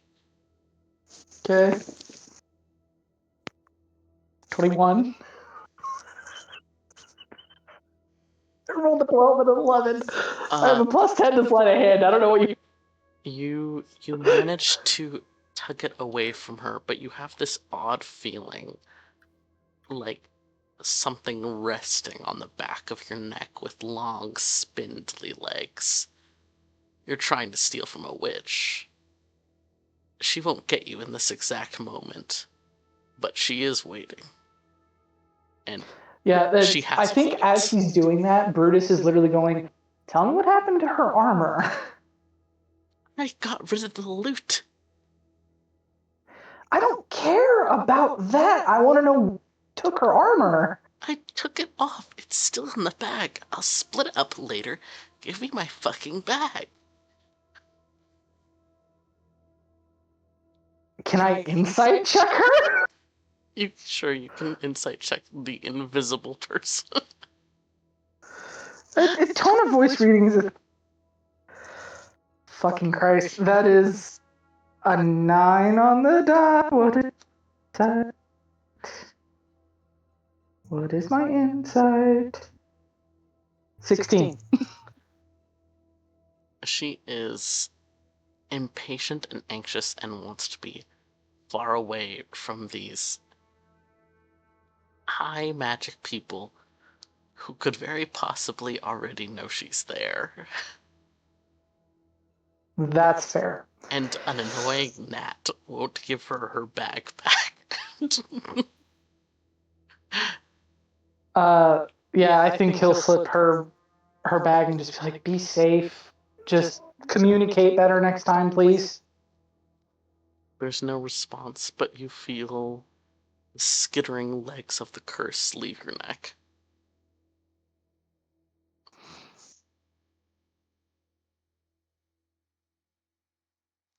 Yeah, In the meantime, Brutus is just not outwardly reacting to that. I think everyone just saw him kind of shift, but he's twitchy enough that I'm not sure anyone else would have noticed. In the meantime, as the body of Alara Nightshade was deposited in front of all of you, the white-furred tabaxi has kind of bent and is inspecting it, tracing the glowing veins, checking her hands for some reason, pulling open one eyelid to take a closer look, and eventually nods and goes, "Yep, it's just like the others. Maybe we can get more information from this one. You can take her, Vigi." And the blade vigilant bends to take the body. We're taking. Well, we'll interrogate it, see if it knows more than the others, and after that we'll have to dispose of it. A piss poor copy like that isn't much use to us. We need the original. A copy? Oh, yeah. That's not the real one. Can I be there? For what?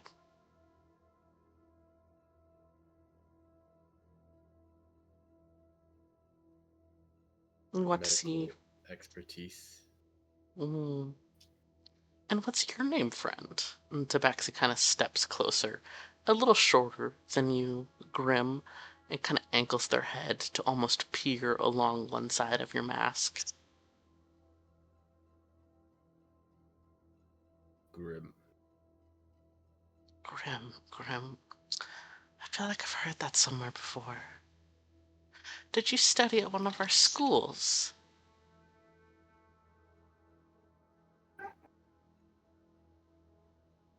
My studies were a long time ago. Oh, I'm sure. We'll see. I'll be in touch. We have to do our own tests first. Get that out of the way, get her properly muzzled, that sort of thing. But I'll send you a letter, Dr. Grimm. Lovely to meet you. And they kind of pat one paw on your chest and step back to return to the Owlin's side.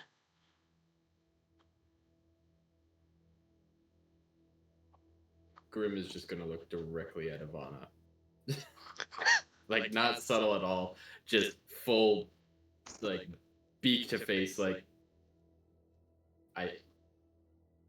not communicating in any way, but definitely, like, for as much as you could tell through the mask, is like, I need you to figure out what we could do about this.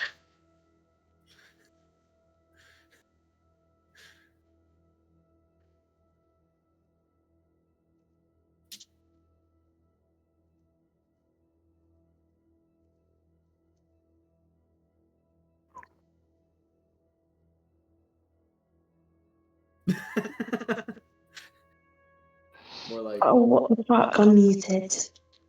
Oh no. Gosh damn it.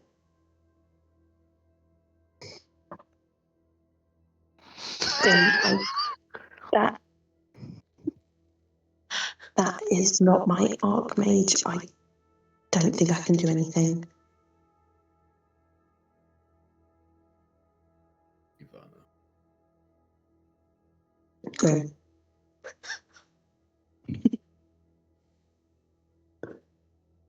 I didn't just let them live because I have a little bit of sympathy in me. I didn't think so. If they dispose of this copy before we get anything from them, there was no point in anything that we just did today.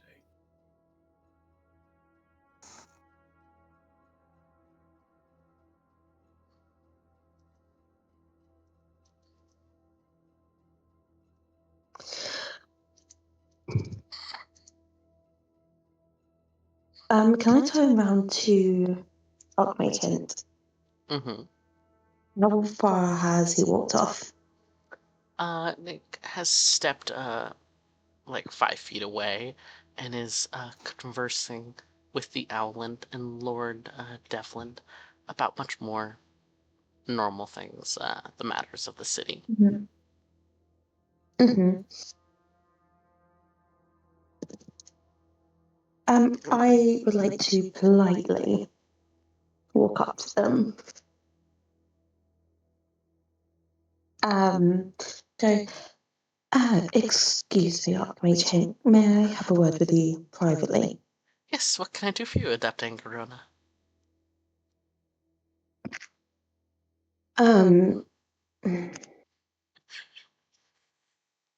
So you say that how many of these copies have you interviewed so far?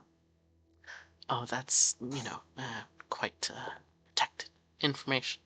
We are in public after all, and while your teacher puts a lot of faith in you, I hope you can respect that we all have our own businesses.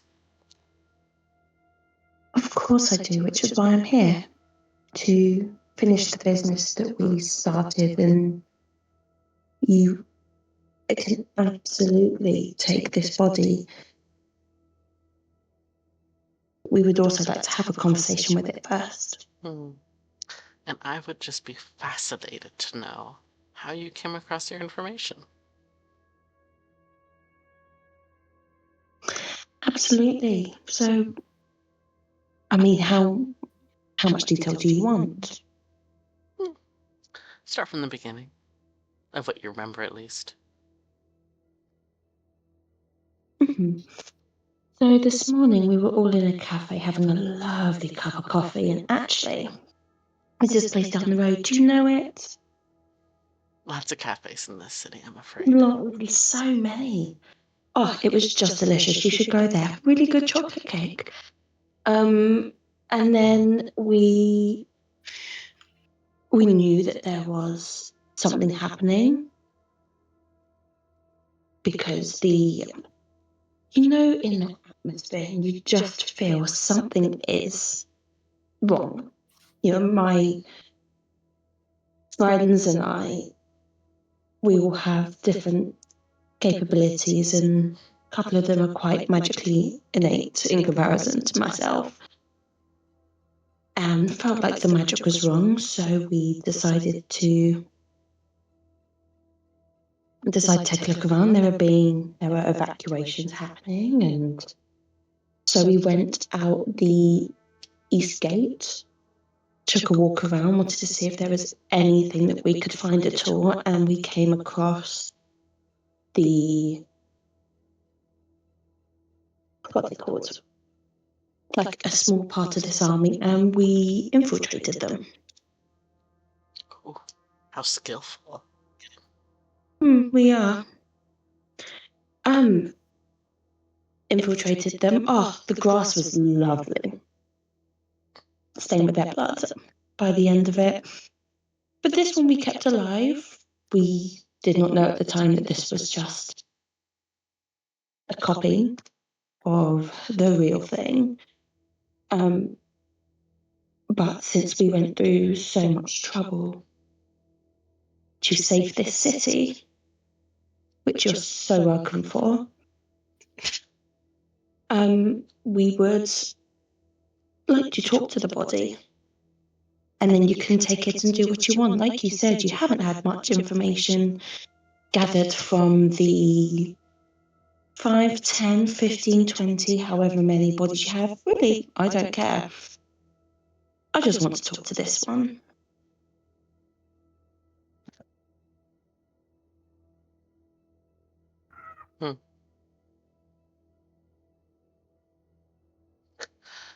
Well, that was quite a tale. Different than one I've already been told, but happy to let it sit for now. I'll have to corner Thrindist for some tea later. Maybe we can have a little chat. How's that going, by the way? You're given a pretty long leash. Impressive.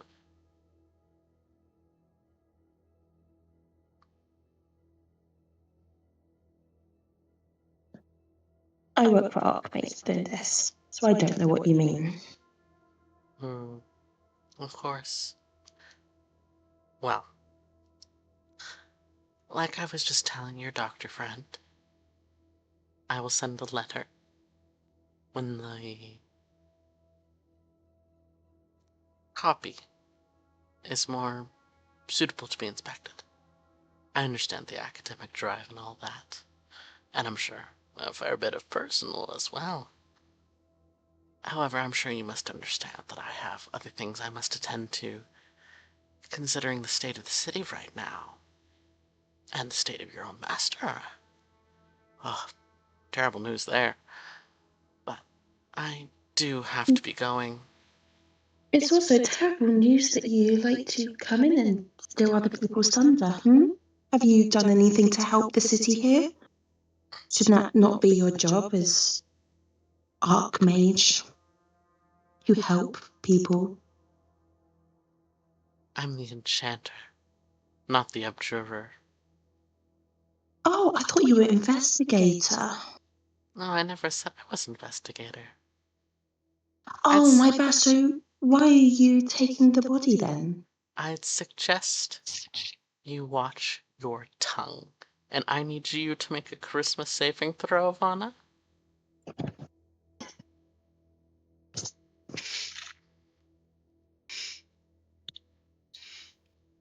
You found the right button to push, though. I did.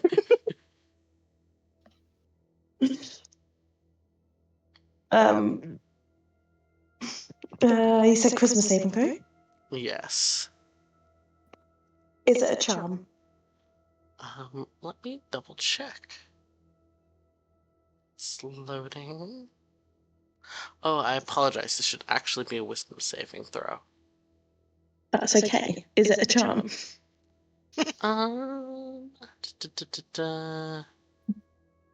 Yes, it is. Are you about to say that you are immune? I'm about to say that I have advantage. Okay. That's fine. Because the Audens can override immunity, but advantage is fine. That makes sense. As I do, can I have been like reporting back to them basically the conversation and say to Brutus like, if you want to steal something, now is the chance.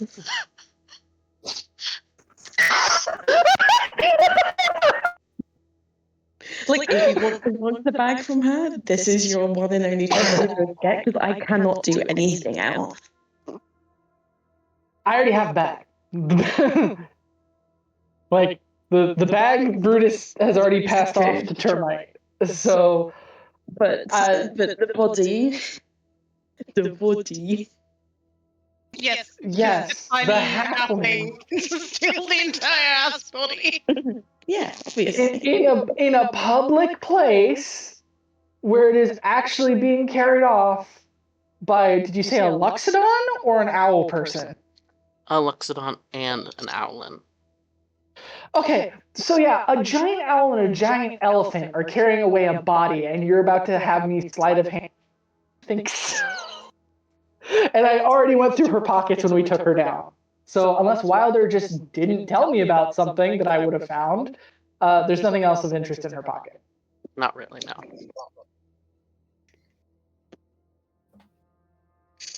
Said wisdom saving throw? Yes. That's a nat 20. Oh, it's so fun. Let me double check. You manage to wriggle free, Ivana, but you are immediately aware that something potentially disastrous was cast on you. Not something that would kill you. Something that would bend your knee permanently. And you would never be able to tell anyone about it. As, Archmage Hint tried to cast Gaius on you. Fucking chaos. And Archmage Hint, even as you succeed, is just smiling at you. His smile gets wider, and he says, It's fully in like mirror mode. And Archmage Hint leans a little closer and just says, remember who your master used to bow to. Have a good day, Adept Angarona. And Archmage Hint is going to turn and leave. Archmage. There's a reason they don't anymore. And I will also turn around and walk away. Oh no! Just hear that? Yes, but I don't know if Brutus has the necessary cultural No. context to understand. Brutus, there's no way Brutus knows what I, Connor, know, but that still gets his attention because his head snaps around and he looks Ivana dead in the fucking face, and you see this look on his face of just fucking what? Ivana ignores that for now, looks to Grim. Grim, I'm sorry, there was nothing I could do.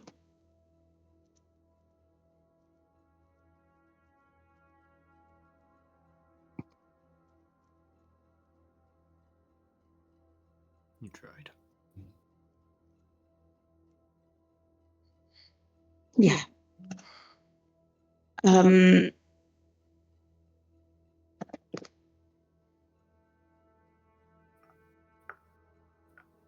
Point of order.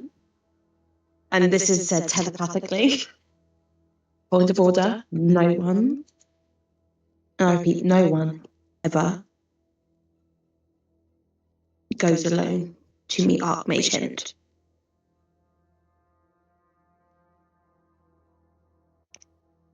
Yeah, I kind of got that vibe already.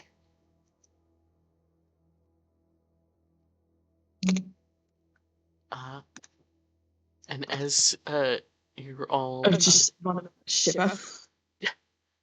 and as you're all kind of left in this unnerved moment by meeting a totally sane individual, and the Lord once again steps forward, words of praise on his tongue, we're going to end the session there. Oh. The bean, please. What would you say, Chloe? I know what it is. You don't know what is? Oh, what the Gaius would have been? Oh, Gaius is a compulsion spell. it is evil and I love it. Yeah. And But basically, you have to follow a command forever, or like follow instructions forever. And if you do, you take insane amount. If you don't, sorry, you take insane amounts of psychic damage. Yeah, it's fucking crazy. I would have been so antsy. I wish I didn't quit. But also glad I did. Well, it would have been very fun.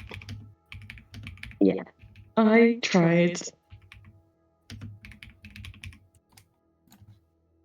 But I hope you guys enjoyed. Wow.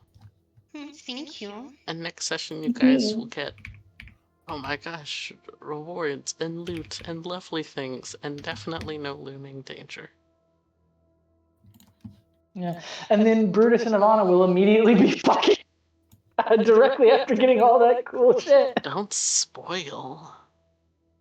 You're not supposed Like to. everyone didn't already know. Context for everyone else is Ivana and Brutus are going to be given a big stealth mission. And I gave Connor and Chloe the heads up so that they could have backup characters ready. Oh. Brutus and Ivana are going to go take care of some issues. I have a feeling that this is going to be punishment from all. That's so crazy. I wonder why your Archmage would punish you. Oh, I have no idea. Also, it's not like we didn't both play our backup characters for the one shot. Yeah. I didn't. Kind of. I mean, No, I didn't. technically. But thank you so much for playing. No, Dennis. different type of witch. You know what? Fair. And also not the witch that you both found dead. Yeah. You know what? Fair. You guys will at least get to pivot away from so much stealth investigation and pursue some other things, while Ivana and Brutus go do very normal things undercover. The really hardcore stealth shit. But it's okay because this next thing should be up everyone's alley. So yay. Am I Yeah, not playing a bitch?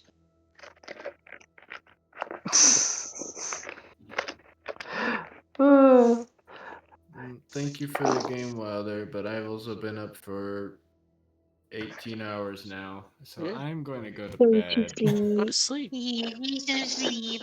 Have Go a to good Yeah, sleep. night. I'm also gonna head off because I'm with my brother. Yes, tell Jack I said And hi. he will. He keeps popping in and going, "How much longer?" Okay.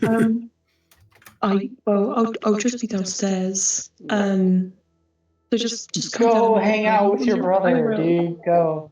Go I'm going. That's why I'm saying goodbye. give him a hug and tell him how you were almost mind controlled for a year straight. Yeah, I will. I will. Oh, also, fun fact, my love, you know how I told you he's really ill at the moment? Mm-hmm. Because he's really ill, he fell down the stairs and got concussed. What the fuck? Fucking Yep. beautiful. Crazy. Something is happening to my brother. We don't know what. He is just extremely ill and he has not been able to go to university. No. He has sore throat, chest issues. He's had tonsillitis multiple times the past few months. He has extreme fatigue, like even us just getting an Uber, getting food, and waiting for an Uber exhausted him. So there are lots of issues, and he's in and out of doctors at the moment, and they can't figure out what's wrong. At all. So Hopefully they figure out soon. yes, hopefully, yeah. I'm so fine and normal. But go spend time with them, man. I will.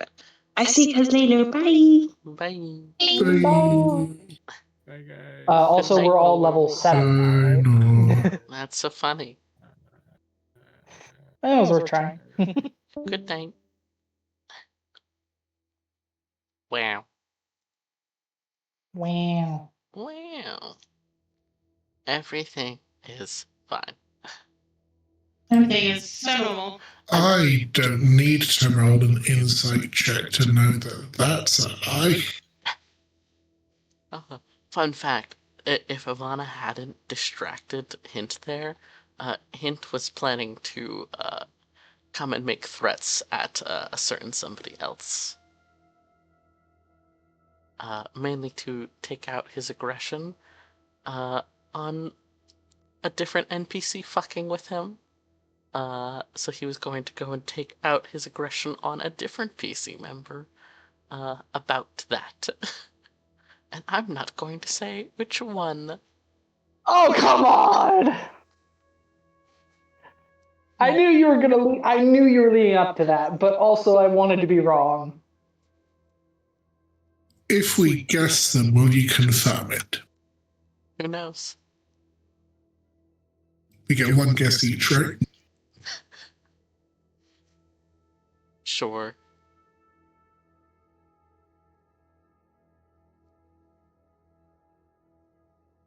I mean, considering context, Brutus was the other one kind of giving him difficulty, so that's the obvious question. It's not Brutus.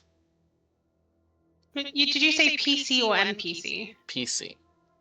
Like an NPC was giving him problems, so he was going to take that out on somebody connected to them. Why do I get the feeling that the person giving them problems was Tonto, and the person he was going to go on against was Thane? I'll tell you, it wasn't Torto giving him problems. He didn't say anything about it not being paid, though. Oh, the fun thing is that Thane has such a bad wisdom saving throw that would have descended badly for Thane. Oh, he wouldn't have used Chaos on you. That mainly was to kind of make a jab at Thorindus. But he definitely would have been giving you a hard time about some things. Now I'm worried about which piece he's giving him a bunch of jip that he's targeting Thane if it's not Tonto. It's fine. Thane doesn't have relatives that are nobles and have connections and shit or anything. It's fine. Yeah, and Thane totally gets on with his family as a whole and Totally. has full, loves and respects his family and his parents, and that's a totally healthy, normal relationship that he has. Exactly. Charlie, do you want to know out of character what it was that you connected with? Yes. It was not a god or divine in any nature, or even evil aligned. It was a certain thing that has been among the group that Brutus has still not told everyone about. Oh, I know what. Oh. Okay, can I spill right fucking now? Nope. Nope. I'll spill out of character. Yes. There is a little spirit in an artifact that Brutus has right now. It was the artifact you guys took off of the body of Captain Carden. It wasn't the body. The man was still very much still standing when I stole that. Yes, you stole it off of him mid-fight. And there was a spirit trapped inside of the artifact being used as a battery. Its name is Endurer. It does not remember a lot about its life or who it was before being turned into an object. But it has helped you guys a couple times and helped you at the end of that fight against Carden. I believe it helped also another time while fleeing something. Endure is a wind spirit, so has mainly been able to help on that front. But yeah, you're a high wisdom character, so you were able to sense Endure reaching out and unsure how to help. And you showed him how to help.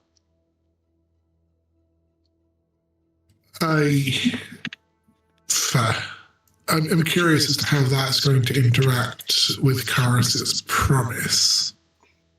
You didn't use Endure's magic. You just... No. Explained to somebody who was very confused, who had lost their memory, how to help. And also, you're not 100% sure that those promises worked that way.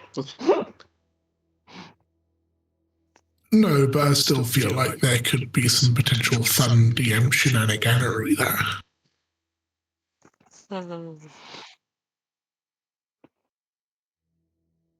I mean, yeah, there is still 100% some fun shenaniganery going on.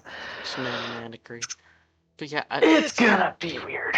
It mainly happened because I know you're still on the fence on what direction Karis is going to go into class-wise. And one of the things we did at least vaguely mention was Witch, and witches work a lot. Yes.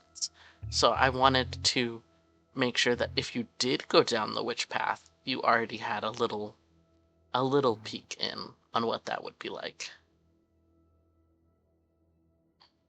Yeah, I think it's difficult because I think the direction Karis is going to go in is going to depend on which direction the story goes in. I mean, like, a direction to witchery. If you're going to be speaking to Thane, Thane doesn't know much about witchery, but Tabitha, that whatever that is you're going into is not for you. Stop it. Does Tabitha know a lot about witchery? No. But Thane knows a lot about spirits, so that could be a direction that he kind of guides you in. Yeah. Plus, that's another reason why Chloe and I potentially discussed them bringing in a witch. Because we were like, well, Dane will be so excited to get to talk to a witch personally up close, unimpeded. Yep. Yep. And two, if Karis does end up interested in that, then it won't be magic that Karis doesn't understand, because there is a witch right there to answer questions. Yeah. And she's only going to be with you guys temporarily, so it's not like there will be a ton of overlap. Yeah. I still need to actually read the witch class. Fair. There's some really fun and freaky shit in there, my dude. It was super funny to me for Bruce to be like, no, fuck this. I'm stealing this back if she's trying to take it. And her immediately pulling up, to be clear, Termite, immediately pulling up with one of her curses like, try me, bitch. Try me. Like, if you steal from me, I'm able to cast this on you for free. No saving throw needed. And Brutus probably doesn't give a shit. He's just like, look, I'm asking you a question. Like, you gave this to me freely with no, like, implied strings attached. Like, he's not correct, I'm aware of that, but that's where he's standing, of just like, I'm asking you a very simple question of like, what the fuck is going on here? And you're refusing to answer it. And your answer for that is, I don't want. Like, Welcome to Chaos Agent Termite. yeah, and Brutus is not going to jive well with her. I can already tell. Also, worth noting, Charlie, on the witch class front, Wilder has also been jumping up and down screaming for, I think, months at this point. Be nice to me. Just, if Brutus wants a custom subclass, I'll give it to him. So, like, you know, if the subclasses that you have in the witch class don't suit a vibe you want for Karis, ask Wilder nicely. He'll probably be happy to oblige. Will cook. And that goes for everyone. See, I can't ask Wilder nicely for anything. You know, I get some fucking information on Dormandella's Wild. Who said that? Anyways. That's fair. So maybe I do need to make your subclass. I need to have a think about that. Real. And that is always an offer open to anyone. If anyone's ever like, I don't know if my subclass is fitting what I want to do anymore, then I go, let us cook. Let us cook. It was like Nor saying to me a couple times that they were thinking that, Artificer was going to become much weaker than everyone else, which is true. Artificer downside. So I gave Nor not necessarily more order, but just more options of things to do. So that Nor would feel like they had a little bit more wiggle room to do shenanigans. Shenaniganery? Yeah. Shenanigans. Yes. Shenanigans.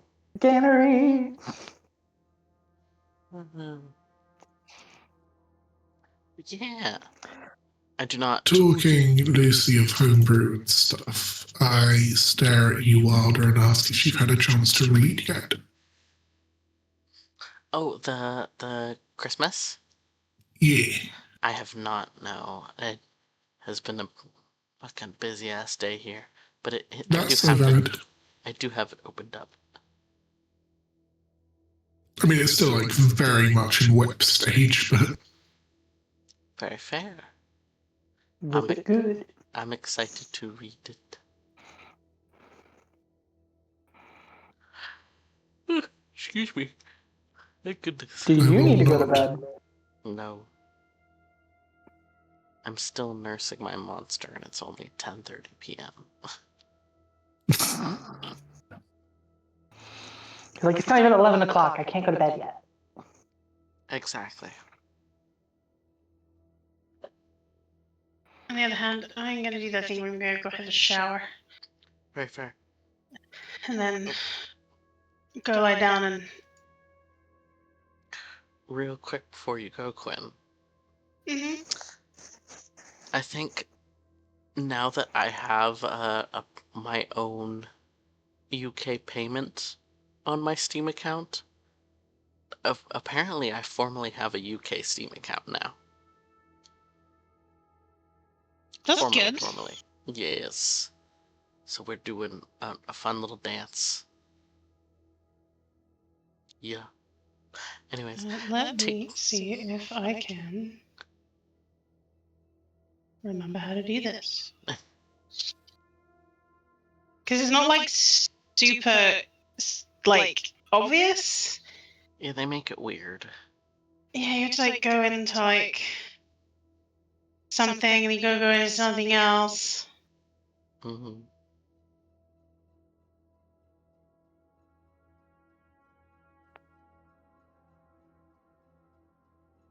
Let's see if it will let me.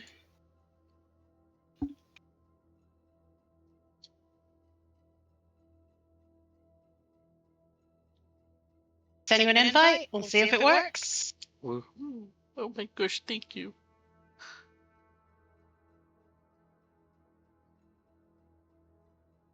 It is funny just to swap to Chloe's account, just to come be like, I'm going to kidnap a game from Queen. And then Chloe the other day asked me, like, why do I have all these new achievements on Steam? I don't know. No comment. Not me, I promise. Side-eye. I'm very curious actually, because like last year for the like Steam roundup thing, Mm-hmm. I think I unlocked something like, hang on, actually I can check. I unlocked 839 achievements last year. Go off. Christ. I am hoping I've played so many different games this year, and I have like 100%ed a number of them. So I'm kind of really hoping that I've beaten that this year. Crossing our fingers for you. I played 108 games last year, 66 of which were new, with 839 achievements unlocked. So I'm looking forward to what my Steam replay this year says. 2026 is the year we all work together so that one of us gets more achievements than Quinn. Oh gosh. Yeah, I played so many. What activity will actually tell me? Is this just my friends? It worked. It worked. Let's go, boys. Definitely now I can have a sneak at the what games have been added to. Yes, I got a new game today for very, very cheap called Organized Inside.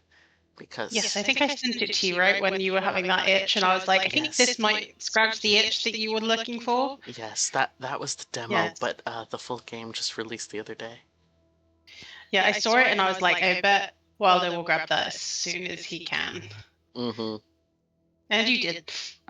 Yes, it was on sale for £6.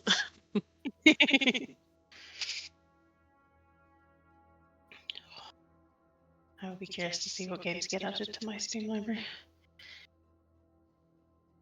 I know we do have that family name needs updating. Yeah, it does. I can't update it, but you guys need to. I think it has to be Quinn that does it. Yeah, I don't know if I can. Who used to manage?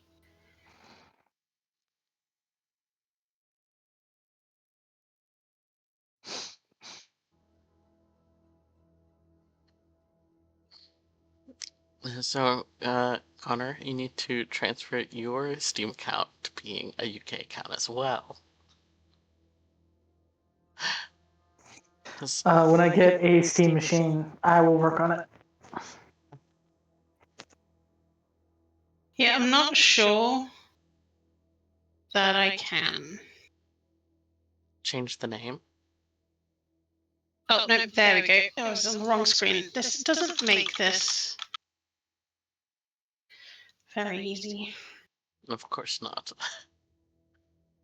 I will say that it only allows you to have 6 people. Mm-hmm. I have 6 people. Oh, this is enough. Yeah, it's fine.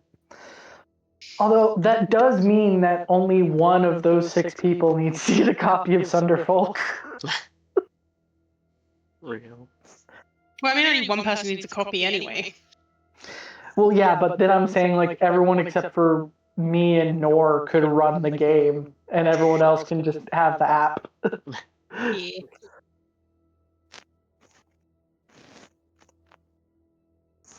Wow.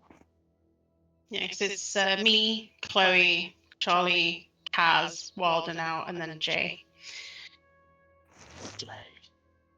Yeah, I'm not going to ask you to kick anyone off. No, kick out Charlie. It'll be fine.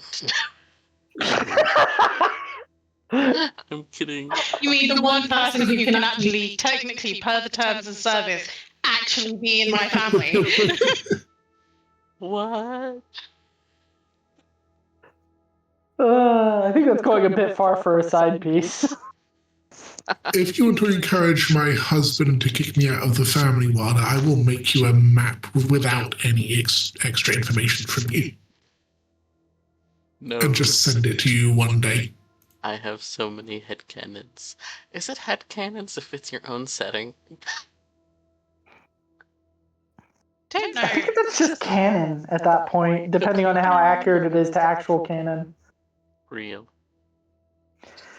Because, like, I have headcanons about my own characters, but that's because those headcanons are technically divergent storylines. I mean, Like, this is their actual arguably, storyline. So. arguably, it's still canon from Wilder's head. I mean, that's fair. But, you know, I guess it's that whole thing of, like, can contradicting truths be true at the same time? Two things can be right at once. This is too confusing for 10:30 at night. You're the one who didn't want to go to bed.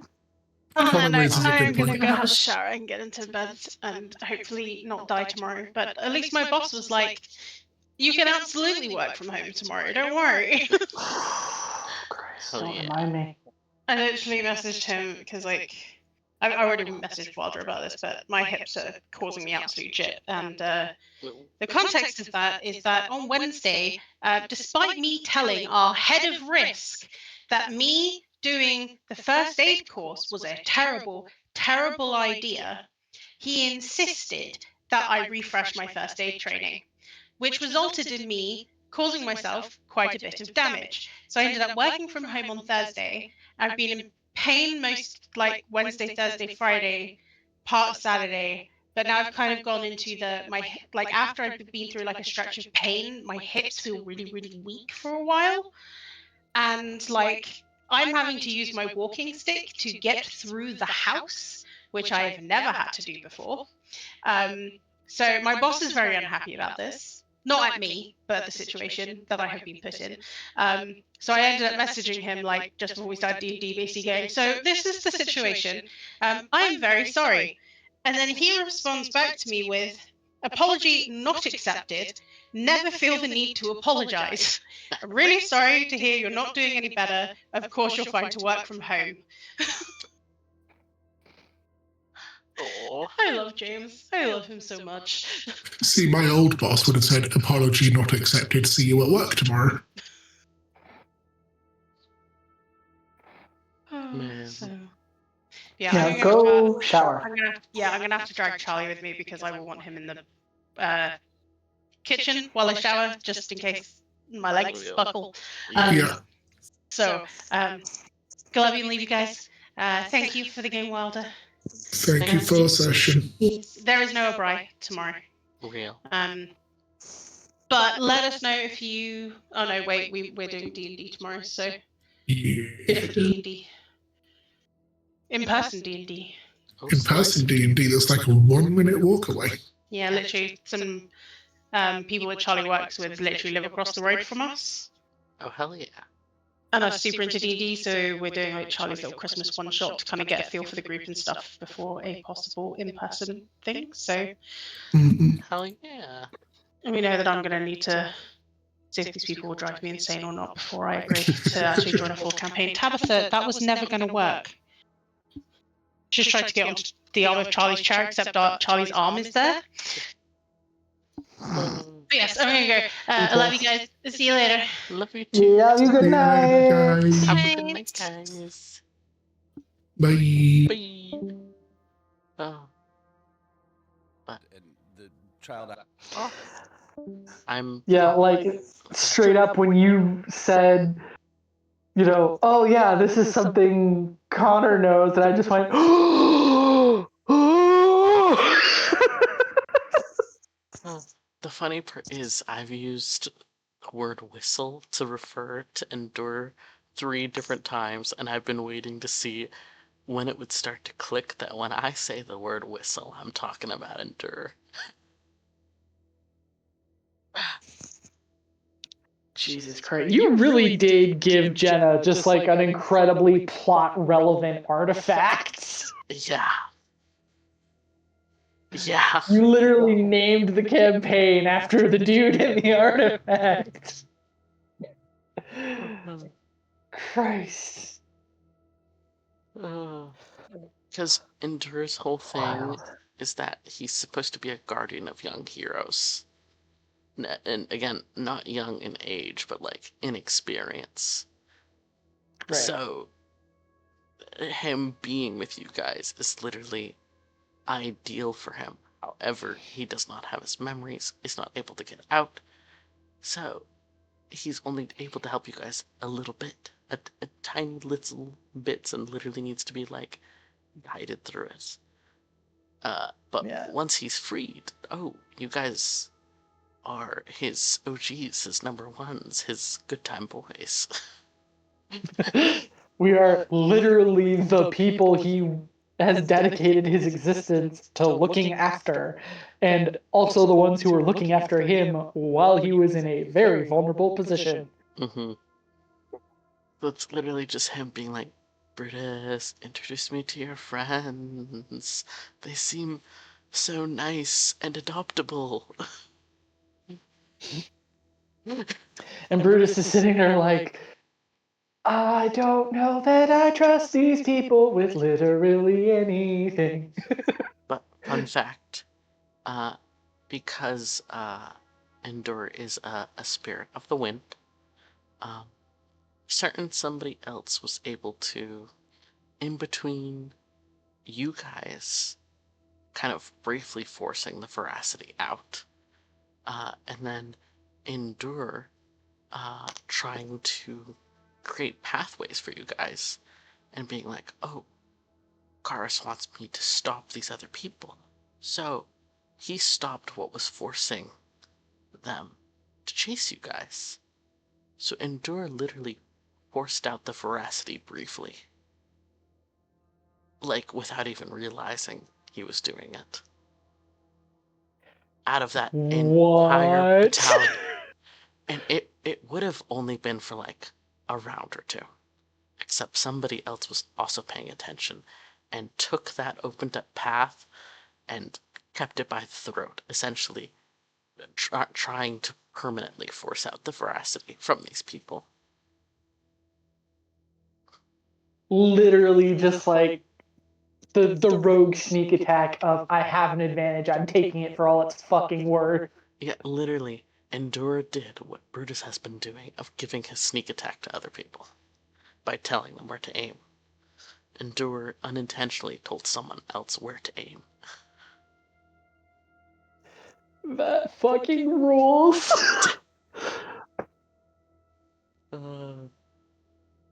Wahoo. Oh god. I do think that, like, I realize you probably already had that moment in mind way before, like, I ever proposed that mechanic for you, but also at the same time, the fact that the first time I get to use it happened in conjunction with that is just beautiful storytelling. Yeah. It was a moment inspired by something I read, but it's metaphorically works very, very well in conjunction with what Brutus has been doing in this most recent fight.